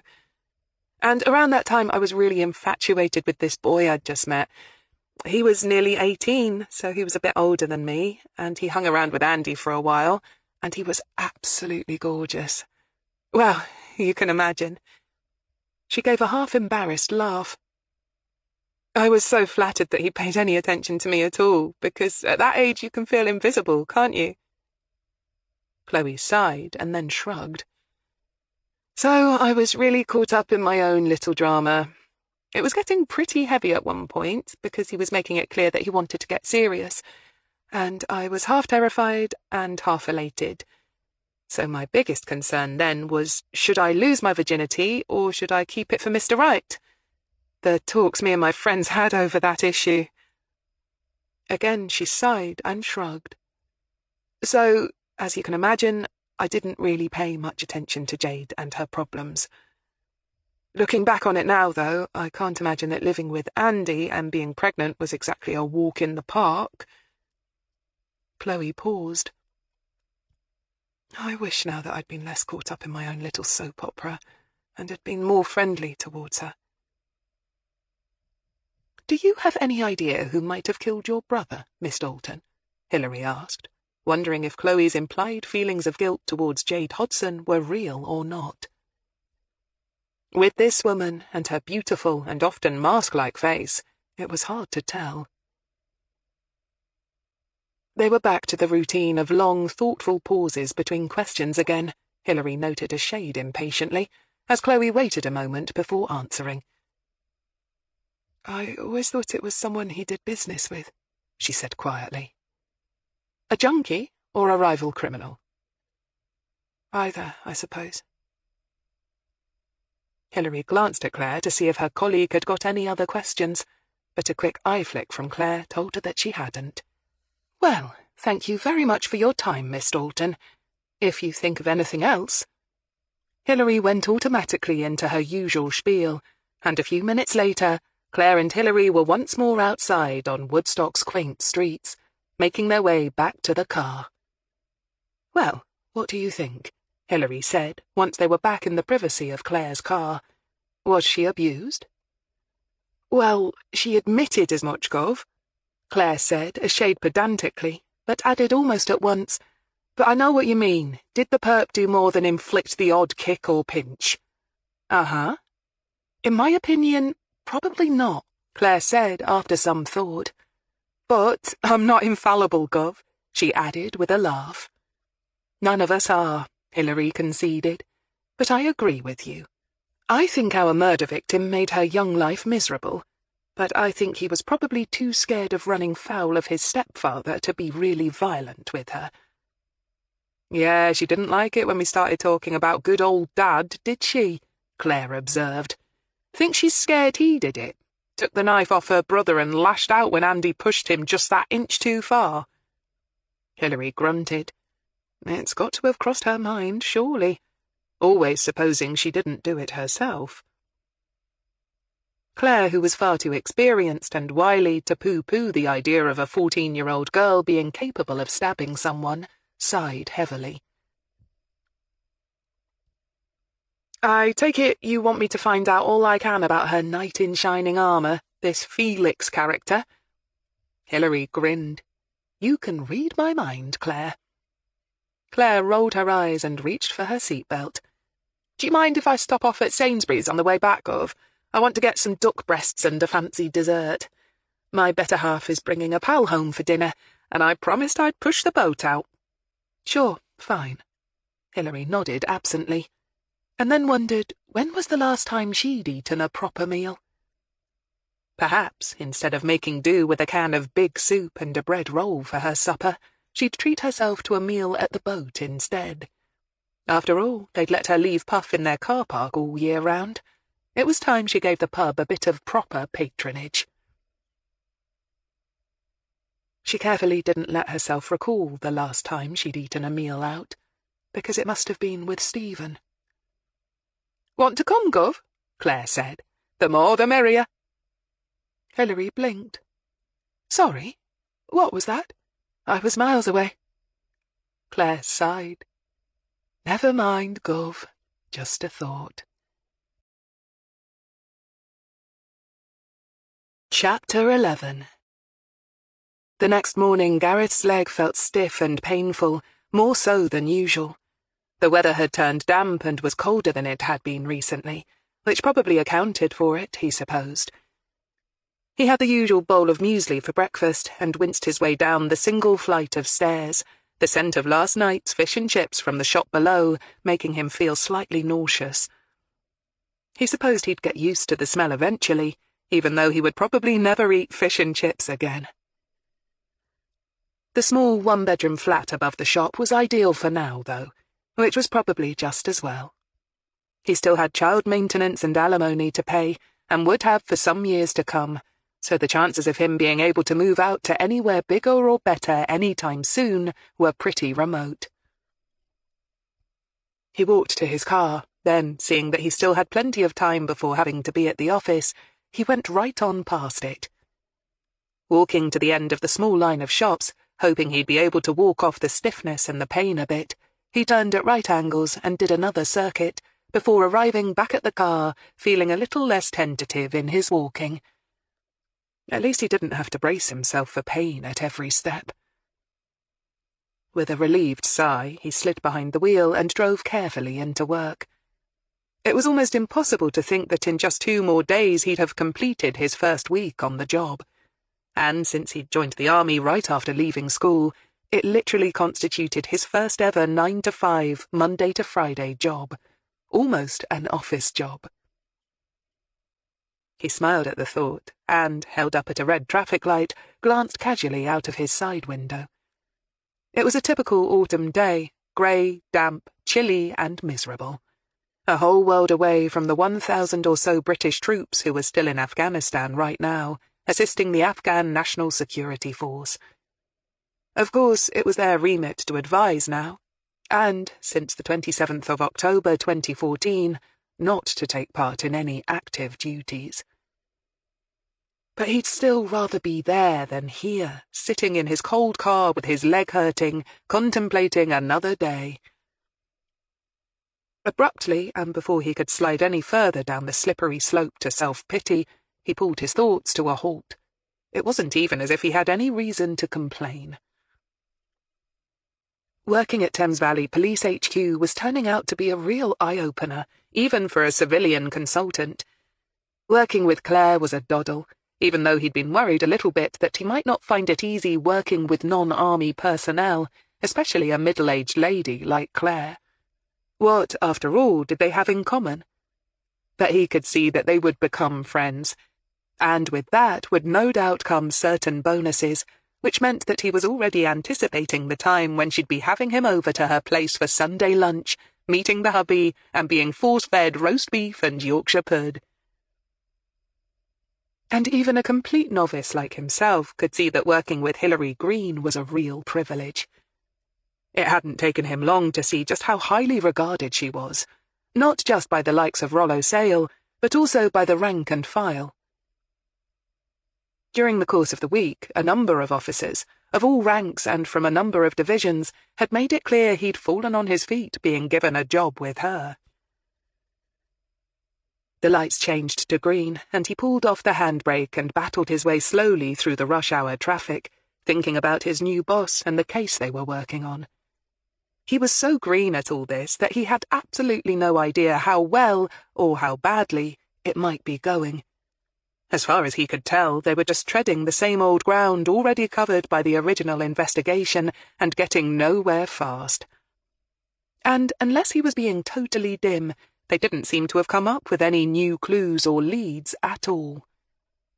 Not that it wasn't fascinating to watch and learn as witnesses were questioned by such a consummate expert as former DI Hilary Greene, but exactly what was it accomplishing? Having such a short commute to work left him with little time to contemplate things further, and when he arrived at the office and found Claire already at her desk, he gave a quick look at the clock. It reassured him that he was 10 minutes early. "Don't worry, you're not late," Claire confirmed, grinning at him. "The boss in?" Gareth asked. It was a testament to how well he was beginning to fit in that Claire knew immediately that he meant Hilary, not Rollo Sale. "Course she is," Claire said. Since losing her life partner, Hilary Greene was always first in and last out. "I think you—" She broke off as she sensed someone approaching the open door, and a moment later Hilary glanced in. "Ah, good. Gareth. I want us to get cracking and talk to Sean Dalton, get his take on things. He's beginning to look like the one with the biggest motive for wanting Andrew Feely dead." "You think he's our prime suspect, Mom?" "Possibly," Hilary said cautiously. "Once we've questioned all the main witnesses, and I've had a chance to mull things over, we can start thinking about who else we might need to have a chat with. How would you feel about taking the lead in 1 or 2 sessions?" Gareth tried not to look surprised or worried, but he wouldn't have been human if he didn't feel a moment of unease. On the other hand, he reminded himself, this was why he'd chosen this job over the other, more mundane options, wasn't it? So that he could make a difference and contribute something again. "Yes, Mom," he said briskly, even as these thoughts ran like quicksilver through his mind. Hilary, though, wasn't fooled by the prompt, seemingly confident response. "Don't worry, it won't be anything too major," she reassured him. "And I'll brief you thoroughly before we start. Make sure you know what I want covered and what questions and techniques are likely to work best. And if I spot something you've missed, I can always take over where you've left off. It's time you started to get a feel for things. There's only so much you can learn by watching and listening." Hilary, seeing him stood almost to attention beside his desk, could only hope that, as he gained more experience, he'd start to lose some of that stiffness and think more like an investigator than a soldier. And the only way that was going to happen was to chuck him in at the deep end and let him figure out how to swim. "All right, then. For this morning's interview, though, it's the usual routine," she reiterated. Sean Dalton was far too important a witness on which to let the new boy cut his teeth. Watch, listen, learn. "Claire, How did the dinner go last night?" she added, in an abrupt change of topic. "Great, Gov, thanks." "Right then, back to Tackley," Hilary said to Gareth, who was already reaching for his coat. She noticed Gareth wince as he settled into Puff's passenger seat, but said nothing when he had to reach down and physically pull his left leg inside with both hands. She noticed he was careful not to meet her eye. Was the poor sod really wondering if she was regretting him getting the job on her team? Was he scared that she thought he was going to be a liability? She had the nasty feeling that doubts like that were something he had to deal with on a regular basis. But there was no point in saying anything. It would only embarrass him further. The only way to help him build up his confidence, she knew, was to just let him get on with things, and come to realize for himself just how much he was needed. She was sure it wouldn't take him long to realize how understaffed the police service really was, and how grateful the CRT was to have any help at all. With that cheerful thought, she headed back to the farming community and village in the folds of the Oxfordshire countryside. It was what her dad would have called damping by the time they reached Tackley, the sort of weather that couldn't be said to be dry, but on the other hand, it wasn't actually raining either. The sort of weather that could make you wet through without you noticing it. Consequently, she was careful to zip up her green waterproof waxed jacket as they walked the short distance down the road to where Sean Dalton now lived. The place was almost at the other end of the village from his old family home with Karen, but she still found it slightly odd that the divorced man had chosen to stay so close by to his ex, even given the fact that he still worked at one of the farms nearby. The cottage was made of local stone and had a grey slate roof and charming dormer windows and was set back a little off the road. Like Debbie Truman's abode, it would almost certainly have been built by one of the landowners for his farm workers back in the day, although, according to the background check, the current owner and resident of the house was a widower who was self-employed as an accountant. No doubt he'd still been glad of a permanent lodger to help pay the household bills. Or had the two men been friends? Perhaps being a widower, the homeowner had simply been glad of the company. She stood under the meagre shelter of a narrow porch and rapped sharply on the knocker. The man who answered was probably somewhere in his early 60s, with close-cropped white hair and a goatee beard. "Mr. Fletcher?" she asked amiably. "Yes?" Hilary smiled. "We're here to see Sean Dalton. I telephoned him last night to arrange an appointment, so he is expecting us." "Oh, yes, of course. You're the people who are looking into his son's murder case again?" He looked at them with keen interest, but immediately stepped back against the wall of the narrow hall, indicating the set of stairs which immediately faced them. "Sean's rooms are all upstairs, so go on up. He is in. The spare bedroom has been converted into his sitting room. First on the left." "Thank you," Hilary said, hearing a door above them open. As she climbed the stairs, she became aware of a large presence up ahead, looming over her. By the time she'd gained the landing, with Gareth behind her very firmly holding onto the rail as he climbed, Chloe's father was watching them thoughtfully. The cottage wasn't large, it probably had 3 bedrooms, and the room Sean Dalton showed them to was tiny but decorated pleasantly enough. "Please, sit down. Sorry there are only the 2 armchairs." "I'll stand," Hilary said at once, before Gareth could make the offer. She saw the new boy hesitate a moment before walking to the smaller of the 2 armchairs and lowering himself gratefully down. He tried not to think about how nice it was to sit and get the weight off his legs. Sean Dalton, having noted Gareth's injuries, watched him with a slight frown, then turned abruptly to Hilary. "Karen said you'd been to see her. Chloe, too. You're the one in charge?" "Yes, we're talking to everyone involved, Mr. Dalton," Hilary confirmed. "And now it's my turn." "Exactly. Please, won't you sit down? My colleague will take notes," she added. Gareth, taking his cue, quickly withdrew his notebook and pen. "Thanks, but I prefer to stand too," Sean said.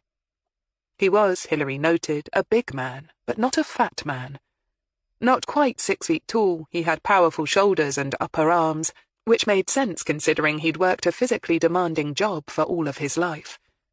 Even with the advent of labour-saving farm machinery, she was well aware that you still needed to be fit and have your fair share of stamina to work on a farm. She herself was a country girl, born and bred. His once black hair was now turning grey. He was clean-shaven and dressed in a thick pair of black trousers and a matching black woolly jumper. He walked to the window and glanced out, then turned and leaned against the wall next to the aperture. Hilary had no intention of taking the spare seat, and instead moved to lean against the wall opposite him. The light, what there was of it, on the overcast autumnal day, was now in her face, casting his details into negative light. It meant that she couldn't see his facial expressions at all, and she wondered if he'd done that deliberately, or if he'd just struck lucky. And she didn't think this man had been born particularly lucky. "Chloe painted a rather ugly picture for us yesterday, Mr. Dalton," she began, realising that there was very little point in shilly-shallying about with this man. Of her childhood, having Andrew Feely for a brother. Half-brother, he corrected at once. Yes, half-brother, Hilary conceded. By the sounds of it, he wasn't in any way brotherly at all towards her, was he? Sean grunted. "Little bastard," he said quietly. Hilary felt herself relax slightly. Well, at least he wasn't going to be hypocritical about it, which could only be of help. "You never got on?" Sean laughed suddenly. "Now that's an understatement. The thing is, I never stood a chance with him. He was only 6 or so when I met Karen, and he hated me on sight. I think he would have hated anyone Karen took up with after his father went inside. But the fact that I was black really gave him something to rant about. My working on the land didn't help either. When he got older, he regarded those who made a living through honest physical work with contempt. According to him, we were all chumps." "As opposed to someone like himself, a drug dealer, thief, and pimp," she said, pulling no punches. Again Sean Dalton gave a brief bark of not particularly amused laughter. "An entrepreneur, if you please," he said sarcastically. That was how the little bastard always referred to himself. As a businessman, a self-employed professional. Sean shook his head in disgust. "According to D.I. Barker's reports, you were working the land the day Andrew was killed," Hilary prompted. Sean nodded. "What else would I be doing? It was a bloody hot day. The troughs needed to be filled." "You work for—" She paused, for a moment not able to recall the name of the farmer who employed him. "Colin Woodbridge, yeah. I've worked for him for nearly 20 years now. A good bloke." "He must rate you, then," Hilary said blandly. "He does." "Trust you to get on with things, to do your job well?" Sean frowned, not seeing where she was going with all this. "Sure, why wouldn't he? I've been doing it for years, like I said." "So he wouldn't waste his time checking up on you and overseeing what you were doing?" "Ah," Sean said, finally getting it. "And yeah, you're right. That day, just like all the other days, he told me what he wanted done, and then got on with doing other jobs himself. And so yeah, I didn't have anyone who could vouch for me around the time Andy was getting himself knifed in the woods." For a moment there was a heavy silence as the brutal words and the imagery they conjured up seemed to settle in the air. As if acknowledging the ugliness of it, Sean sighed heavily. "Look, I didn't kill him. I know he made our lives a misery, but I wouldn't. I'm not saying he deserved what he got, though at times—" Again the big man stumbled to a halt, shoulders drooping, as if being unable to express himself properly was wearing him down. "Like I told that first detective, I was in the field opposite the water meadows, pollarding some willows along the river. I could see the woods from where I was, but not close enough to see who came and went. I heard Chloe and that friend of hers larking about a bit further downstream, but I couldn't put a time to it when she left either. I told D.I. Barker all this," he said impatiently. Of course, he hadn't told D.I. Barker about seeing Debbie Truman out and about that afternoon, walking that dog of hers along the hedge line, before setting off across the water meadows towards the stand of trees where they'd found his stepson's body. Why should he have? He liked Debbie well enough, and she had enough troubles as it was with that dope-head son of hers, without him making more waves for her. And he wasn't about to tell this latest detective about seeing her either. Well, not unless he absolutely had to, he thought uneasily. But if things turned dire, then maybe he might just have to. It was one thing to look out for your neighbours, but if your back was to the wall, it was those nearest and dearest to you who had to come first, right? Everybody knew that. He broke off with a heavy sigh. Look, I really don't see the point of dragging all this up again, he said. Can't you just leave it well alone? It was years ago and we've all moved on with our lives. Raking it all up again is causing everyone a lot of pain and hurt. You don't care that Andrew's killer was never caught? Hilary asked, making sure her tone sounded sharp and surprised, though she wasn't in the least surprised at all. In fact, given what they were beginning to learn about the sadistic nature of the dead man, she would be surprised only if she came across someone who did seem to care what had happened to him. I don't, Sean said quickly, then just as quickly broke off. Again he shook his head, a shade helplessly. I just don't think going through it all over again will do any good, that's all. My Chloe doesn't need it, not when she's all set to do so well. And Jade and little Brianna certainly don't need reminding of it all. Or Karen. The whole damn village is beginning to talk about him again, just when things had returned to normal. Now everyone's looking at us sideways again, or saying how sorry they are for our trouble. It's depressing, frustrating. Even dead, he's still making problems for you, it seems. Hilary commiserated softly. Sean Dalton shot her a quick, angry look. Is there anything else? He challenged. Do you have any idea who killed your stepson, Mr. Dalton? I always assumed it was someone he crossed in his so-called business, the big man said flatly. Ah, yes, the stranger. Everyone keeps telling me the same thing, Hilary remarked blandly. But I've worked many murder cases, Mr. Dalton, and you'd be surprised how often this mythical stranger never existed at all. 9 times out of 10, people are killed by those closest to them, like stepfathers. Of course, Hilary knew the statistics were different when drug dealers were involved, but she wanted to rattle him a bit, see what she could unearth. Sean shrugged. You think I don't know I'm a suspect? He asked wearily. How could I not be? Everyone knows Andrew hated me and made my family's life a misery. Of course people wonder, but I didn't kill him, he insisted. Not even to keep your daughter safe? Hilary asked gently. Sean Dalton stiffened angrily. I kept Chloe safe, don't you worry about that. He used to bully her, she tells us, especially verbally, calling her racist names, even making vague death threats against her. Gareth moved a little forward on his chair, his eyes on Sean Dalton's big, calloused hands, which were now clenching and unclenching into fists. He glanced at his walking stick, making sure it was within easy reach. Hilary, too, was watching her witness closely. Whilst it often paid to make hostile witnesses angry, in the hope that wrath would lead them into saying things they'd prefer to keep secret, there was always the risk that you could provoke them into actually attacking you. But for all the big man's tenseness, her instincts told her that neither she nor the new boy were in any real danger. I know what the little bastard was like, Sean gritted. I don't need you to tell me.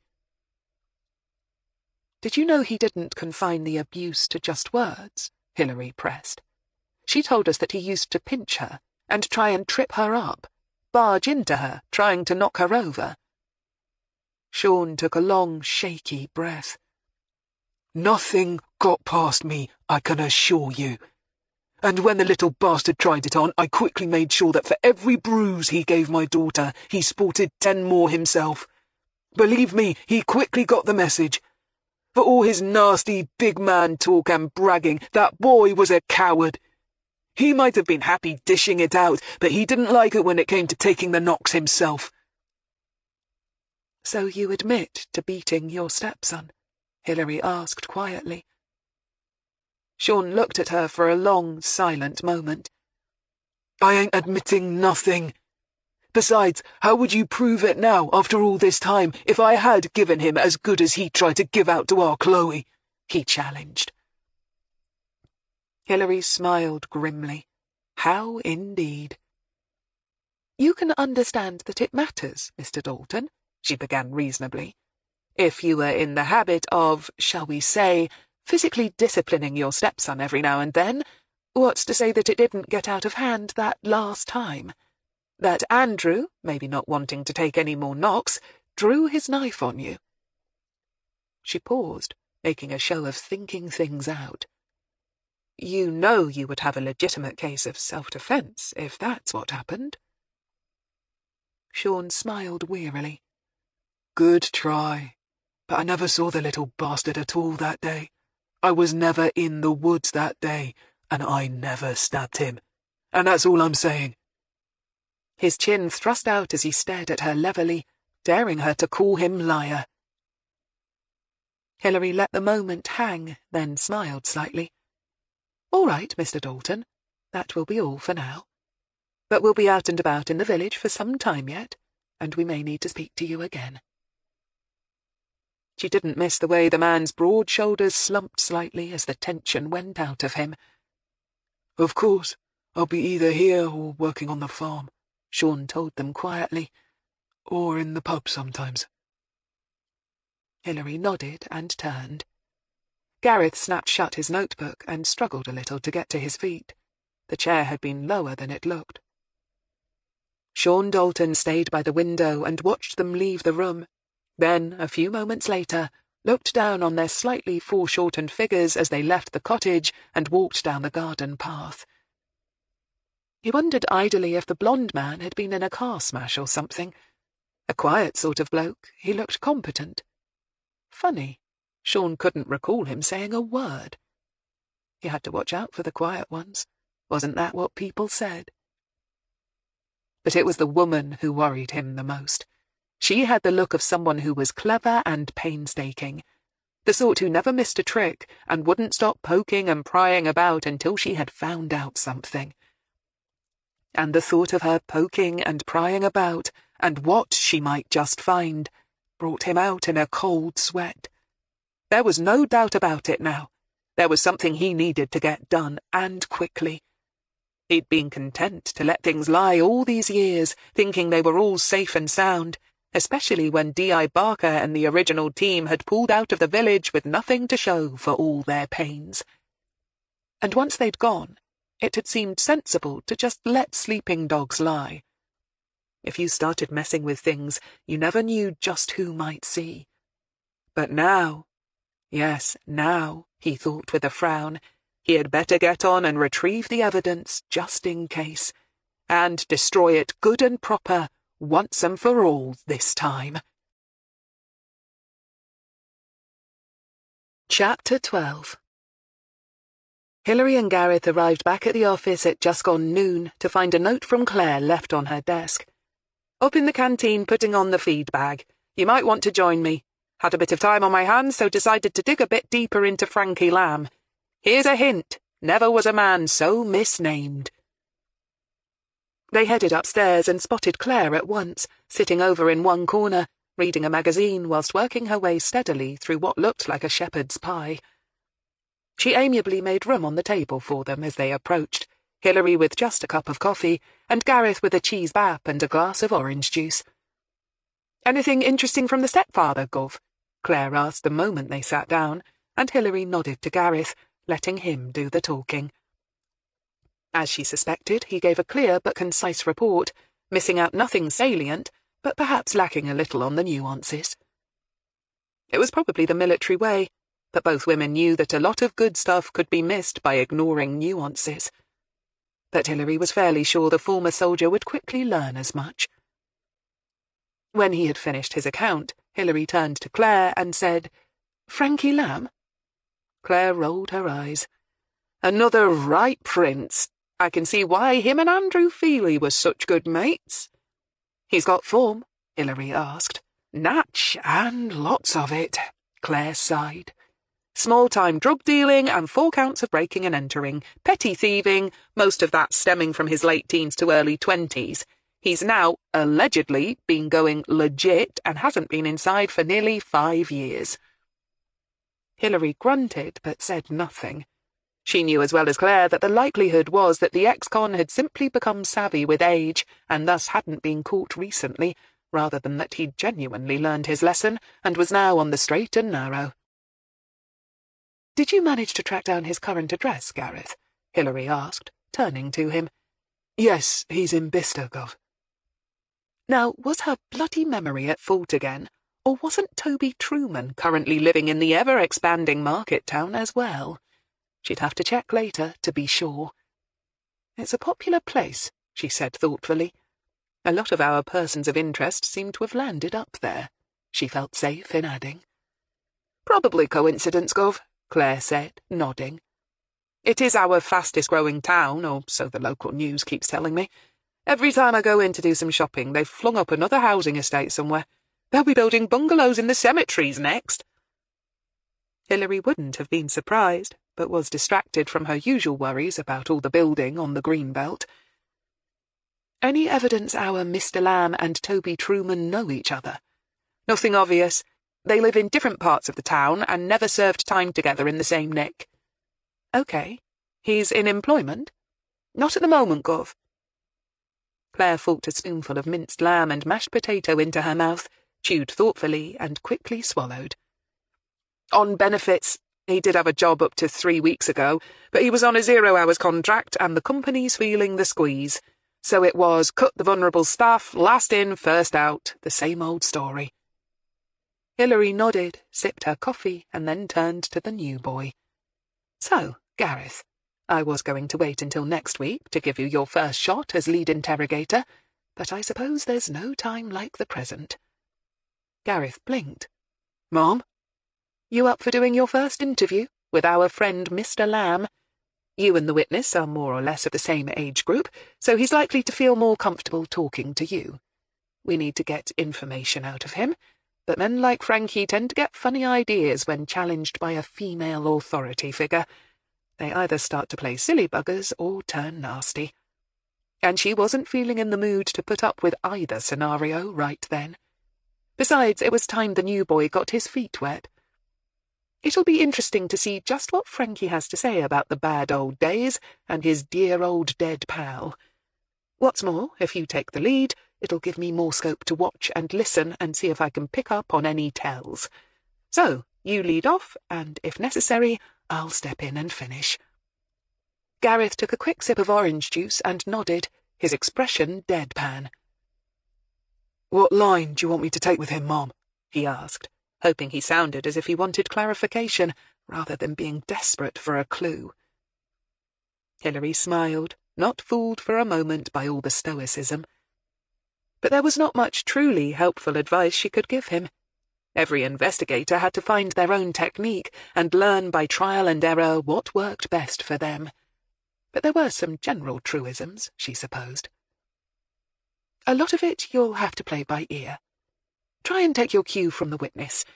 If he seems loquacious, just let him have his head and babble away, but try and keep him on topic. If he's surly, ask specific questions and keep asking them until he gives you a satisfactory answer. We already know from the original team's reports that Frankie wasn't in Tackley on the actual day of the crime, having been seen out and about drinking in Oxford, so he's not in the frame for it. Mind you, his drinking buddies weren't the most reliable, and might have been telling porkies on his behalf.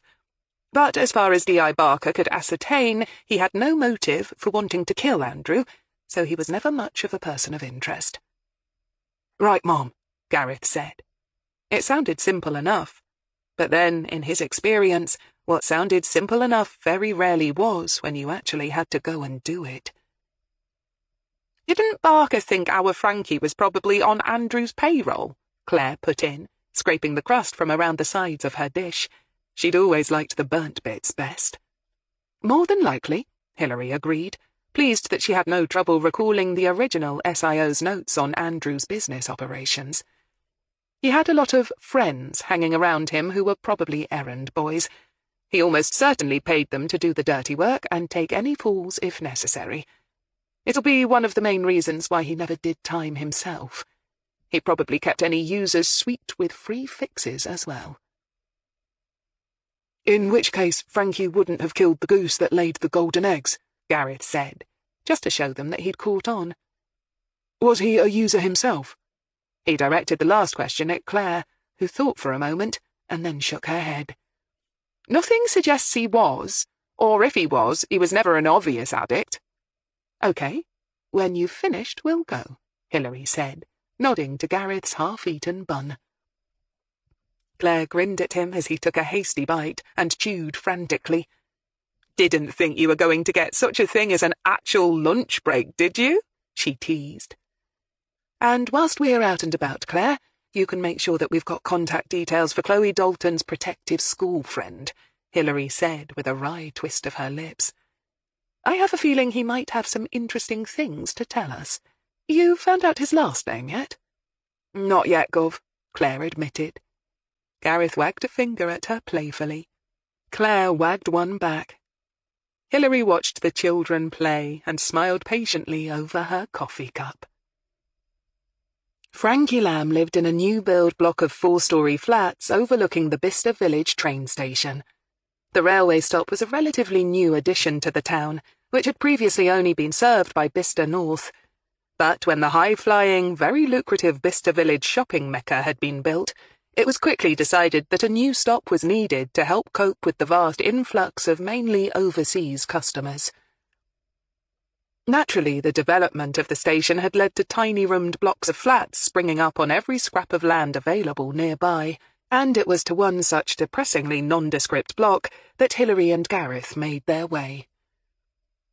The lifts in the tiny lobby were clean and working, but Hilary couldn't help but wonder how long that would last. The former bestie of their murder victim lived on the 3rd floor, in a corner unit, and was actually in when they knocked on his door. Hilary had half expected to have to roust him out of a local pub or pool room somewhere. Frankie Lamb looked more like a fox than any relative of a sheep, with reddish-brown hair, a sharp, pointed face, and alert, light brown eyes. He wasn't big, standing a few inches shorter than Hilary, but he had a wiry, naturally fit-looking build that would probably stand him in good stead should he ever manage to reach old age. Yeah? He looked from Hilary to Gareth, his eyes noting the scar on the face of the male half of the duo, and then dropping to his walking stick. Hilary knew he hadn't missed seeing the slightly misshapen left hand either, and the fact that this man had automatically checked Gareth out to see what kind of a physical threat he might pose, should it come to violence, told her a lot. He was the kind who didn't miss much at all, the sort who was always watchful for something that he might turn to his advantage, constantly alert for a weakness that could be exploited. She wouldn't have been at all surprised to learn that blackmail was his favourite pastime, which would explain how he could afford to live in even the smallest of flats all by himself, for even before being invited in, she would have bet money that this man had no need of a flatmate in order to try and help him make the rent. Even as she was thinking all this, Hilary reached for her ID and displayed it, prompting Gareth to do the same. This they did without a word, and also without a word, Frankie Lamb studied them closely.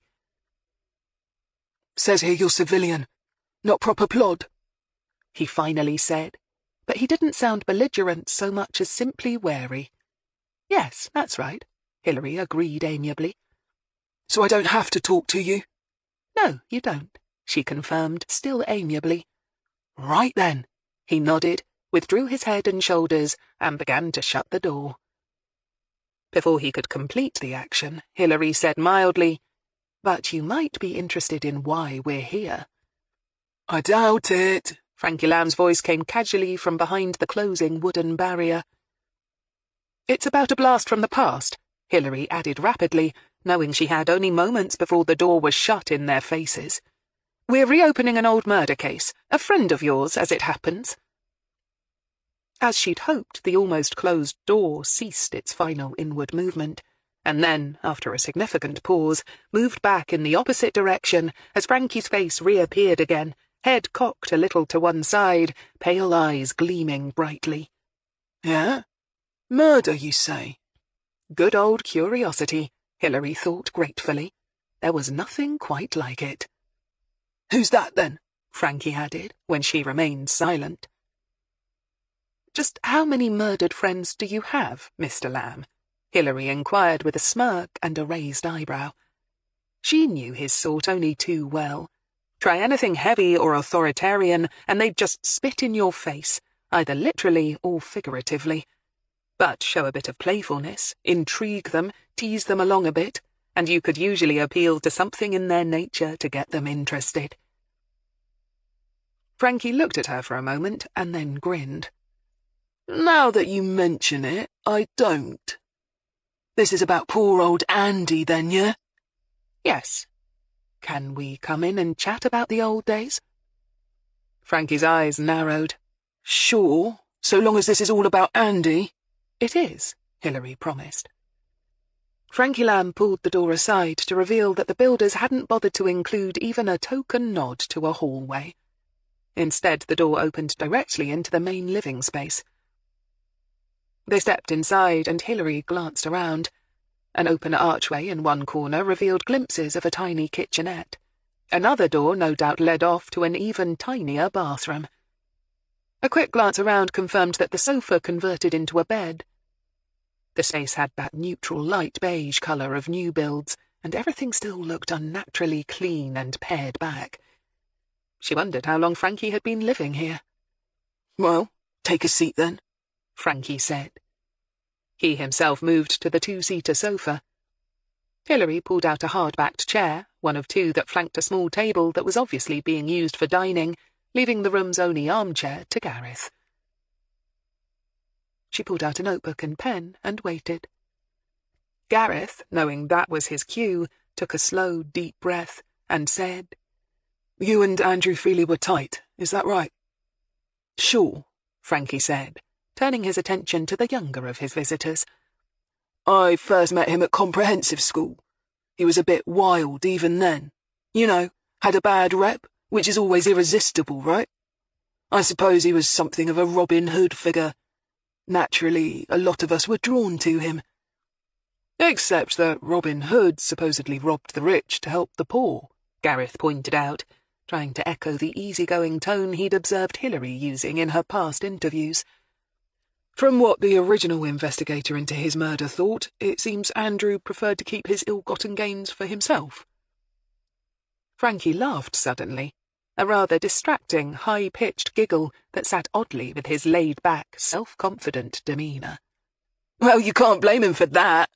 Everyone has to make a living, don't they? He asked reasonably. Gareth's lips firmed into a tight line at this, and Hilary tensed a little, worried that he'd let his indignation get the better of him. But she need not have worried, as the former soldier forced himself to merely nod. I believe you used to work for him. Work for him? Frankie echoed, almost teasingly. No, I wouldn't say that exactly. We were mates, see? We hung around, drank a bit, played cards for money sometimes, you know, stuff. Sometimes in Tackley, the village where he lived, Gareth clarified. Yeah, that's right. A right hole in the middle of nowhere. You were staying in Kidlington at the time? Yeah, hardly a metropolis, Frankie said scornfully. But at least it had a bit of life in it. I'm surprised you used to hang out in a dead hole like Tackley, then, Gareth said. Frankie shrugged his narrow shoulders. What can I say? Andy liked it. He said it was quiet and private-like. Ah, so his customers felt safe going there to buy from him. Frankie shrugged again. Wouldn't know nothing about that, mate. Like I said, we hung out in that caravan of his mostly. And Andrew never paid you for doing little odd jobs for him?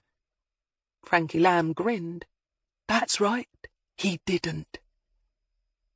Hilary could tell that the little scrote wasn't going to be drawn on that line, and was relieved when Gareth made it plain that he had also sensed the same thing by changing his line of questioning.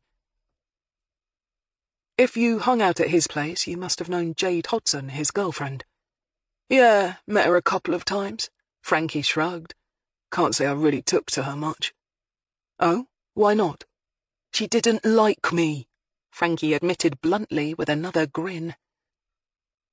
Hilary, taking notes, thought that showed exceptionally good judgment on Jade's part, but kept her amusement strictly to herself.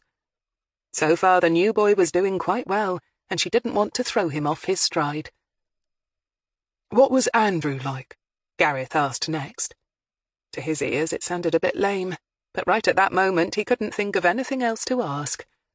Andy? Well, like I said before, he was a bit of a wild card, to be honest. You never quite knew what he was going to do next. Know what I mean? I'm not sure that I do, Gareth said, deadpan. Huh. I mean, don't get me wrong. He was always a good laugh and all that. But I reckon he had a kink somewhere. A kink? Yeah. You know, up here, Frankie said, tapping his temple. Me, see? You give me enough dosh for some good nosh, plenty of booze, and spending money to keep the ladies satisfied, and I'm happy. I take life as it comes and make the most of it. I don't much care about anything else. I reckon most of us are like that if we're honest with ourselves. But Andy, he seemed to take a lot of things personally, feel a lot, you know, really take things to heart. When he got pissed, he got really angry, like pacing and punching the walls angry.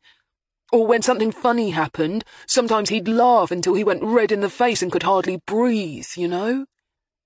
He was emotional. Yeah, sort of, Frankie said dubiously, but hard with it. No, you know, I reckon you've got that wrong. More often than not, he was the exact opposite. Totally unemotional, I mean, like a robot. Ah, hell, he was sort of all over the place, I suppose, he added, sounding annoyed with himself for not being able to make it clear what he meant. He kind of reminded me of a character from a Quentin Tarantino film, you know? All cold and sod the consequences sometimes, as if nothing could touch him one moment, and then prepared to slit your throat if you said something that touched him on the raw. I'm not explaining this very well, am I?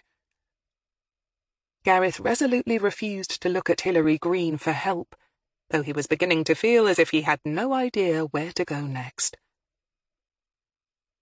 We know he had issues with his family set-up. Gareth clutched the first straw he could think of, especially with his stepfather. Tell us about that. Oh, yeah, Frankie agreed at once. And he really hated him. Mind you, I think he kept most of his real venom for that little sister of his. Poor kid. He had a real down on her. You ask me, he had mummy issues. Frankie nodded wisely. That's what all the shrinks say, isn't it? He resented his little sister having all of Mummy's attention. He grinned across at Hilary. Hilary didn't rise to the bait. Gareth cleared his throat. So he resented the attention his mother spent on Chloe, you say? He kept on doggedly. Oh, yeah. He used to sneer about the little princess. He was always complaining about her. Mind you, not long before he carked it, he'd begun to hint that he had got something on the brew about her. Oh, any idea what? Gareth asked quickly, as Hilary too pricked up her ears. No idea. Frankie shrugged, disappointing them both. But he was sort of gleeful about it, you know, like a kid hugging a great secret to himself. Whatever it was, the poor cow would have gone through it, I can tell you that. But then he got stuck with his own knife, so I reckon she had a lucky escape. To be honest, I wasn't that interested when he got all squirrely. You just sort of had to accept that Andy had a kink, like I said, especially about women, and let him get on with it. I used to just zone him out whenever he began spouting off. Like I said, I like women. He again glanced at Hilary, as if expecting approval. Hilary continued to scribble down her notes. We know that some of Andrew's customers were women. Is it true that he used to let some of them pay for their gear by pimping them out? Gareth asked. Hilary made a great show of shifting in her seat. Gareth shot her a quick look, realised he'd done something wrong, thought about it for a moment, and then came up with what he thought was the probable cause. You never gave out information, only asked for it. He could remember Superintendent Sale telling him that shortly after he'd been given the job. It was rule number 1. Damn. Frankie, unaware of his unease, gave that slightly unnerving, high-pitched giggle again. Oh yeah, that was Andy all over. You ask me, he got a kick out of seeing people humiliated. I remember there was this one girl living in the village who must have pissed him off somehow, 'cause he told me that he was going to make it his mission to get something on her just so that he could... Well, Frankie, suddenly realising that he might be leading himself into that particular brand of hot water that barristers called accessory before the fact, hastily bit off the rest of it. But that was Andy all over, he finished, somewhat lamely.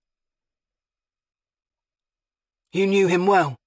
Do you have any ideas who might have killed him? Gareth asked brusquely, not wanting to give the witness time to ruminate on the fact that inviting the cops in for a chat might not have been such a good idea after all. Nah, but I can tell you this. I was surprised when I heard about it, Frankie said. Oh, why? Well, Andy was nobody's fool, was he? He was always careful. For a start, he carried that knife with him everywhere, didn't he? He knew how to look after number 1, all right. And he wasn't too proud to leg it if he thought that was what was needed.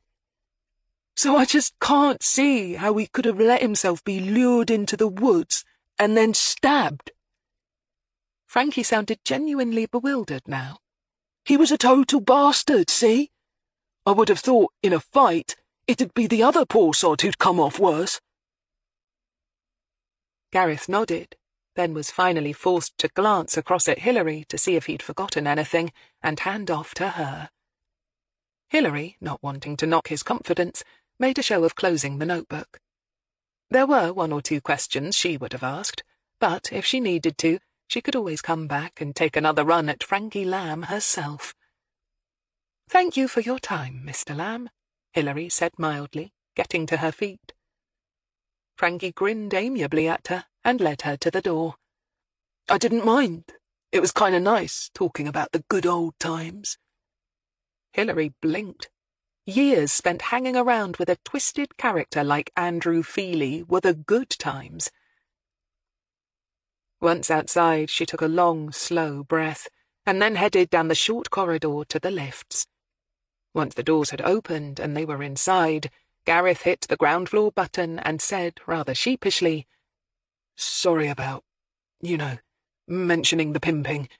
We never let on information about the case, I do know that. Don't do it again, Hilary said mildly. No, Mom. All in all, you did well. Thank you, Mom.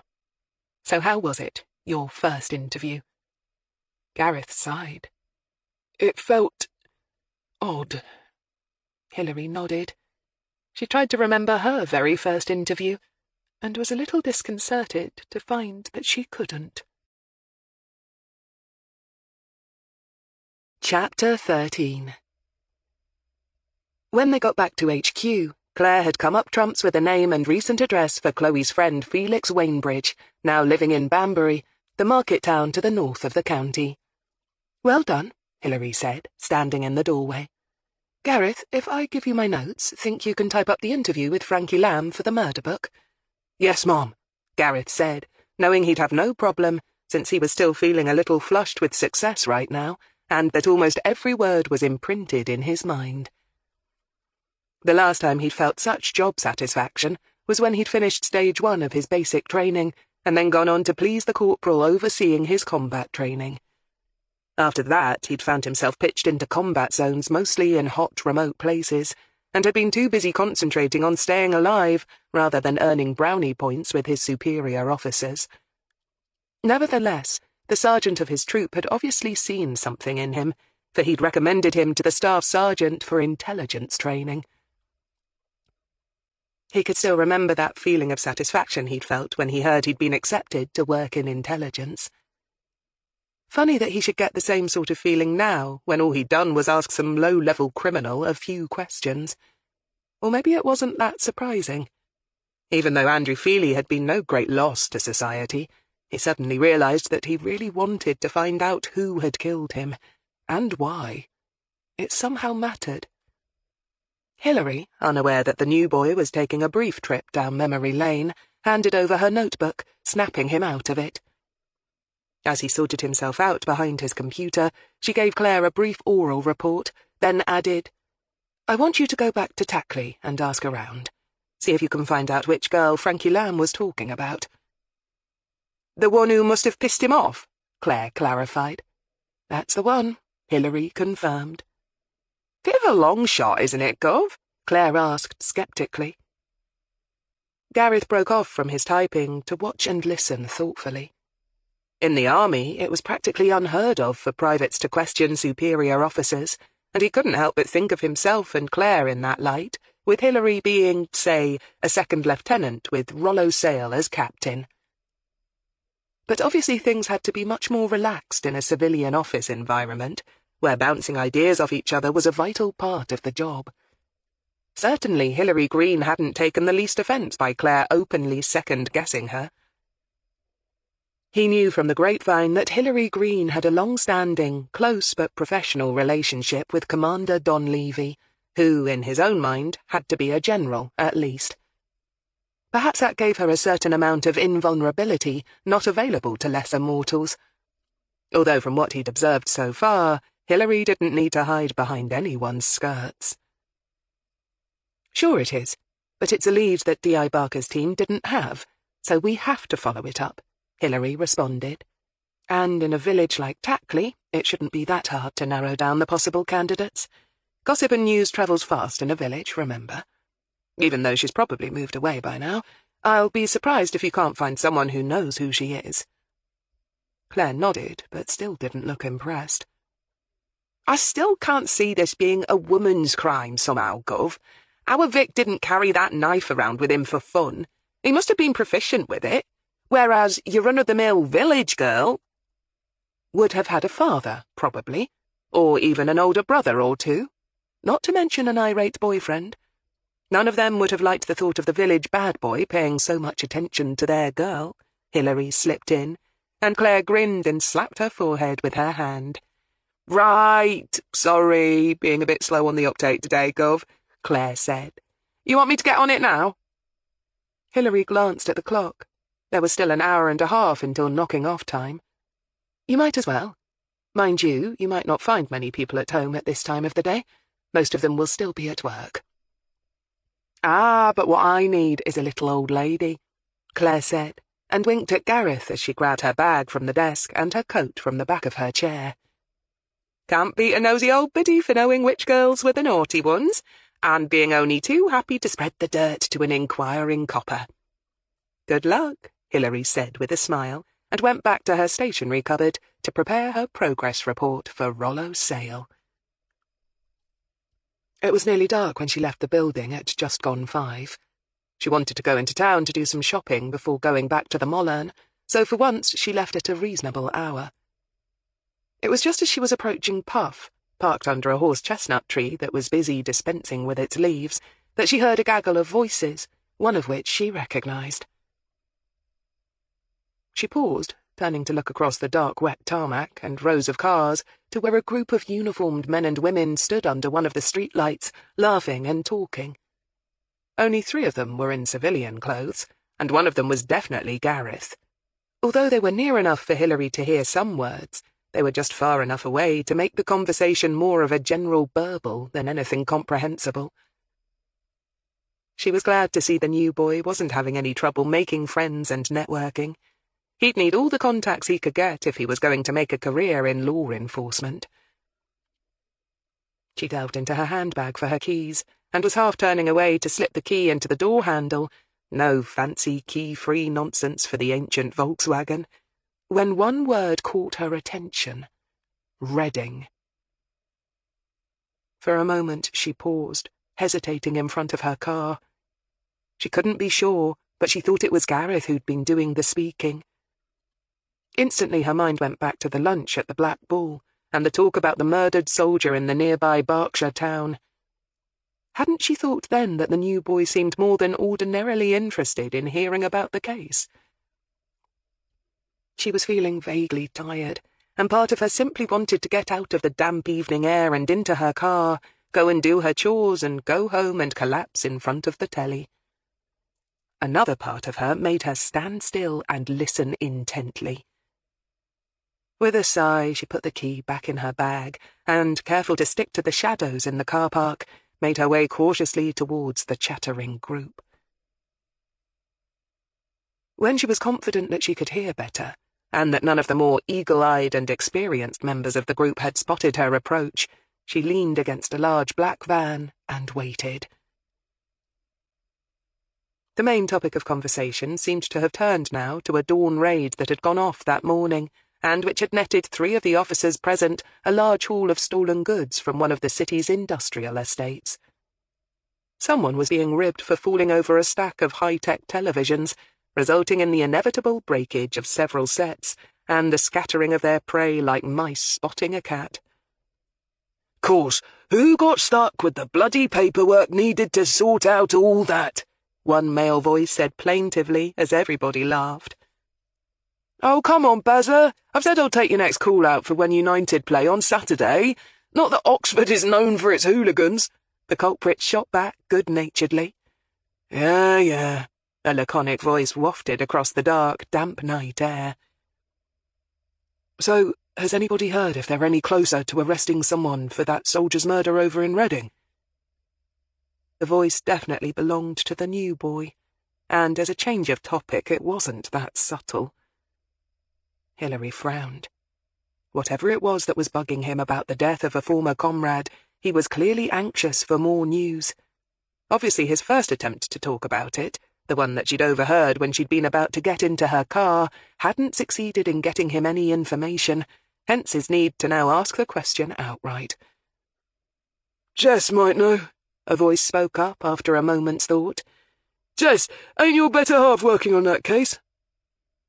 "He's not my better half anymore. We broke up last month. Bloody hell, keep up with the latest gossip, Keith, you moron," a plaintive female voice piped up. There was more general laughter, then the same woman spoke again. "Last I heard, they might have had a witness who saw the Vic talking to someone on the street after leaving the last of the pubs on his pub crawl. Why?" "Oh, no reason. We ex-squaddies like to keep up with stuff when it concerns one of our own, that's all," Gareth said nonchalantly. Like all people who worked in intelligence, they never admitted to intelligence gathering. "So, you think they stand a chance of getting somewhere, then?" he pressed. "Maybe," Jess said, but was clearly not interested. Gareth, taking the hint, said casually, "Speaking of Reading, do you think they stand any chance in the playoffs?" The talk turned eagerly to football, and Hilary moved away, making her way back to Puff as surreptitiously as she'd left him. This time she slipped behind the wheel and sat there thinking for a moment or two. The new boy had been wise to back off and change the subject when he did. Trying to pump coppers for information was not a good idea. It never took them long to twig what you were doing. She frowned slightly in the darkness, not liking what she'd heard, but still disinclined to give it too much credence. So what if the new boy was interested in hearing about the murder of a former soldier? Like he'd just said, it wasn't so surprising that he'd be interested. "Yeah, right," a little voice snorted at the back of Hilary's head. With a sigh, she gave in to the inevitable, and ran through her mental list of the cops that she knew in Reading and who owed her a favour. It didn't take her long to come up with 1 or 2 possibilities. Wearily, she put the key in the ignition and switched on the headlights. When she got back to the boat, she'd have to put in a few calls and see if she could find someone to do her a favour and just have a little nose around the murdered soldier case on her behalf, just to see if there was anything in the wind that pinged on her radar. It was probably nothing, but it was always best to make sure. And with that thought, she lifted the handbrake, slipped into gear, and swore at Puff roundly as he shuddered, coughed, and went silent.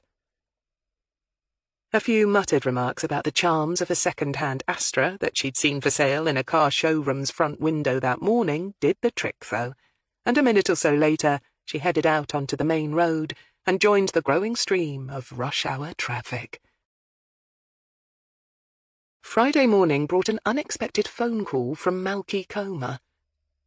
It took Hilary a moment or two to recognise his voice, but when she did, she leaned back a little in her chair and reached for a notebook. "Mr. Comer, how can I help you?" she asked mildly. You told me to call you if I should remember something. About Andy, I mean. Hilary's heart picked up a little, but only a little. She'd had too many phone calls in her career that had sounded hopeful at first, only to end up disappointingly fizzling out into nothing. "And have you remembered something?" She chivied him along. Yeah, well, it's not much, I mean. That's why I didn't mention it before. It was only a school kid kicking off, talking big the way they do. Hilary took a long, slow breath, reminded herself that patience was a virtue and all that jazz, and tapped the pad with her pen.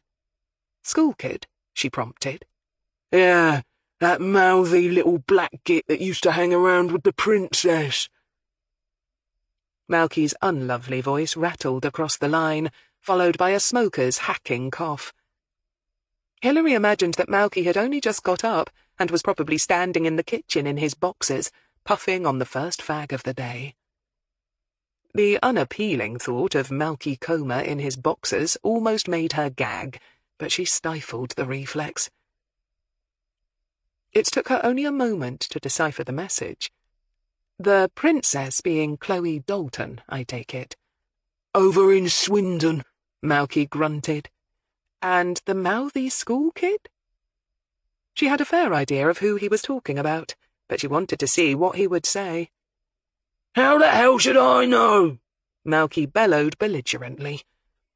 I couldn't care less who Karen let her precious little darling hang around with, let alone remember their names. And I don't say that I took it seriously at the time when Andy told me all about it, because I didn't. And neither did Andy, come to think of it. He just laughed it off. Hilary sighed, trying to sort out the less-than-clear statement into some sort of order. "All right. So what was it that this unnamed school kid did or said that you've only just remembered?" She kept her tone of voice sceptical and disinterested, mainly because she knew it would rub Malky the wrong way, thus making him even more eager than ever to come up with something, just to have the satisfaction of feeling he'd put one over on her. But in reality, her heart had slowly begun to do that anticipatory little pitter-patter again. Oh, not much, Malky's voice drawled sarcastically in her ear. He only threatened to kill my lad, didn't he? And with that, he must have slammed down the receiver with a great deal of smug satisfaction, because the only thing Hilary could hear now was the dialing tone once more. She hung up thoughtfully. No doubt, over in Swindon, Malky was standing by the phone, confidently expecting her to ring back, all excited, begging for more details. More fool him. Hilary was in no mood to indulge him. But talking to Felix Wainbridge had now just been raised to the top of her to-do list. Hilary let Gareth drive in his car to Banbury. Although she could tell the car had been adapted to help him overcome the problems caused by the weakened left side of his body, he seemed to have no difficulty in driving longer distances, which was good to know. Sometimes their cold cases required them to travel further afield than the area covered by Thames Valley. Did Claire find out where Felix works, Mom? Gareth asked as they idled at the traffic lights just outside Adderbury. Yes, at a mobile phone shop not far from the cross. Banbury Cross, of the nursery rhyme fame, often disappointed tourists, who found it stuck on a roundabout in a busy market town that, at first glance, didn't look particularly medieval. The famous monument was surrounded more or less on all sides by roads lined with shops, and they were lucky to find a parking space in a small car park a little up the road from it. The car park was situated on a sharp slope, though, and Gareth was careful to walk steadily until he gained more level ground. He tried to pretend it didn't annoy him that he had to do so, but underneath he still felt bitter resentment at every compromise he and his new body had to make. His face, however, showed nothing. "This is probably the place," Hilary said somewhat dubiously a few minutes later, after they'd turned down the main shopping street that would eventually lead to the marketplace. But mobile phone shops weren't exactly thin on the ground, unlike some of the big chain shops that had all gone to the wall recently. Barbers' shops, on the other hand, she noticed, seemed to be doing all right. Inside, a girl in her late teens, who was obviously obsessed with facial jewellery, was talking to a customer at the counter, going over all the features of the model that the customer had selected. According to the metal-bedecked girl, the phone could do anything with the possible exception of launching a NASA satellite, and maybe it could even do that if the customer had the proper tech skills. At one of the shelves closer to the door, a tall, lean black man was busy stacking neat boxes of the shop's wares into a glass-fronted cabinet. She walked closer to him, and, when he turned to acknowledge her presence, said quietly, "Mr. Wainbridge? Felix Wainbridge?" For a moment he looked disconcerted, having expected them to ask him a question about the merchandise. Then his look moved from Hilary to Gareth, then back to Hilary again, and he nodded to himself. Hilary wondered who it was that had warned him that he could expect a visit from the police sometime soon. And the obvious answer, of course, was his old school friend Chloe. "Yes," he said mildly. Hilary discreetly displayed her ID, and Gareth promptly followed suit. When Felix barely glanced at them, but immediately looked around to see who might be watching them, Hilary was sure she was right. This man had been warned well in advance that he would need to prepare himself to answer questions about the murder of Andrew Feely. "I'll take a break. We can sit and talk on one of the benches by the church." He nodded back up the road. "It's not raining, is it?" "No," Hilary agreed. For once, intermittent sunshine was doing its best to dry some of the dampness of the previous days, but she doubted it had had much luck. Still, if the witness preferred to sit on a damp wooden bench, she wasn't going to argue. "Chantal, I'm taking a coffee break, okay?" he called to the other side of the shop. "Sure," the girl said, barely breaking off her spiel to her young male customer, who seemed to be more fascinated by her line of nose studs than the handset she was demonstrating. Felix disappeared briefly behind a discreet door in the back wall of the shop, returning less than a minute later, shrugging his arms into the sleeves of a blue-and-white anorak. They said little as Felix led them up the busy pavement towards the church, and then through a set of large wooden gates. Being right in the middle of the town, the place of worship didn't have a particularly large graveyard, but sure enough there was a wooden bench set back by an ivy-clad wall, situated under a slightly dripping yew tree. Hilary hoped one of the drops wouldn't magically find its way down the back of her neck, as they usually seemed to. "Thames Valley are taking a second look at the murder of Andrew Feely, Mr. Wainbridge," Hilary began, once they were all seated. Gareth, to minimise the contact of his trousers with the damp and potentially dirty bench, was sitting right on the edge of the seat. He suspected that it wouldn't be long before this somewhat awkward position started to make his legs ache. "I see," Felix said blandly. "You knew Andrew's half-sister Chloe very well, I understand," she used as her opening gambit. Felix smiled and nodded. "Yeah, Little Chloe Dalton, he mused softly. How's she doing these days? Don't you know? Hilary asked mildly. I was sure you must have talked to her only recently.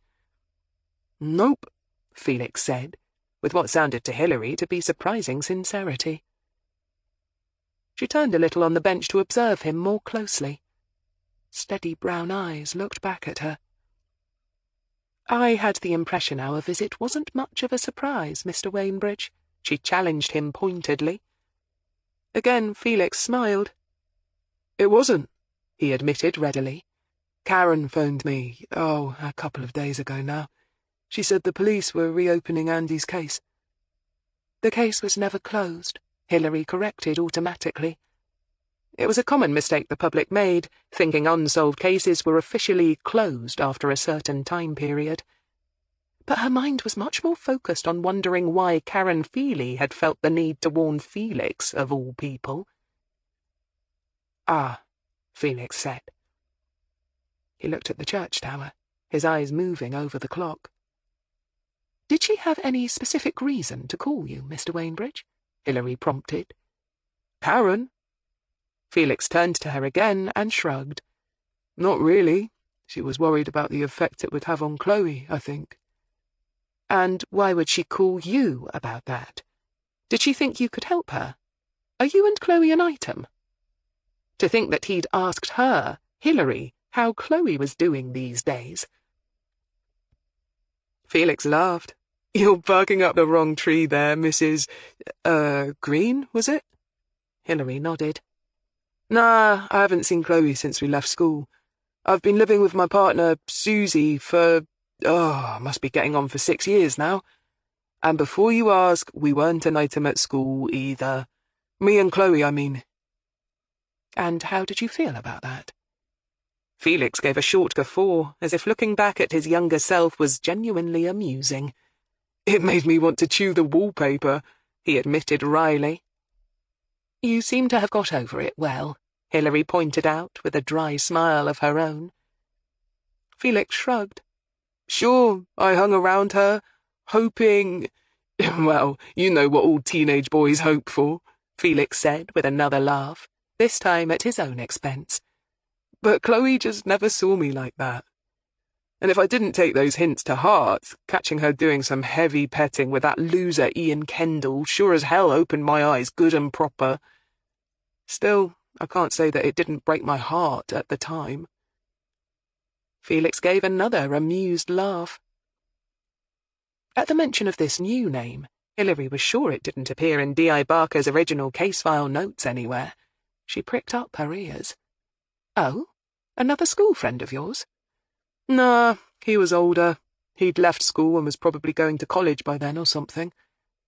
So he'd be, what, 18? 19? Hilary pressed. Yeah, I reckon. That's some age gap when the girl is underage. She wasn't yet 15, was she? Hell no. But you don't need me to tell you that girls grow up way faster than boys, Felix pointed out. So you're saying Chloe was sexually active when her brother was killed?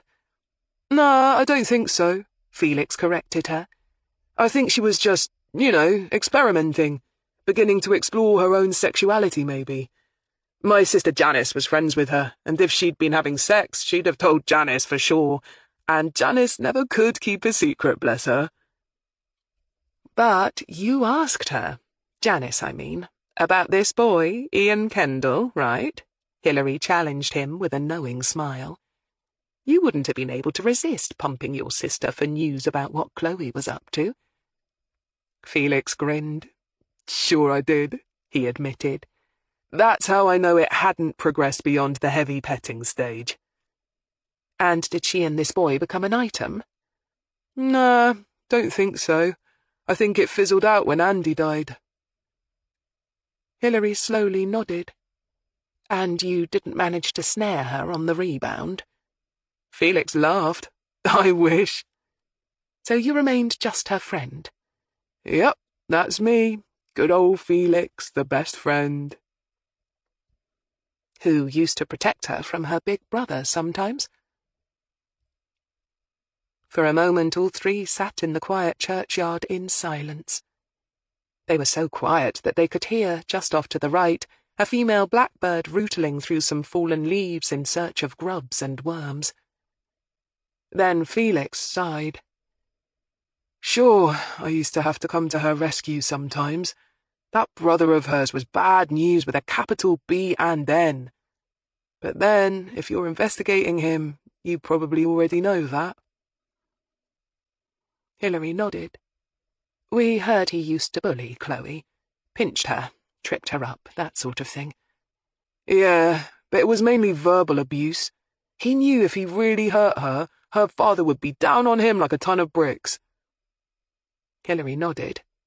It was nice to have Sean Dalton's take on the Feely family affairs confirmed by an outside source.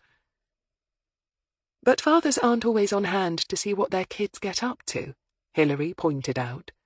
The life of a teenage schoolgirl and the life of a parent are very different. It takes another school pal to have an insider's knowledge about what really went down. Felix sighed. Yeah, I'd say that was a fair statement. So, how often did you have to play the knight in shining armour, Felix? Hilary asked bluntly. Often enough. Mostly, like I said, Andrew just spewed his vitriol and left it at that.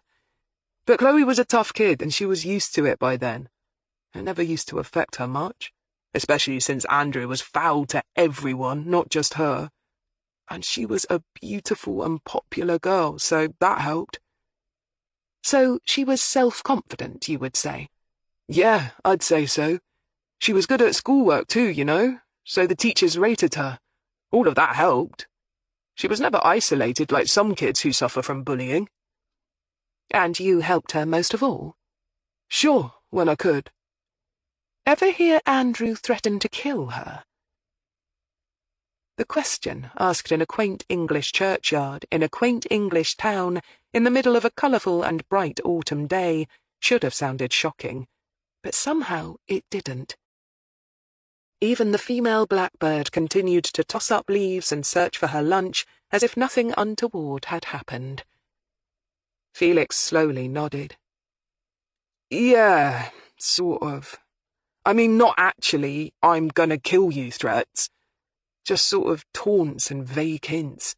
You know, you won't be around for long, or enjoy it while you can. You know, that sort of thing.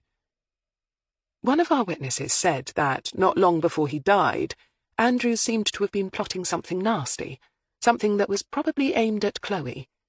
He seemed sort of gleeful, as if hugging a secret to himself. Did you ever notice anything of the kind? Nah, can't say I did, Felix said, after a short, surprised moment of thought. But then, I never made it a priority to be around Andrew. Quite the opposite, in fact. I did my best to avoid him at all costs. But it wouldn't surprise me. That kid had a real twist in his makeup somewhere. He had a way of winding people up, you know? Hilary nodded. The school had a teacher training day the day that Andrew died, is that right? Yeah, I remember we had the day off. It was summer, and we were all happy as Larry to get a day off. Did you see Andrew that day? Nah. The only one I saw from the village that day was Toby Truman. He was just going back into this garden. He looked a bit goofy and glassy-eyed to me. Me and a mate, Dwayne Chalmers, hung out, playing games at his place. Then we went into Oxford that afternoon. Hilary nodded. Do you know where Dwayne is now? She asked. She didn't think D.I. Barker's original investigation had paid too much attention to Felix or his alibi, and she wanted to rectify that, especially after meeting this self-possessed, slightly laid-back man who seemed to be going out of his way to be helpful in a curiously non-committal sort of way. Felix once more looked at the church tower. Dwayne died last year. Cancer, he said flatly. I'm sorry to hear that, Hilary said. She had not mistaken the slight pause her witness had given just before he'd mentioned Dwayne's name, and of course a dead friend couldn't prove or disprove an alibi. Felix looked at her knowingly. Yeah, I can see how you would be. You were what? 14, 15, when Andrew was killed, she pressed on, her voice as bland as his own. 15. I imagine you were big for your age. I grew up fast, yeah. Did much sport at school? Yeah, rugby and tennis mostly. So you were fit and strong? Felix smiled, still looking at the church clock. Uh-huh. Did you come across Andrew Feely in the woods that day? Nope. Do you have any idea who killed him?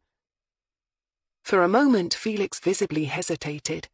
Then, realizing that he did, slowly smiled again. We all had ideas, Mrs. Greene. Most of the village seemed to think one of his junky customers did for him, so they could get their fix and not have to pay for it. Do you know who killed him? Hilary patiently rephrased the question.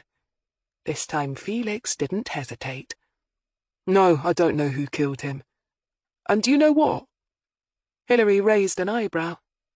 I don't care, Felix said, and gave her another amiable grin. Chapter 14. Toby Truman was not best pleased to see them back again, and this time, after abandoning the bar and his less-than-pleased colleagues, he led them a shade sullenly outside to one of the garden tables. Needless to say, on a cool autumn day, nobody was outside eating, and they had an uninterrupted view of the roundabout with its constant traffic and the scent of petrol fumes. Nice. What now, for Pete's sake? Do you want to get me fired? Toby grumbled, sitting down on a white plastic chair, wincing a little as he realized that he should have made sure it was dry before parking his backside. No, but that's what sometimes happens when you tell us porkies, Hilary said sharply. Beside her, Claire reached for one of the laminated menus, running her eyes wistfully down the list of choices. It was the usual fare: burgers, chips, grilled meats, and salads. The hunter's chicken looked good, she mused, but knew that Hilary wouldn't be happy with her if she indulged her grumbling tummy by ordering something. What do you mean? Toby said, looking from Hilary to Claire warily. I mean, Hilary sighed, you weren't exactly honest with us about your activities on the day that Andrew was killed, were you? And unluckily for you, you were seen, she added, her voice flat and hard, and left it at that. As she'd known he would, Toby began to sweat and look panic-stricken. He swallowed hard several times, his Adam's apple bobbing up and down in his neck like a demented yo-yo. No doubt he was frantically going over the fatal day in his mind, trying to remember who it was that might have seen him.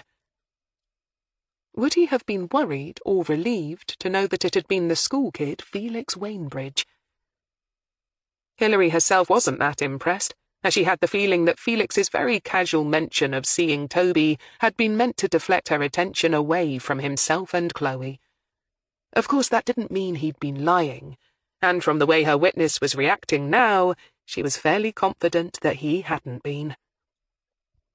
I don't know what you mean, Toby said feebly at last. Hilary sighed and looked across at Claire. I hate it when they lie to my face, she said plaintively. Claire grinned. I know what you mean, Gov. It feels so disrespectful, doesn't it? Like they think you were born yesterday. It's aggravating. Her eyes went to the drinks menu, wondering if they did those lovely thick milkshakes here. They were a bit of a nemesis for her, those ice-cream-laden drinks. She could never resist the damn things. You were seen, Toby, Hilary reiterated, her voice going hard. That afternoon, going back to your house, all glassy-eyed and happy-hippy. Happy-hippy, Claire repeated, slightly startled. She shot Hilary a look and saw that her governor's lips were twitching. On cue, she began to laugh herself. It totally disconcerted the young man to watch the two women openly laughing at him, for at first he flushed red, then went rather pale. Come on, Toby, Hilary sighed wearily. We're not interested in a drugs buy you made 8 years ago. But we know you must have seen Andrew sometime shortly before he died and bought from him, and that is something we want to know about. So spill what happened, what or who you saw, and anything else that you can remember about Andrew and the woods that day. Then we'll get out of your hair." For a moment Hilary thought he might actually do just that, but then common sense took over, and he began to look stubborn. "I don't know what you're talking about, and your witness must have had rocks in their head. I never went anywhere near the woods that day. I didn't even see Andy." "Did you kill him?" Hilary asked flatly, as if he hadn't bothered to deny it. "No!" Toby squeaked. He straightened up in his chair, looking properly frightened now, and shot glances from one of them to the other. "You can't pin that on me!" Claire, more to keep her eyes off the menu than for any other reason, kept her eyes fixed firmly on him, staring at him unsympathetically. "Honest," he added, a shade pathetically. "Andrew scared me, see? He was a scary bloke. I only ever went near him when I wanted some... I never saw him that day."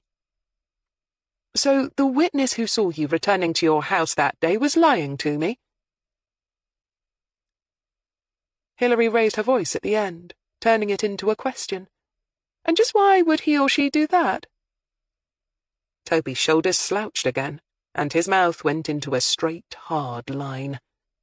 "I never said they were lying, just that they were mistaken, that's all," he muttered. The two women looked at each other. "Do you want me to arrest him, Gov?" Claire asked mildly. It was a total bluff, of course. She didn't have any power of arrest any more than Hilary did, since neither of them were actively serving police officers anymore. When it came time to make arrests, Hilary had to ask Rollo to either send a sergeant or come and do the honours himself. "We can get him for impeding the course of an investigation, if nothing else," Claire threw out off the top of her head. "Maybe attempting to pervert the course of justice," she added hopefully. Hilary never even blinked, but turned to look at Toby thoughtfully. "It'll be an awful lot of paperwork," she objected. "Look, I never killed anyone, all right?" Toby objected, sensing they were only playing with him, but not quite sure. And the last thing he wanted to do was get himself back on the old Bill's radar. "Okay, so I probably was out sometime that day," he temporized reluctantly. He nodded. "Yeah, I think now I look back on it, I probably was. Yeah, I might have been out in the garden because I saw Mum come back with the dog." He was happy with his effort. It sounded vague enough and reasonable enough to keep him out of trouble. Hilary leaned back in her chair and crossed her arms over her chest. "Go on. Fairy tales have always interested me." "No, honest, I was in the front garden and she came back with the dog," Toby said, anxious to please and embellish. "Muttley, its name was. You know, from that old cartoon series, Wacky Races, Dick Dastardly and all that stuff. Mum loved that as a kid, so when she got a dog of her own, she called it Muttley. He's gone now, but she was really fond of him. Scruffy, Heinz variety thing, you know?" Hilary wasn't finding Toby's sudden verbal diarrhea particularly entertaining, even if she had rather enjoyed the cartoon series herself as a kid. "Everyone tells us that it was very hot that day," Hilary pointed out flatly. "And conscientious dog owners don't usually go walking their dogs in the heat of the day. Try again." "No, I know. That's why Mum always took him down the shady route, through the trees." Suddenly Toby Truman broke off and went back to swallowing hard again. Claire glanced at Hilary. Hilary sighed. Would there be much point in going back to Debbie Truman and asking her if she'd been in the woods that day, walking her dog in the shade? Call her unduly sceptical, but she didn't think there was. On the other hand, she was inclined to believe Toby. Oh, not about his assertion that he hadn't bought any drugs from Andrew that day, but about seeing his mother with the dog. She rubbed the side of her nose tiredly. As D.I. Barker had learned years before her, there were no shortage of suspects without alibis in the Andrew Feely case. There was just not one scrap of evidence worth a damn. So perhaps it was a good thing that she thought she might just have a handle on this case at last. Maybe. Wordlessly she got up and walked away. Claire, with one last wistful look at the menu, sighed and followed her. Neither one of them looked back to see what their witness had made of their abrupt departure. "So, where to now, Gov?" Claire asked as they climbed into her car. "Back to the station. It's Friday. You and Gareth get off for the weekend early. I need to do some thinking." Claire didn't need telling twice. Whilst she liked her job, she liked skiving off early along with everyone else. So it was that, at 3 o'clock that afternoon, Hilary Greene sat alone in her tiny stationery cupboard of an office, thinking hard. And the more she let her mind weigh up the pros and cons, the more she thought it possible, just possible, that with a bit of luck they might be able to close the Feely case. Of course, with no forensics, it would all come down to them being able to get a confession. And that, Hilary thought, leaning back in her chair as the afternoon darkened around her, might just prove to be a mite tricky. She opened a new folder and began to make careful notes, making her case on paper, looking for flaws, trying to see where the best potential lay for gaining additional evidence. She was meticulous. She was, after all, in no hurry to participate in the general exodus of the building going on all around her.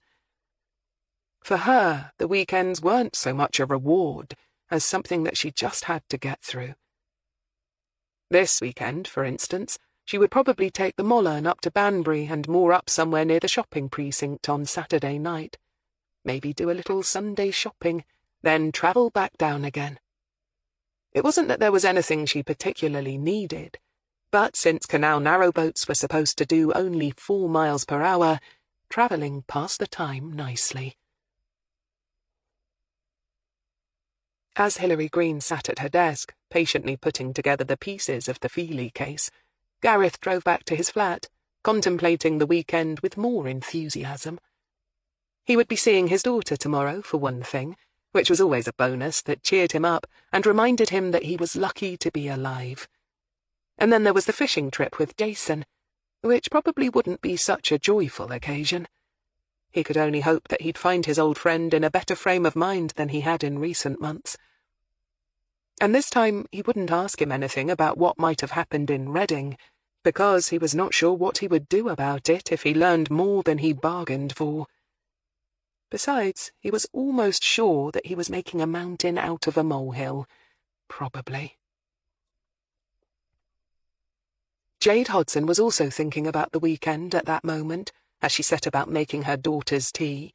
She'd promised Brianna that they could go to the new Westgate shopping centre in Oxford, so that they could have a grown-up lunch in one of the roof terrace cafes that had been built there. There was an American-style diner that Brianna really liked. As she checked her purse to make sure that she had enough cash to pay for the treat, her eyes strayed once more to the old apple tree, and she shuddered. All that blood. She shook her head, and the memory firmly away.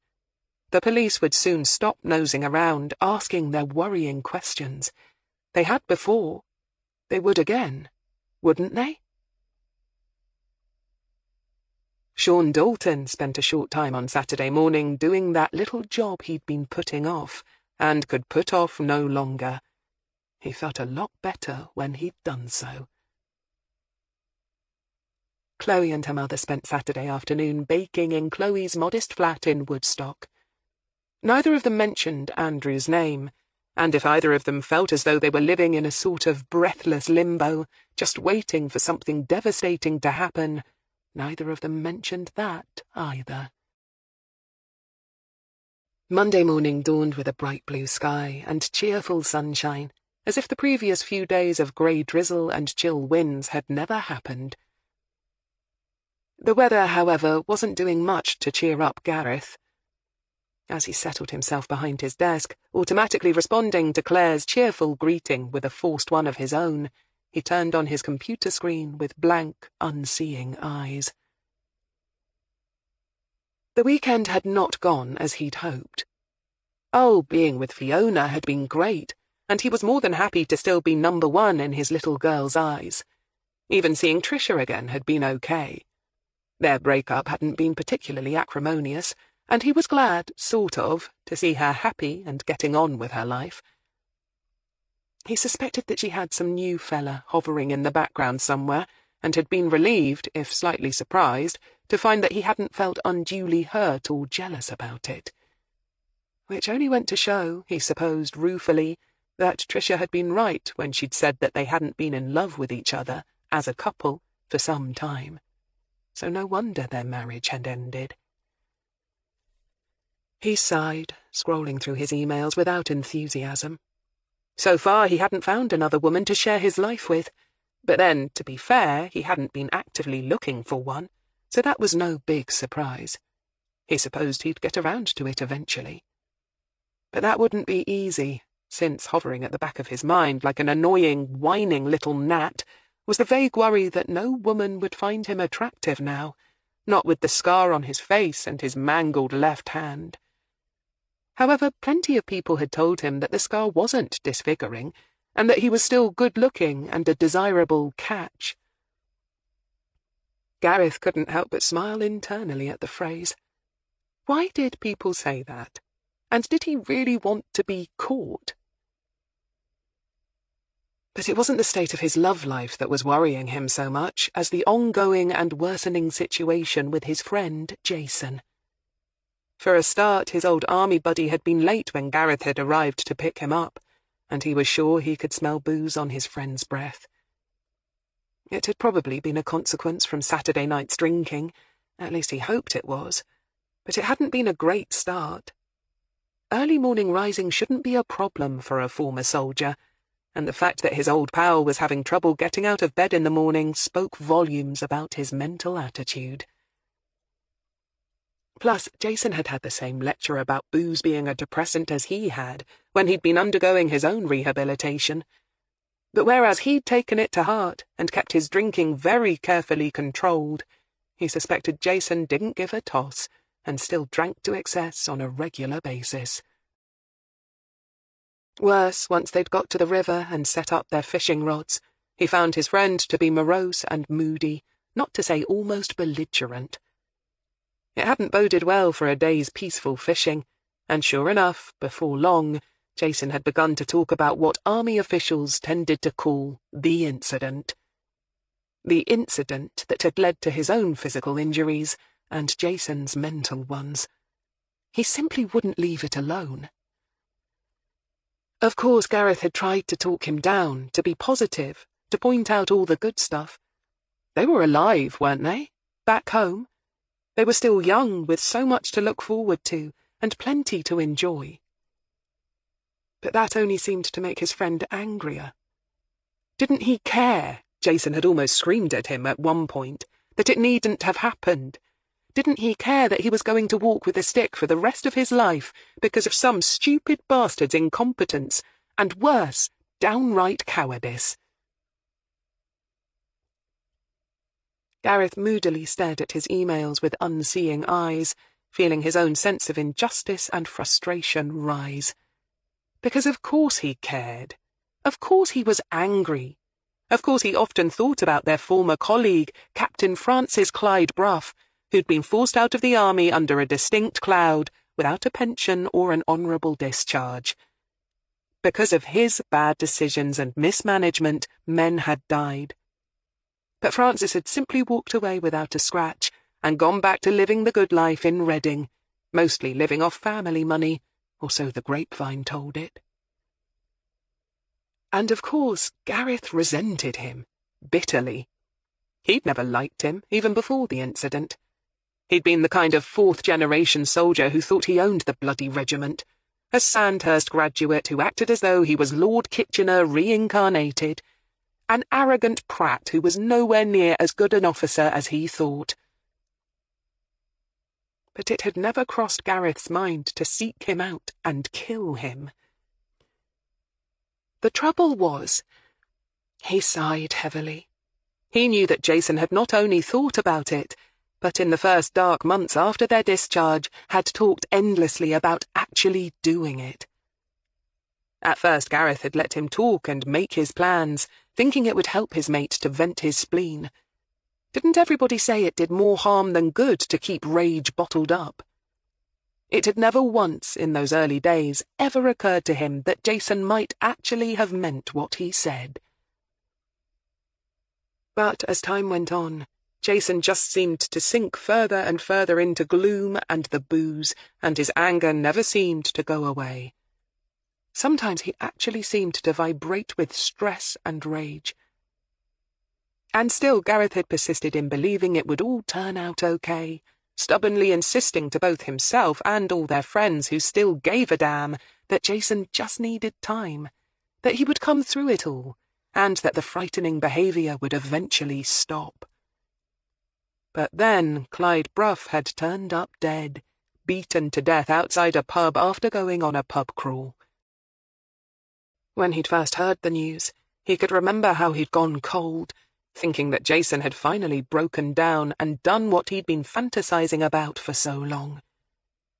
And then he'd heard on the news how a gang of youths had become the prime suspects, after witnesses had seen them hanging about in the vicinity, bent on causing trouble. And he'd allowed himself to relax at last, sure now that he had nothing to worry about, that he'd been an idiot, in fact, to even think his mate could have been involved. And, as if to reinforce that feeling of relief, the very next time he'd seen Jason had laughed about how Clyde Bruff had got what he deserved at last.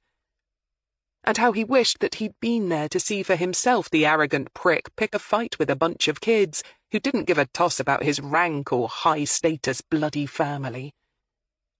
Which might not have been a particularly nice sentiment, but had surely been a human one. His friend's honest reaction had even made Gareth feel a little guilty that he had ever even entertained the thought that Jason might have done something really stupid. And yet, in spite of all that, ever since Clyde Bruff's death, every time they met, Gareth had found himself watching his friend, looking to see the expression in his eye, wondering if it was all an act, and then kicking himself later for being so damned lame and disloyal. And that particular fault, as far as Gareth, Jason, or any other soldier was concerned, was the ultimate betrayal. Being disloyal to your mates was simply unthinkable. And so they had continued to hang out, fishing, playing table football on an old machine of Jason's, playing cards, drinking a little, watching football and swearing at the players, who were always useless and never deserved their absurd paychecks. And Gareth would try not to wonder about what had happened to Francis Clyde Bruff that night in Reading. Except, this time, yesterday, Jason had barely talked to him. Gareth had tried everything he could to coax something out of him, even if it was only hostility, but he just hadn't been responsive. He'd simply sat, fishing listlessly, drinking a few bottles of beer, and ignoring Gareth as if he wasn't even there. So now here he was, worrying himself sick, trying to work out what this latest development meant. Because what if the unthinkable had happened, and Jason had gone to Reading all those weeks ago and let loose all his rage on the man who was responsible for the incident that had ruined both their lives? What if Jason had killed him after all? Sitting in his new office at Thames Valley Police HQ, with his new colleague working alongside him, Gareth suddenly felt utterly alone. Because there was yet another thought, hammering away gently but persistently at the back of his brain and demanding to be heard. A thought he was desperately trying to ignore, because he didn't want to face up to it. If Jason confessed to his best mate that he'd killed Clyde Bruff, what would he, Gareth, actually do about it? It was ironic that he was now working for the police, because he knew that the one thing that he would never do, could never do, was betray him to his brand new employers. It just wasn't in him. It went against the code. He'd never be able to meet his reflection in the mirror again. So what would he do? the boss in yet, do you know?" Claire's cheerful voice finally cut through his self-enforced nightmare, and he dragged his eyes from the screen. "Sorry," he said, trying to sound rueful. "I was miles away there for a moment." "No kidding." Claire grinned, but she hadn't missed how pale he looked, or how tired either. For a while there, it had looked as if he had the weight of an elephant sitting on his head. "Everything all right?" she asked gently. "Yeah, no, it's fine," Gareth said, and laughed, shaking his head. Because when you got right down to it, it probably was all fine, wasn't it? After all, he didn't know that Jason had done anything at all, did he? The problem might well exist only in his own head. But as he shook off his gloom and tried to convince himself that he was worrying about nothing, it was probably a good job that he wasn't a fly on the wall in Hilary Greene's office right at that moment. Because knowing that she was on to him wouldn't have done his already taut nerves any good at all. Hilary reached for her ringing phone automatically, her eyes on her computer screen. Unlike Gareth, however, she'd actually been reading her emails and absorbing the information they contained, so it took her a moment to recognize the voice on the other end of the line. "Hello, Hill. How are things in the rarefied atmosphere of lofty Oxford today, then?" Hilary grunted. "The sun is shining and the spires are duly dreaming." Laughter came down the phone line, and the familiar bellow allowed Hilary to place him. "Jeff, thanks for getting back in touch. That was quick." "As if I could ignore a plea from the woman who taught me all I know. Well, about nabbing crooks, anyway. Can't say your advice on my sex life was ever worth a damn." Hilary laughed. "Since when did tomcats with the moral compass of a sewer rat ever need advice about a moor?" "Ow! That hurt. I'm not that bad. Well, not since Tracy got her hand on the family jewels, anyway. I hope she keeps a tight hold on 'em," Hilary said vindictively. And then, small talk over, she got briskly down to business. "I take it you've been asking around for me about the Clyde Brough case?" She'd done a little research of her own on the case in Reading before asking her old crony, Jeff Wadley, to sniff around more fully for her. Jeff had worked under her for a few years, back when she'd been a sergeant, and he a lowly, newly promoted detective constable. Even then she'd appreciated the man's ability to blend into any background and gain information, seemingly without even asking questions. He just seemed to absorb information like a sponge, as though by osmosis. It had been a rare trait that she'd spotted, appreciated, and helped him to cultivate, and which had ultimately helped him to his quick promotion up and away to better things. Now he sat in a lofty superintendent's office in Reading, and as such had overall charge on the death of the former soldier, which had made him a good candidate to be her eyes and ears when she'd been considering who to ask for the favour. "Yeah, I've put out a few feelers over the weekend," Jeff admitted. "Like I said when you first phoned, the DI working on it seems confident that it was gang-related. Captain Clyde Brough was just in the wrong place at the wrong time, and probably said or did the wrong thing. But I did do a bit of sniffing around of my own, and I have to say I enjoyed myself thoroughly doing it. You forget what it's like to actually get your hands dirty when you ride a desk." Yeah, you can skip the nostalgia," Hilary interrupted with a laugh. "Some of us poor sods never did get to ride a desk, you know." Over in Berkshire, in his nice, spacious, light and airy office, her old friend laughed heartily. "Yeah, right, like that was ever a big ambition of yours. Okay, down to brass tacks. No, I couldn't find any mention anywhere in any of the reports that Clyde Brough had been seen in the company of former soldiers. Nor had anyone working the case reported coming across anyone who seemed to be fishing for information about it, or nosing around asking questions. I don't suppose you know something about the case that I don't?" he asked hopefully but doubtfully.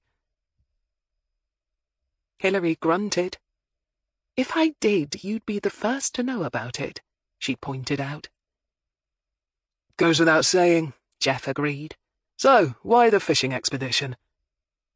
Hilary grunted.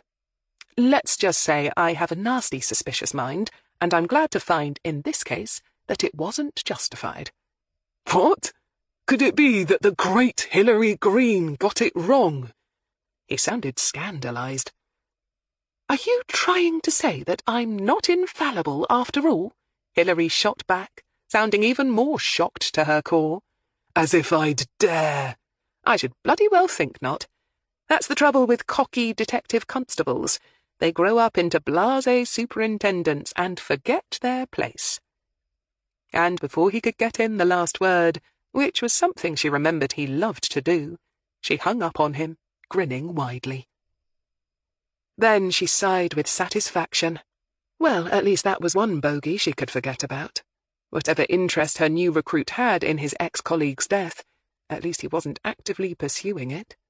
Which was good to know. The last thing she needed was to have a problem with Gareth Proctor. Rollo Sale glanced up as Hilary tapped on his door and entered. "You wanted to see me, sir?" she asked briskly. "Hmm? Oh, yes," Rollo said, initialing the bottom of a report and throwing down his pen. "I thought you might like to know that the search warrant you requested has finally come through." For a moment, Hilary remained silent. "You know, the one you asked for, allowing you to dig up the Feely garden in the vicinity of an apple tree. I've asked for a couple of uniforms to do the digging," Rollo explained. "Yes, sir, I remember," Hilary said slowly. When she'd asked for the warrant, she'd been playing a hunch, as well as making sure she'd left no stone unturned, almost literally in the case of a warrant to dig up a garden. Now, though, if she was right about who had killed Andrew Feely and why, the search warrant almost certainly wouldn't turn up anything useful. But she didn't think it would be politic to say so to her boss, who had had to go through the hassle of getting it for her in the first place. So she smiled and nodded appreciatively, and said, "Thank you, sir. I'll get on it right away. I'll take Gareth with me. It'll be a good experience for the new boy to see a ground search done well." "Okay, let me know if anything comes of it," Rollo said, turning his attention back to yet another report. "Yes, sir," Hilary said, and she took the warrant from his desk and left the office thoughtfully. As she walked back to her own office, she shook her head wearily. "What a damned waste of time," she muttered under her breath, which, as it turned out, just went to show how truly fallible she was. Chapter 15. Hilary and Gareth arrived at the Feely's garden about half an hour later, following a patrol car containing two somewhat gloomy constables. Not that she could blame either of them for being less than impressed to get the assignment. Digging was hard work, and she was very glad she didn't have to do it anymore. The garden, after its recent soaking, was looking a little sodden, but it was still a pretty enough sight in the bright, clear autumn sunshine.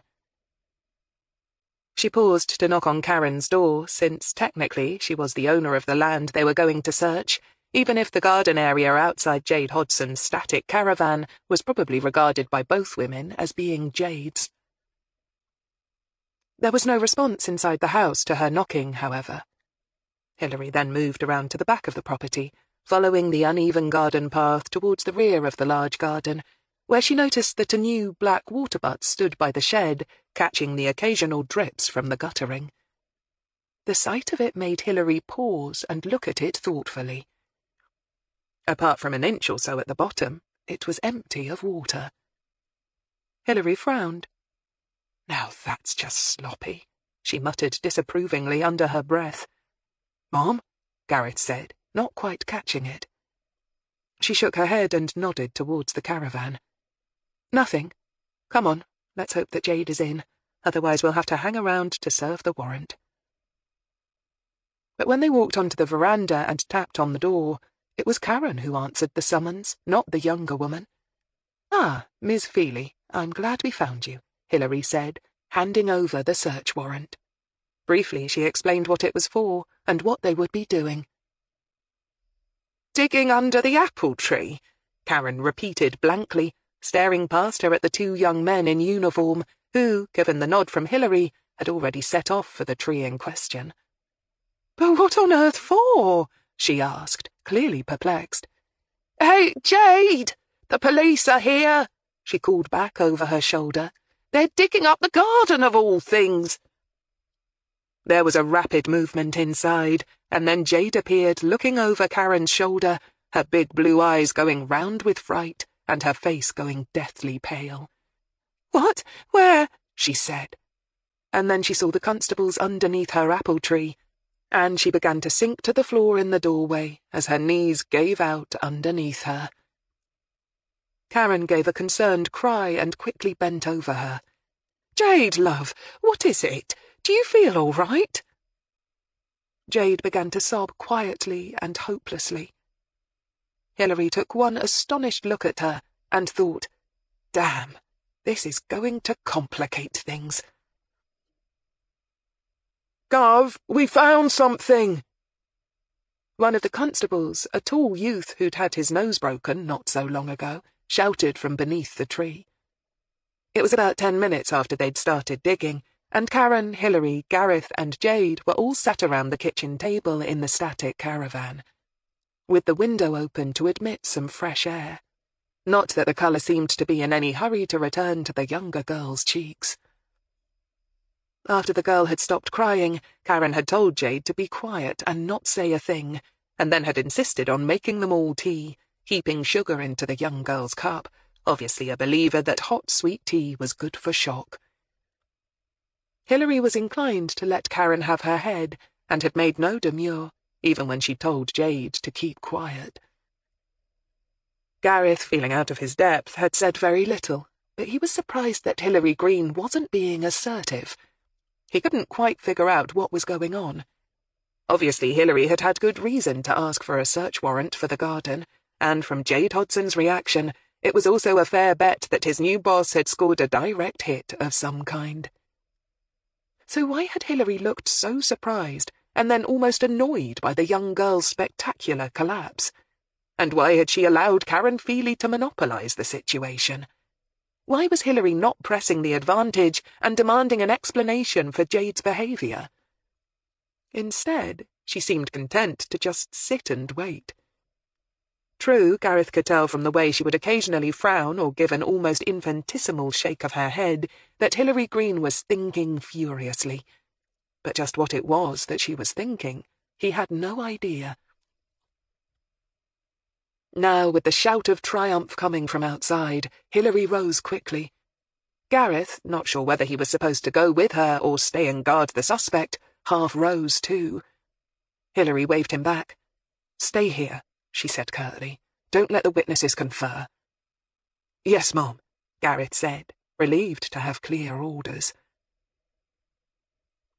He sat down and watched the women with what he hoped was a friendly but neutral expression.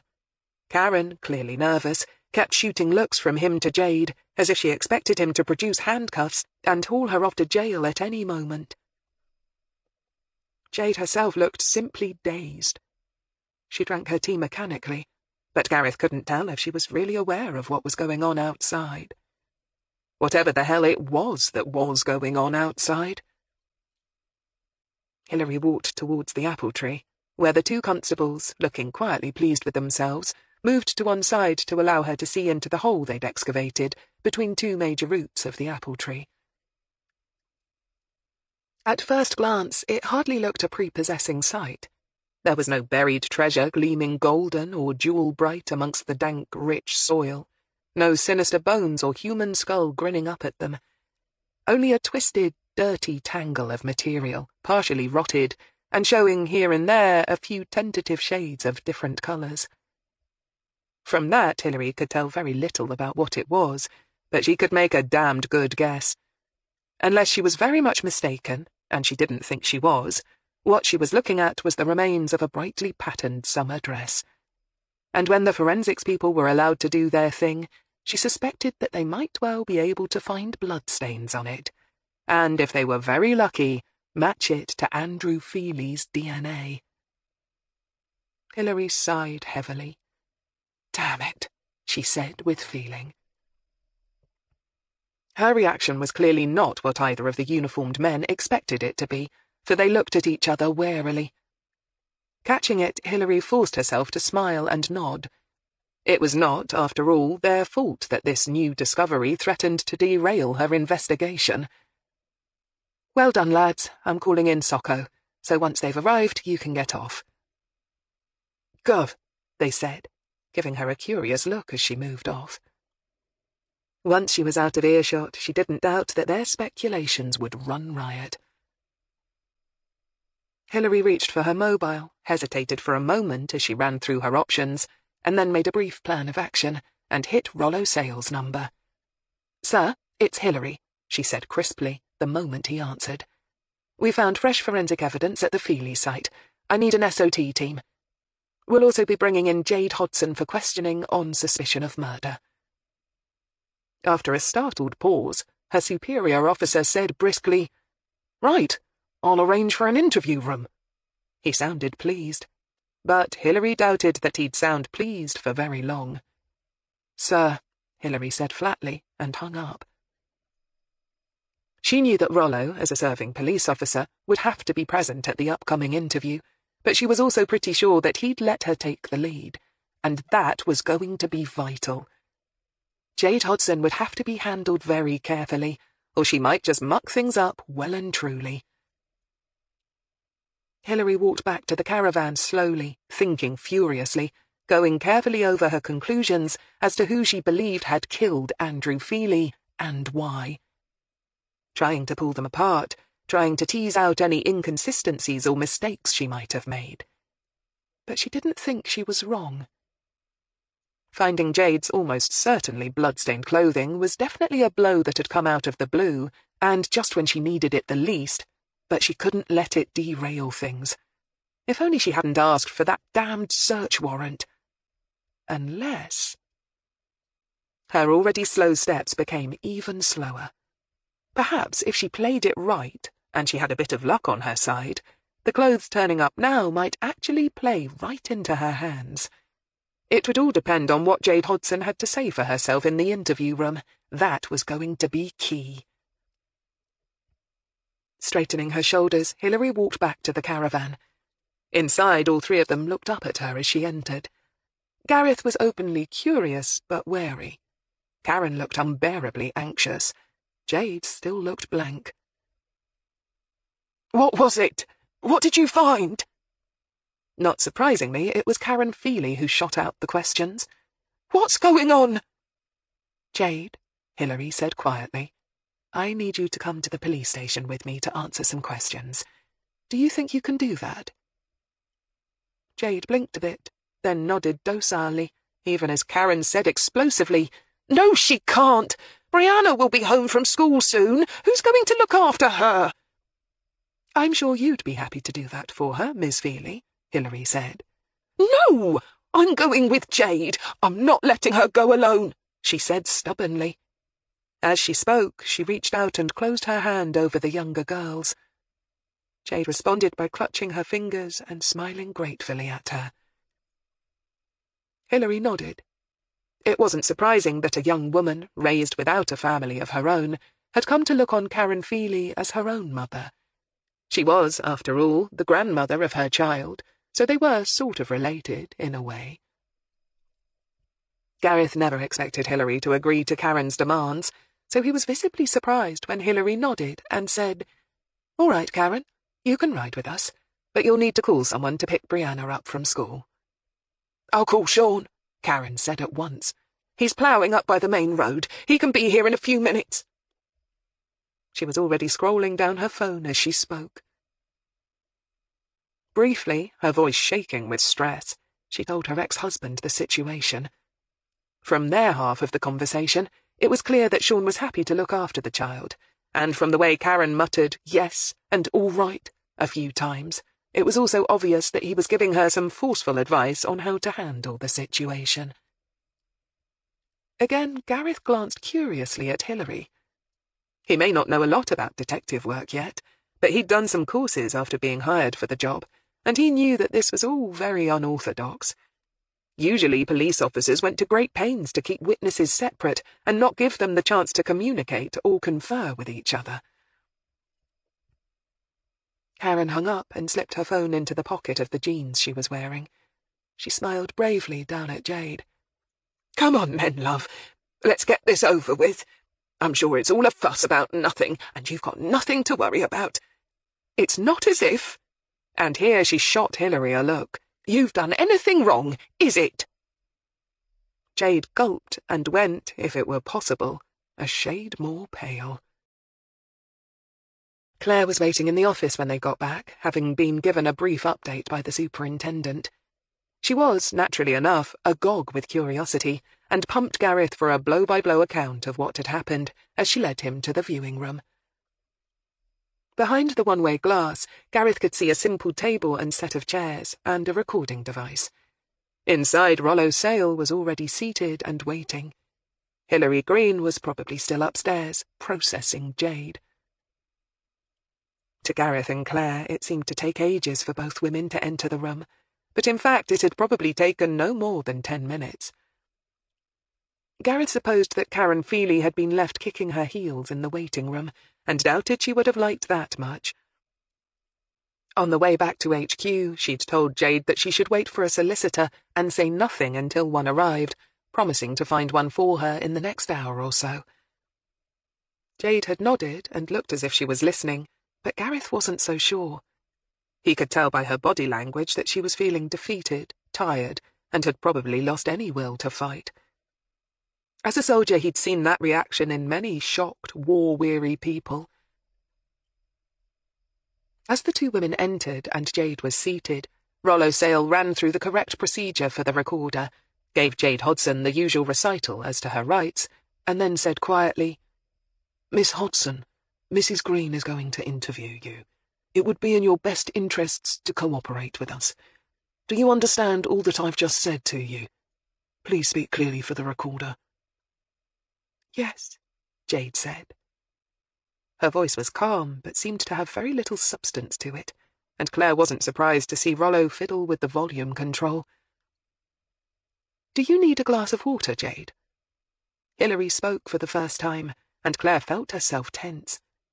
This was the point where suspects either demanded a solicitor, clammed up altogether, or else elected to speak. Jade shook her head. "The suspect has just shaken her head," Rollo Sale said. "Oh, sorry. No, I don't want any water," Jade said, turning her head a little towards the recording device. "All right, Jade. Now, as you know, we've just come from your caravan and the garden surrounding it," Hilary began. "We had a search warrant to dig around under the apple tree, near to your home." Hilary paused, and Jade, after a moment of uncertainty, said, "Yes, that's right." Hilary smiled and nodded. "Good. You're doing very well, Jade. I can tell you now that we found something buried in the earth under the tree. Do you know what that was?" Jade sighed. "I suppose it was the clothes I was wearing that day." Beside Gareth, Claire let out a relieved sigh and murmured, "Yes," under her breath. This was clearly going to be plain sailing. "By that day, you mean the day your partner, Andrew Feely, was stabbed to death in the woods near the village where you were living?" Hilary clarified carefully for the tape. "Yes," Jade confirmed listlessly. "Can you tell us how the clothes came to be buried underneath the apple tree, please?" Hilary said gently. "Yes, I buried them there myself." "Why did you bury them?" Jade closed her eyes and shuddered. "Because of the blood. There was so much blood." Hilary nodded calmly. Beside her, Rollo Sale listened attentively, but said nothing. "Andrew's blood?" Hilary asked, still in that soothing, gentle tone that Gareth found oddly unsettling. Perhaps it was because he was so used to orders being barked at him that he found the subtlety of the situation going on in the room beyond him completely alien. "Yes, Andy's blood," Jade said, and gulped. "How did you come to have Andrew Feely's blood on your clothes, Jade?"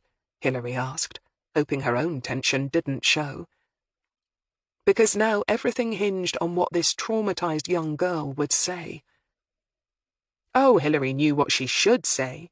She knew what she was expecting her to say.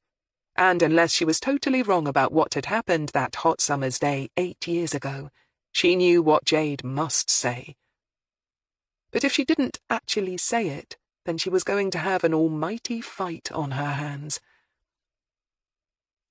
The trouble was, she knew just how easy it was for shocked and vulnerable women to say whatever it was they thought you wanted to hear. Especially women who had been haunted by an event for years, and had probably suffered all sorts of violent emotions from guilt to fear to relief and everything in between. They were perfectly capable of saying almost anything, and sometimes it could bear very little resemblance to the actual truth. "Because I held him in my arms," Jade said, looking across at Hilary, her big blue eyes filling slowly with tears. She reached up and pushed a reddish-gold strand of hair from her cheek. "He looked so alone, you see, lying there in the woods, and so quiet. I'd never known him so quiet. For the first time he didn't look angry or... he just looked so alone." Jade shrugged her shoulders helplessly. "I don't expect you to understand. I don't know that I understood it myself. He wasn't always kind to me, you know. And if I'd had somewhere else to go, I think I'd have left him in a heartbeat. But in that moment, seeing him like that, I just had to hold him. Do you see?" Hilary felt the tension slowly drain out of her. Yes, it was going to be all right. She nodded gently. "Yes, I think I do. Now, why don't you start at the beginning for us? How did you come to be in the woods, Jade? Did you go there with him?" "Oh, no." "Had you arranged to meet him there?" "No, it wasn't like that. I knew he was going to the woods to meet, well, one of his customers, because I'd heard him on the phone making the arrangement, and I wanted to talk to him away from the house. Karen's always been like a proper mum to me, and has always watched out for me. But sometimes, well, she could be a little too protective, you know. I wanted to talk to Andy about our baby's future, and I knew what I had to say would make him angry, and I didn't want him to start shouting and for Karen to hear and come running." Hilary nodded. "All right, we understand that. You needed to be sure you had some privacy. So you, left the caravan and went to the woods when you were confident that Andrew's business with his customers would be over?" "Yes. I knew he often stayed on in the woods, drinking beer as a sort of celebration after he'd made a good sale. So I went, and... But she faltered a little now, putting her hand up to her mouth. "All right, let's take it slow and steady," Hilary said soothingly. "You went into the woods. Did you see anyone else there?" "No. Well, I think there was a woman walking her dog further away across the meadow. It was hard to tell. She was keeping to the shady areas." Hilary nodded. It was very likely Debbie Truman that she'd seen, but she said nothing. "All right. Was there anyone in the woods themselves?" "No, I don't think so," Jade said. "At least, I didn't hear or see anyone." "So what happened next?" "Well, I called out Andrew's name, but he never answered. So I began to walk down the path. I don't know if you've been in there, but there are several, tracks, I suppose you'd call them, that go through the trees. Dog walkers and the farmer and deer and sheep and what have you. They all sort of make a right of way through the undergrowth. So I just followed them for a while, calling out to him, and after about, I don't know, maybe 10 minutes, I found him." She stopped speaking abruptly. Found him how? Hilary asked after a moment's silence. Lying in the grass. He was all covered in blood. I didn't see the knife sticking in him at first. I think I must have cried out. I was so surprised. I ran to him and knelt down beside him and shook him, his shoulder, I think, and called his name. I tried to wake him up, even though I think I knew all the time that he wouldn't wake up, that he couldn't wake up. Jade paused, her voice shaking badly, and took a long, gulping breath. That's when I sat down and sort of hugged him. I had his head in my lap. I stroked his hair. It felt like hours and hours, but I don't think it could have been. I don't know. After a while, I just, got up and went home. Jade frowned. That sounds silly, doesn't it? I got up and went home. But at the time, I just couldn't think of anything else to do. Does that make sense? She appealed first to Hilary and then to the straight-faced older man sitting beside her. Yes, it makes sense, Hilary assured her gently. So you went home. Did anyone see you? I don't think so. It was so hot that day that in the village most people stayed indoors. And what did you do then, when you got home? Well, it was when I was walking down the garden path to the caravan that I realised I felt all sticky. Jade shuddered and put a hand to her mouth. Oh, I feel sick remembering it. Hilary reached across and laid a hand on her hunched shoulder. It's all right. Just take deep breaths. Would you like a toilet break? She offered. But Jade shook her head adamantly. No. Now I've started, I just want to get this over with. She leaned back in her seat, looking so pale that Hilary poured her a glass of water and put it in front of her. Jade smiled her thanks vaguely, but ignored it. I remember looking down at my hands and seeing they were all red and sticky with blood. And then I saw my dress was the same. I freaked out a bit. I tore it off right then and there in the garden. I just left it on the grass and then ran to the caravan. I just wanted to shower to wash it all off. Jade's voice faded for a moment and she was silent. Then she took a long, shuddering breath. I must have stood under the cold water for a long time. I kept shampooing my hair and soaping myself all over and then rinsing off and doing the same thing over and over again. Eventually, I left the shower and got dressed. I suppose I began to think. Jade shook her head. I knew I should have just phoned the police, all right? She said, looking from Hilary to the older man whose name she had forgotten. I mean, I knew that was what I should do, but then I got scared. I began to worry, what if you thought I'd done it? Everybody knew that Andrew, wasn't kind to me.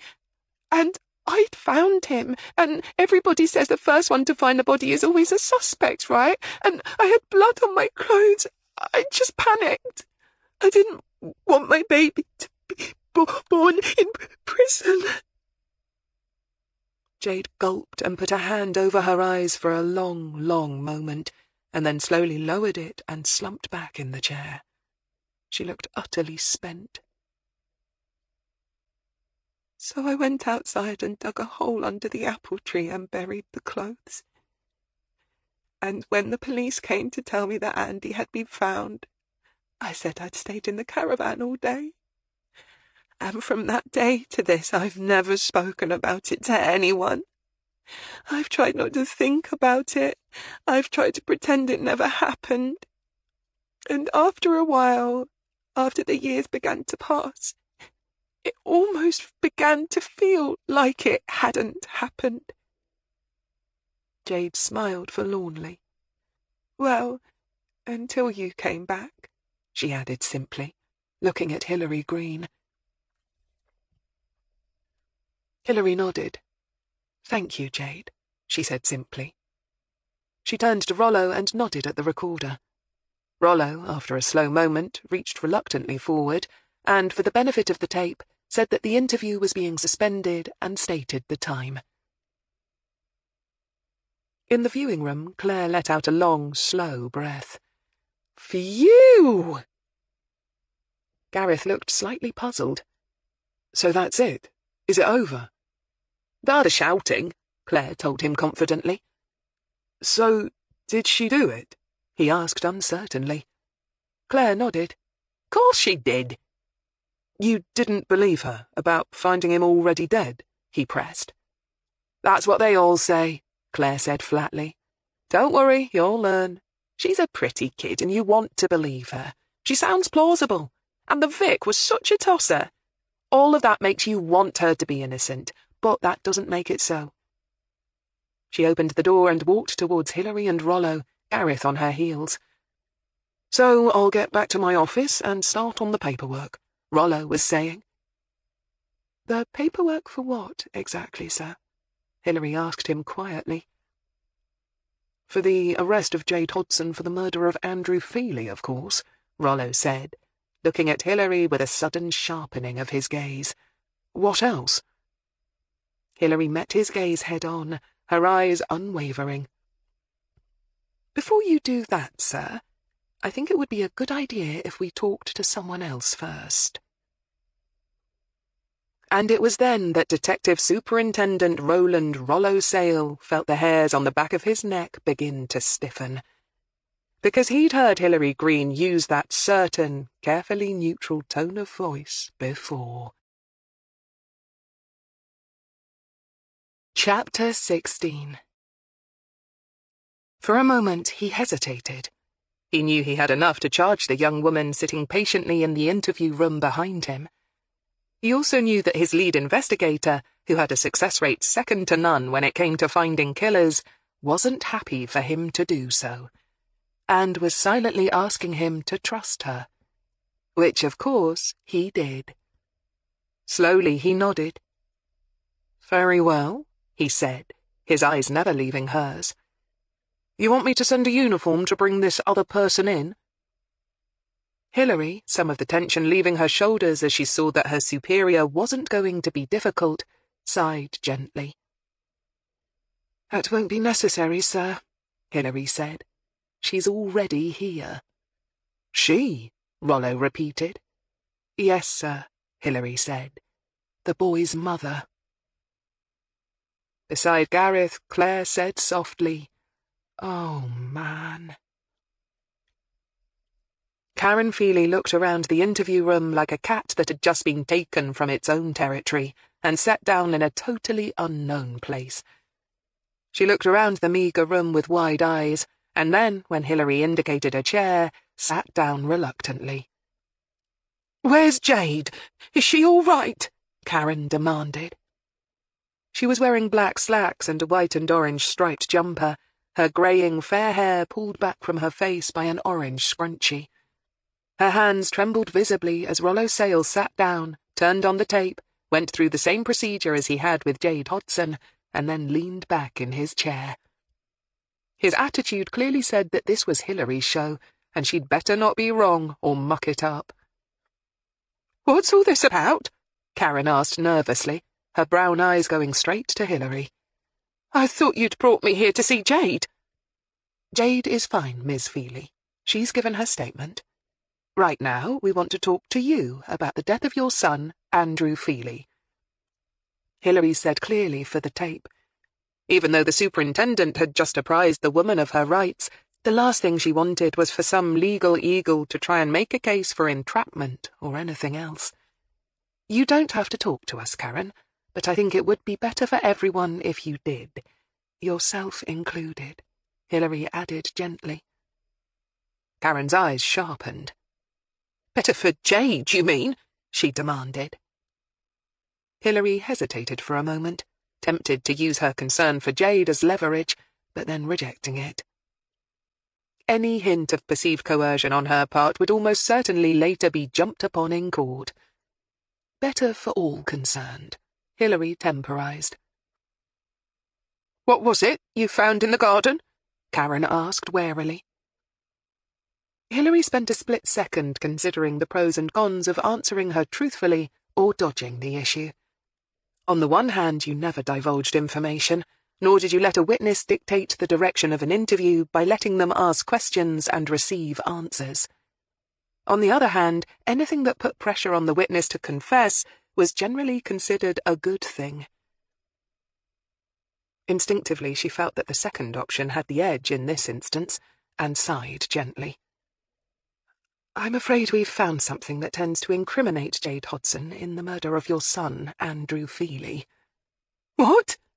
No, you can't have," Karen said, shocked, reeling back a little in the chair, her eyes darting to Rollo as if for confirmation, and then going straight back to Hilary.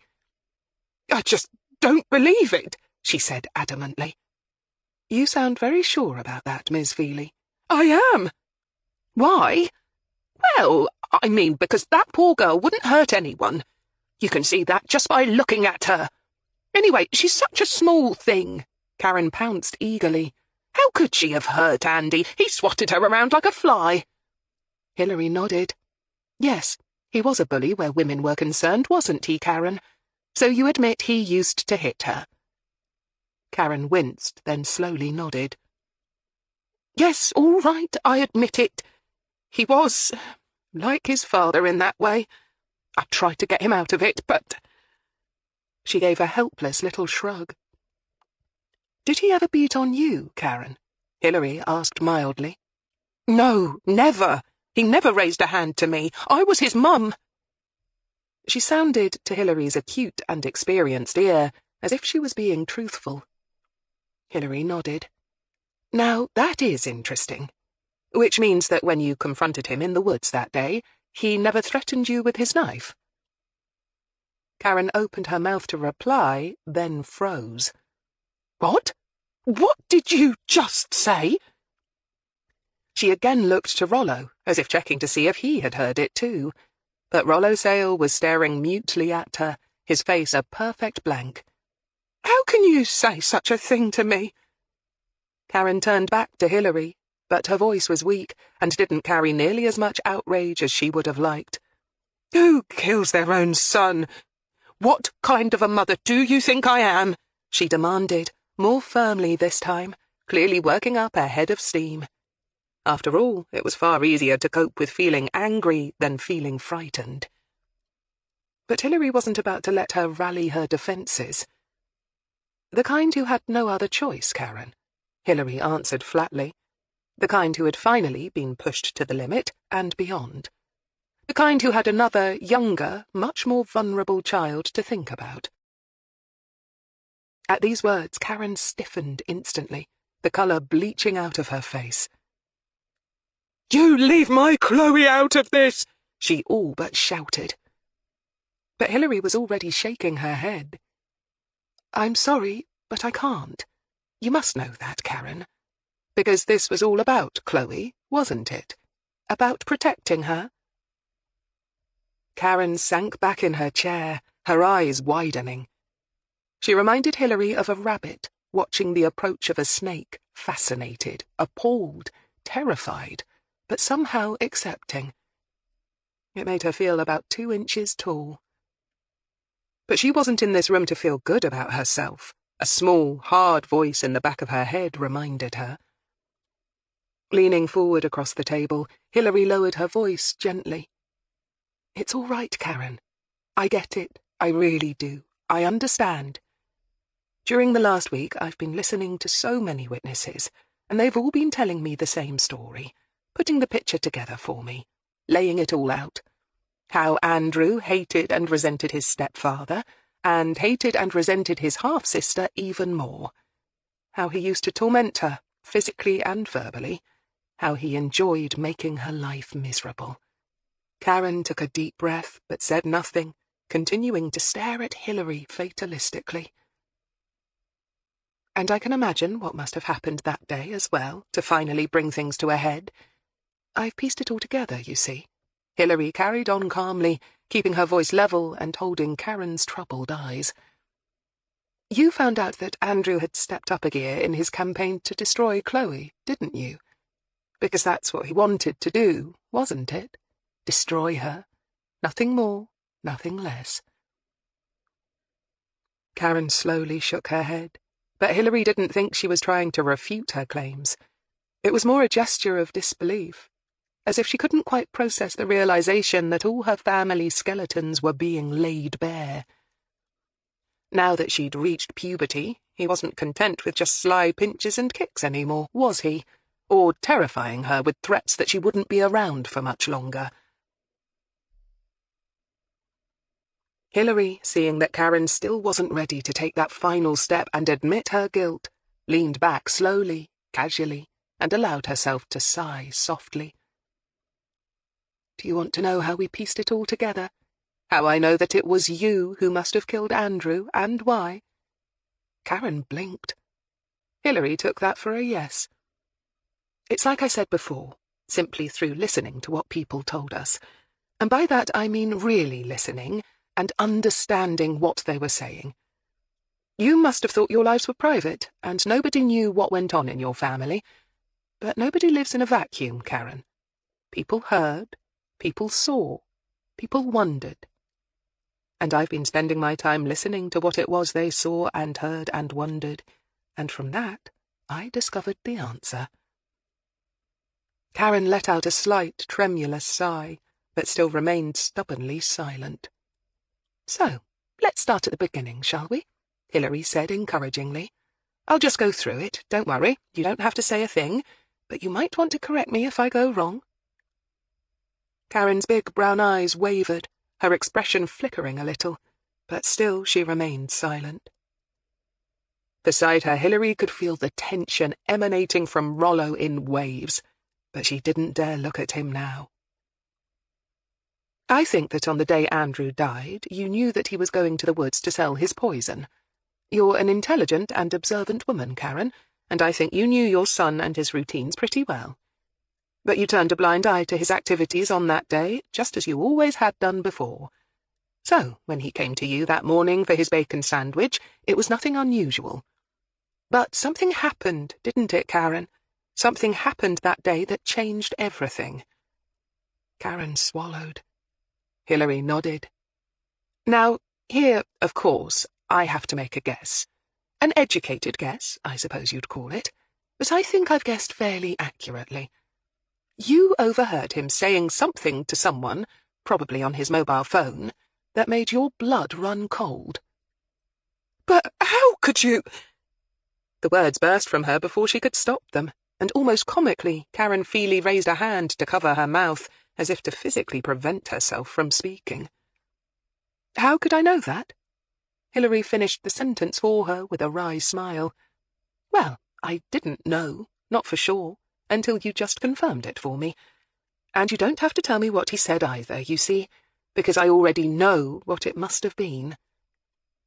At this, Karen gasped and leaned back a bit, and again Hilary smiled wryly at her. Oh, not his exact words, she reassured her. I wasn't there, obviously, but I knew, you see, what he had planned for your daughter. And I think you found that out too, on that day, the day he died. And it broke your heart, didn't it, Karen? Hilary paused as she saw the horrified expression creeping slowly over Karen's face, as the mother of the dead man finally accepted the fact that Hilary wasn't bluffing. It made her own blood run cold to see that expression in Karen Feely's eyes. Never in the whole of her career had she wanted to discontinue an interview more than she did at that moment. To just get up and leave, and have someone else do the dirty work for her. But she couldn't do that, of course, and so remained stubbornly seated. However, not for the life of her could she meet Karen Feely's eyes as she swept on, electing instead to look down at her own hands, which were clenched together tightly on top of the table. The tension in the room was now palpable. It was Felix, Chloe's friend from school, who told us about a boy called Ian Kendall, Hilary began, and heard Karen give another sharp intake of breath. Without pausing, and without looking at her, Hilary said casually, I can see you knew his name, then. No doubt he was an addict and one of your son's customers. We were told how he was always hanging around with Andrew, which, as we know, can only mean one thing. After all, nobody was friends with your son because they liked his company, were they? She added sadly. Karen gave one soft, near-silent sob. It was Felix again who told us how, one day, he'd walked into a heavy petting session between Chloe and this boy Ian. Felix didn't think it had gone too far, figuring that Chloe was only experimenting a bit, exploring her new feelings as she became a young woman. But he was worried, since Ian was 18 or so, and Chloe would only have been, 14? Hilary paused, hoping for Karen to finally speak, but she encountered only silence. But sadly it wasn't anything that innocent, was it? Hilary continued. And Ian himself certainly wasn't innocent either, was he? He had nothing but bad intentions towards your daughter. He fully intended to have sex with Chloe, and keep on having sex with her. And eventually, he was going to introduce her to drugs, wasn't he, Karen? Because that's what Andrew wanted. Please stop. Karen finally spoke. I wish I could, Hilary said perfectly truthfully. But I can't. Not yet. You see, people who knew your son kept telling me that just before Andrew died, he'd been making plans for Chloe. Plans that made him seem gleeful. That was the word they used. As if he was nursing some wonderful secret. We know he hated Chloe. That he resented your marriage to Sean and took Chloe's birth as some sort of personal insult. So what better way could he punish both her and you than by turning her into one of his victims? We know he often forced his female customers to have sex for money in order to pay for his wares. And if he could add Chloe to his list of— All right, stop it! Karen shouted. Yes, you're right, okay? I heard him on the telephone that morning talking to that boy, Ian. Andrew was demanding to know if he'd slept with Chloe yet, and he was urging him to get her to take some ecstasy. He said it was the perfect drug to start her off on, and I just knew. I knew what he wanted to do to her. Karen began to cry bitterly. Hilary, exhausted, slumped back in the chair a little and let her cry. In fact, for 2 pins, she felt as if she could join in. She pushed a box of tissues closer to her and took a slow breath. After a few minutes, Karen began to pull herself together. It's nearly over, Karen, Hilary promised her gently. Shall I tell you what happened next? Karen shrugged her shoulders listlessly. All right. You either followed Andrew into the woods and watched and waited whilst he conducted his selling business, or you waited at home until— I followed him, Karen interrupted flatly. All right. You saw him make his sales? Hilary carried on quietly, talking her through it. Yes, to 3 men and 2 women. After the 5th one left, Andrew began drinking beer. He kept his stuff in an icebox along with some food and drink. I guessed once he'd started drinking beer that there wouldn't be anyone else coming. So I walked out from the trees where I was hiding and went over to him. Karen paused, and for the first time in a while, Hilary felt able to lift her head and look fully at her. He was so surprised to see me. I'd never gone to the woods before, see? Karen said. Hilary nodded. Did you go there intending to kill him, Karen? No, of course not. I just wanted to confront him, to tell him that I knew now what he was up to with Chloe, and that I wouldn't stand for it. Karen flared, then shook her head, looking baffled. I thought he'd be angry, or argue with me, or deny it or something. But do you know what he actually did? Karen looked at her with wide eyes of incredulity. Tell me what he did, Karen. He laughed at me. He laughed, as if it was nothing. As if getting one of his nasty junkies to seduce his own sister and get her hooked on drugs was nothing. Hilary nodded. That must have been devastating, to see how far he was gone. It was. I just flew at him, Karen said. I could barely see, I was so angry. I remember screaming at him and running at him with my hands raised into fists like this. She held out her hands in front of her, fists clenched. Rollo stiffened slightly, his muscles tensing, but almost at once Karen let her fists fall to the table, as if the effort of holding up her arms was too much for her. And was that when he pulled out his knife? Hilary asked. Again, Karen's eyes widened.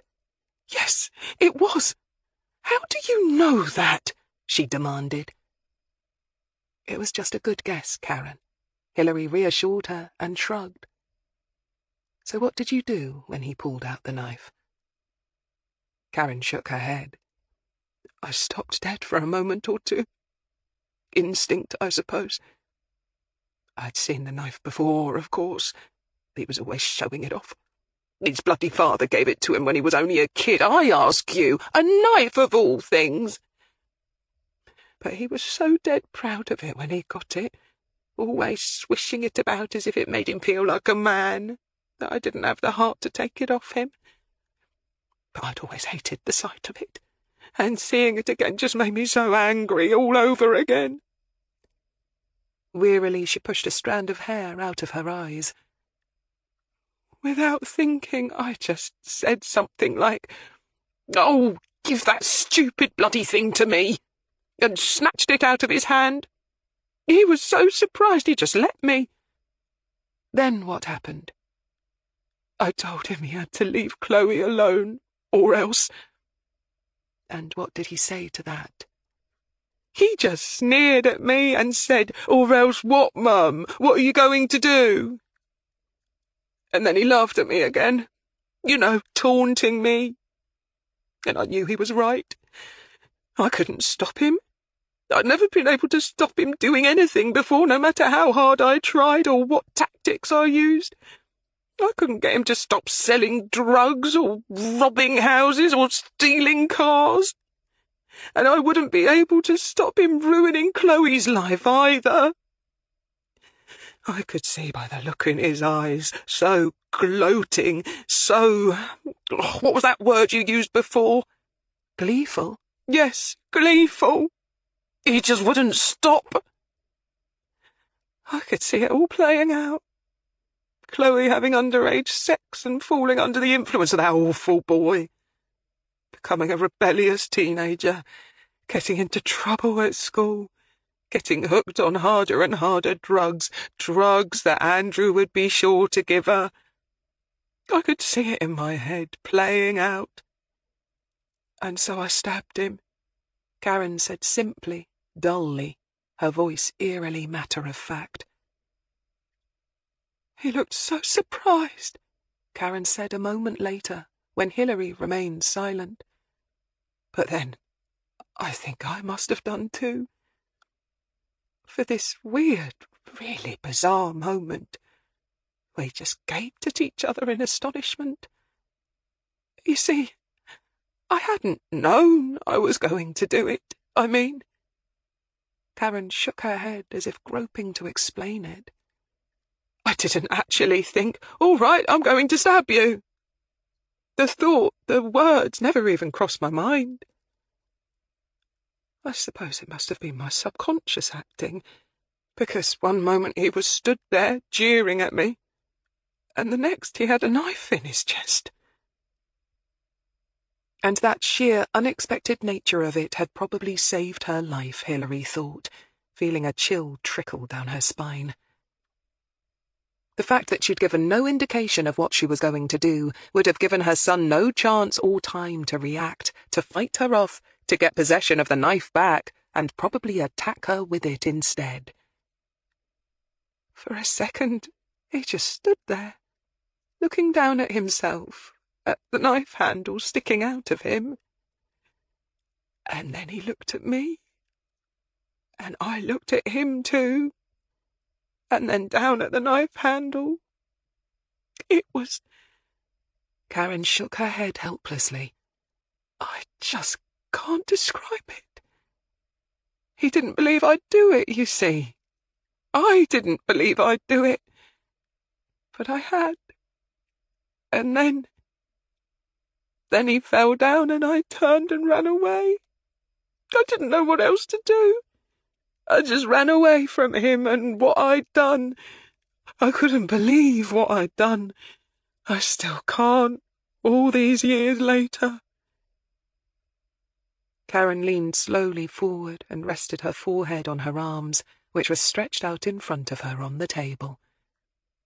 I feel so tired, she said faintly. So do I, Hilary Greene thought woefully. But all she said was, "It's all right, Karen. We're nearly finished now. What did you do when you got home?" I called. I took my clothes off. They were stained with blood, not much, but some, and I hid them. They were buried under the water butt in your garden, weren't they? Hilary pressed. Karen raised her head, her eyes wide now in total wonderment. Hilary shook her head. "No, I'm not a witch or anything. I just noticed when we went out to search the garden that the old water butt had been replaced. Sean did that for you, didn't he?" "What? No!" Karen shot back in her chair, looking panicky now. "You called him that day you killed Andrew, didn't you?" "No!" "And he came and helped you, told you to shower. He buried your clothes under the water butt, didn't he? And when you had calmed down, he coached you on how to talk and act when Andrew's body was found. And sometime within the last few days, he came and removed the evidence and installed a new water butt, didn't he?" "No, he had nothing to do with it. Any of it," Karen whispered. "Is that why your marriage broke up? Because even though he knew you'd acted to save your daughter, he could never quite get his head around the fact that you'd killed your son?" "No, Sean doesn't know anything about it. Any of it," Karen insisted. But Hilary knew she was lying, and Karen knew that she knew.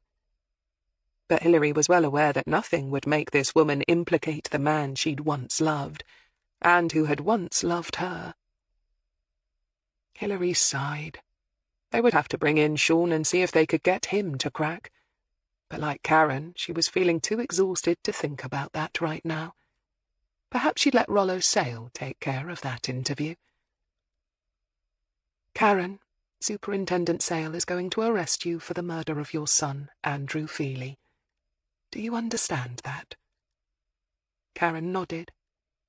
"Yes. In a way, I'm almost relieved. But I don't suppose you believe that." But Hilary, in fact, had no trouble in believing it. No trouble at all. It was late before the team were ready to leave. Claire, Gareth and Hilary were sitting in the communal office. Rollo Sale was interviewing Sean Dalton, but Hilary doubted that Sean would admit to anything. "Bloody hell, Gov, that was really something," Claire said, reaching for her coat and shrugging her arms into it. "I thought when we found Jade's blood-stained dress it was all over. Bit of a coincidence that, wasn't it? Both of them burying their clothes like that." "Coincidences do happen, as you well know," Hilary reminded her crisply. "And in this case, it nearly threw everything for a loop." "If only she'd been in time to see Karen coming back from the woods," Gareth said. "It would have saved them all from years of uncertainty.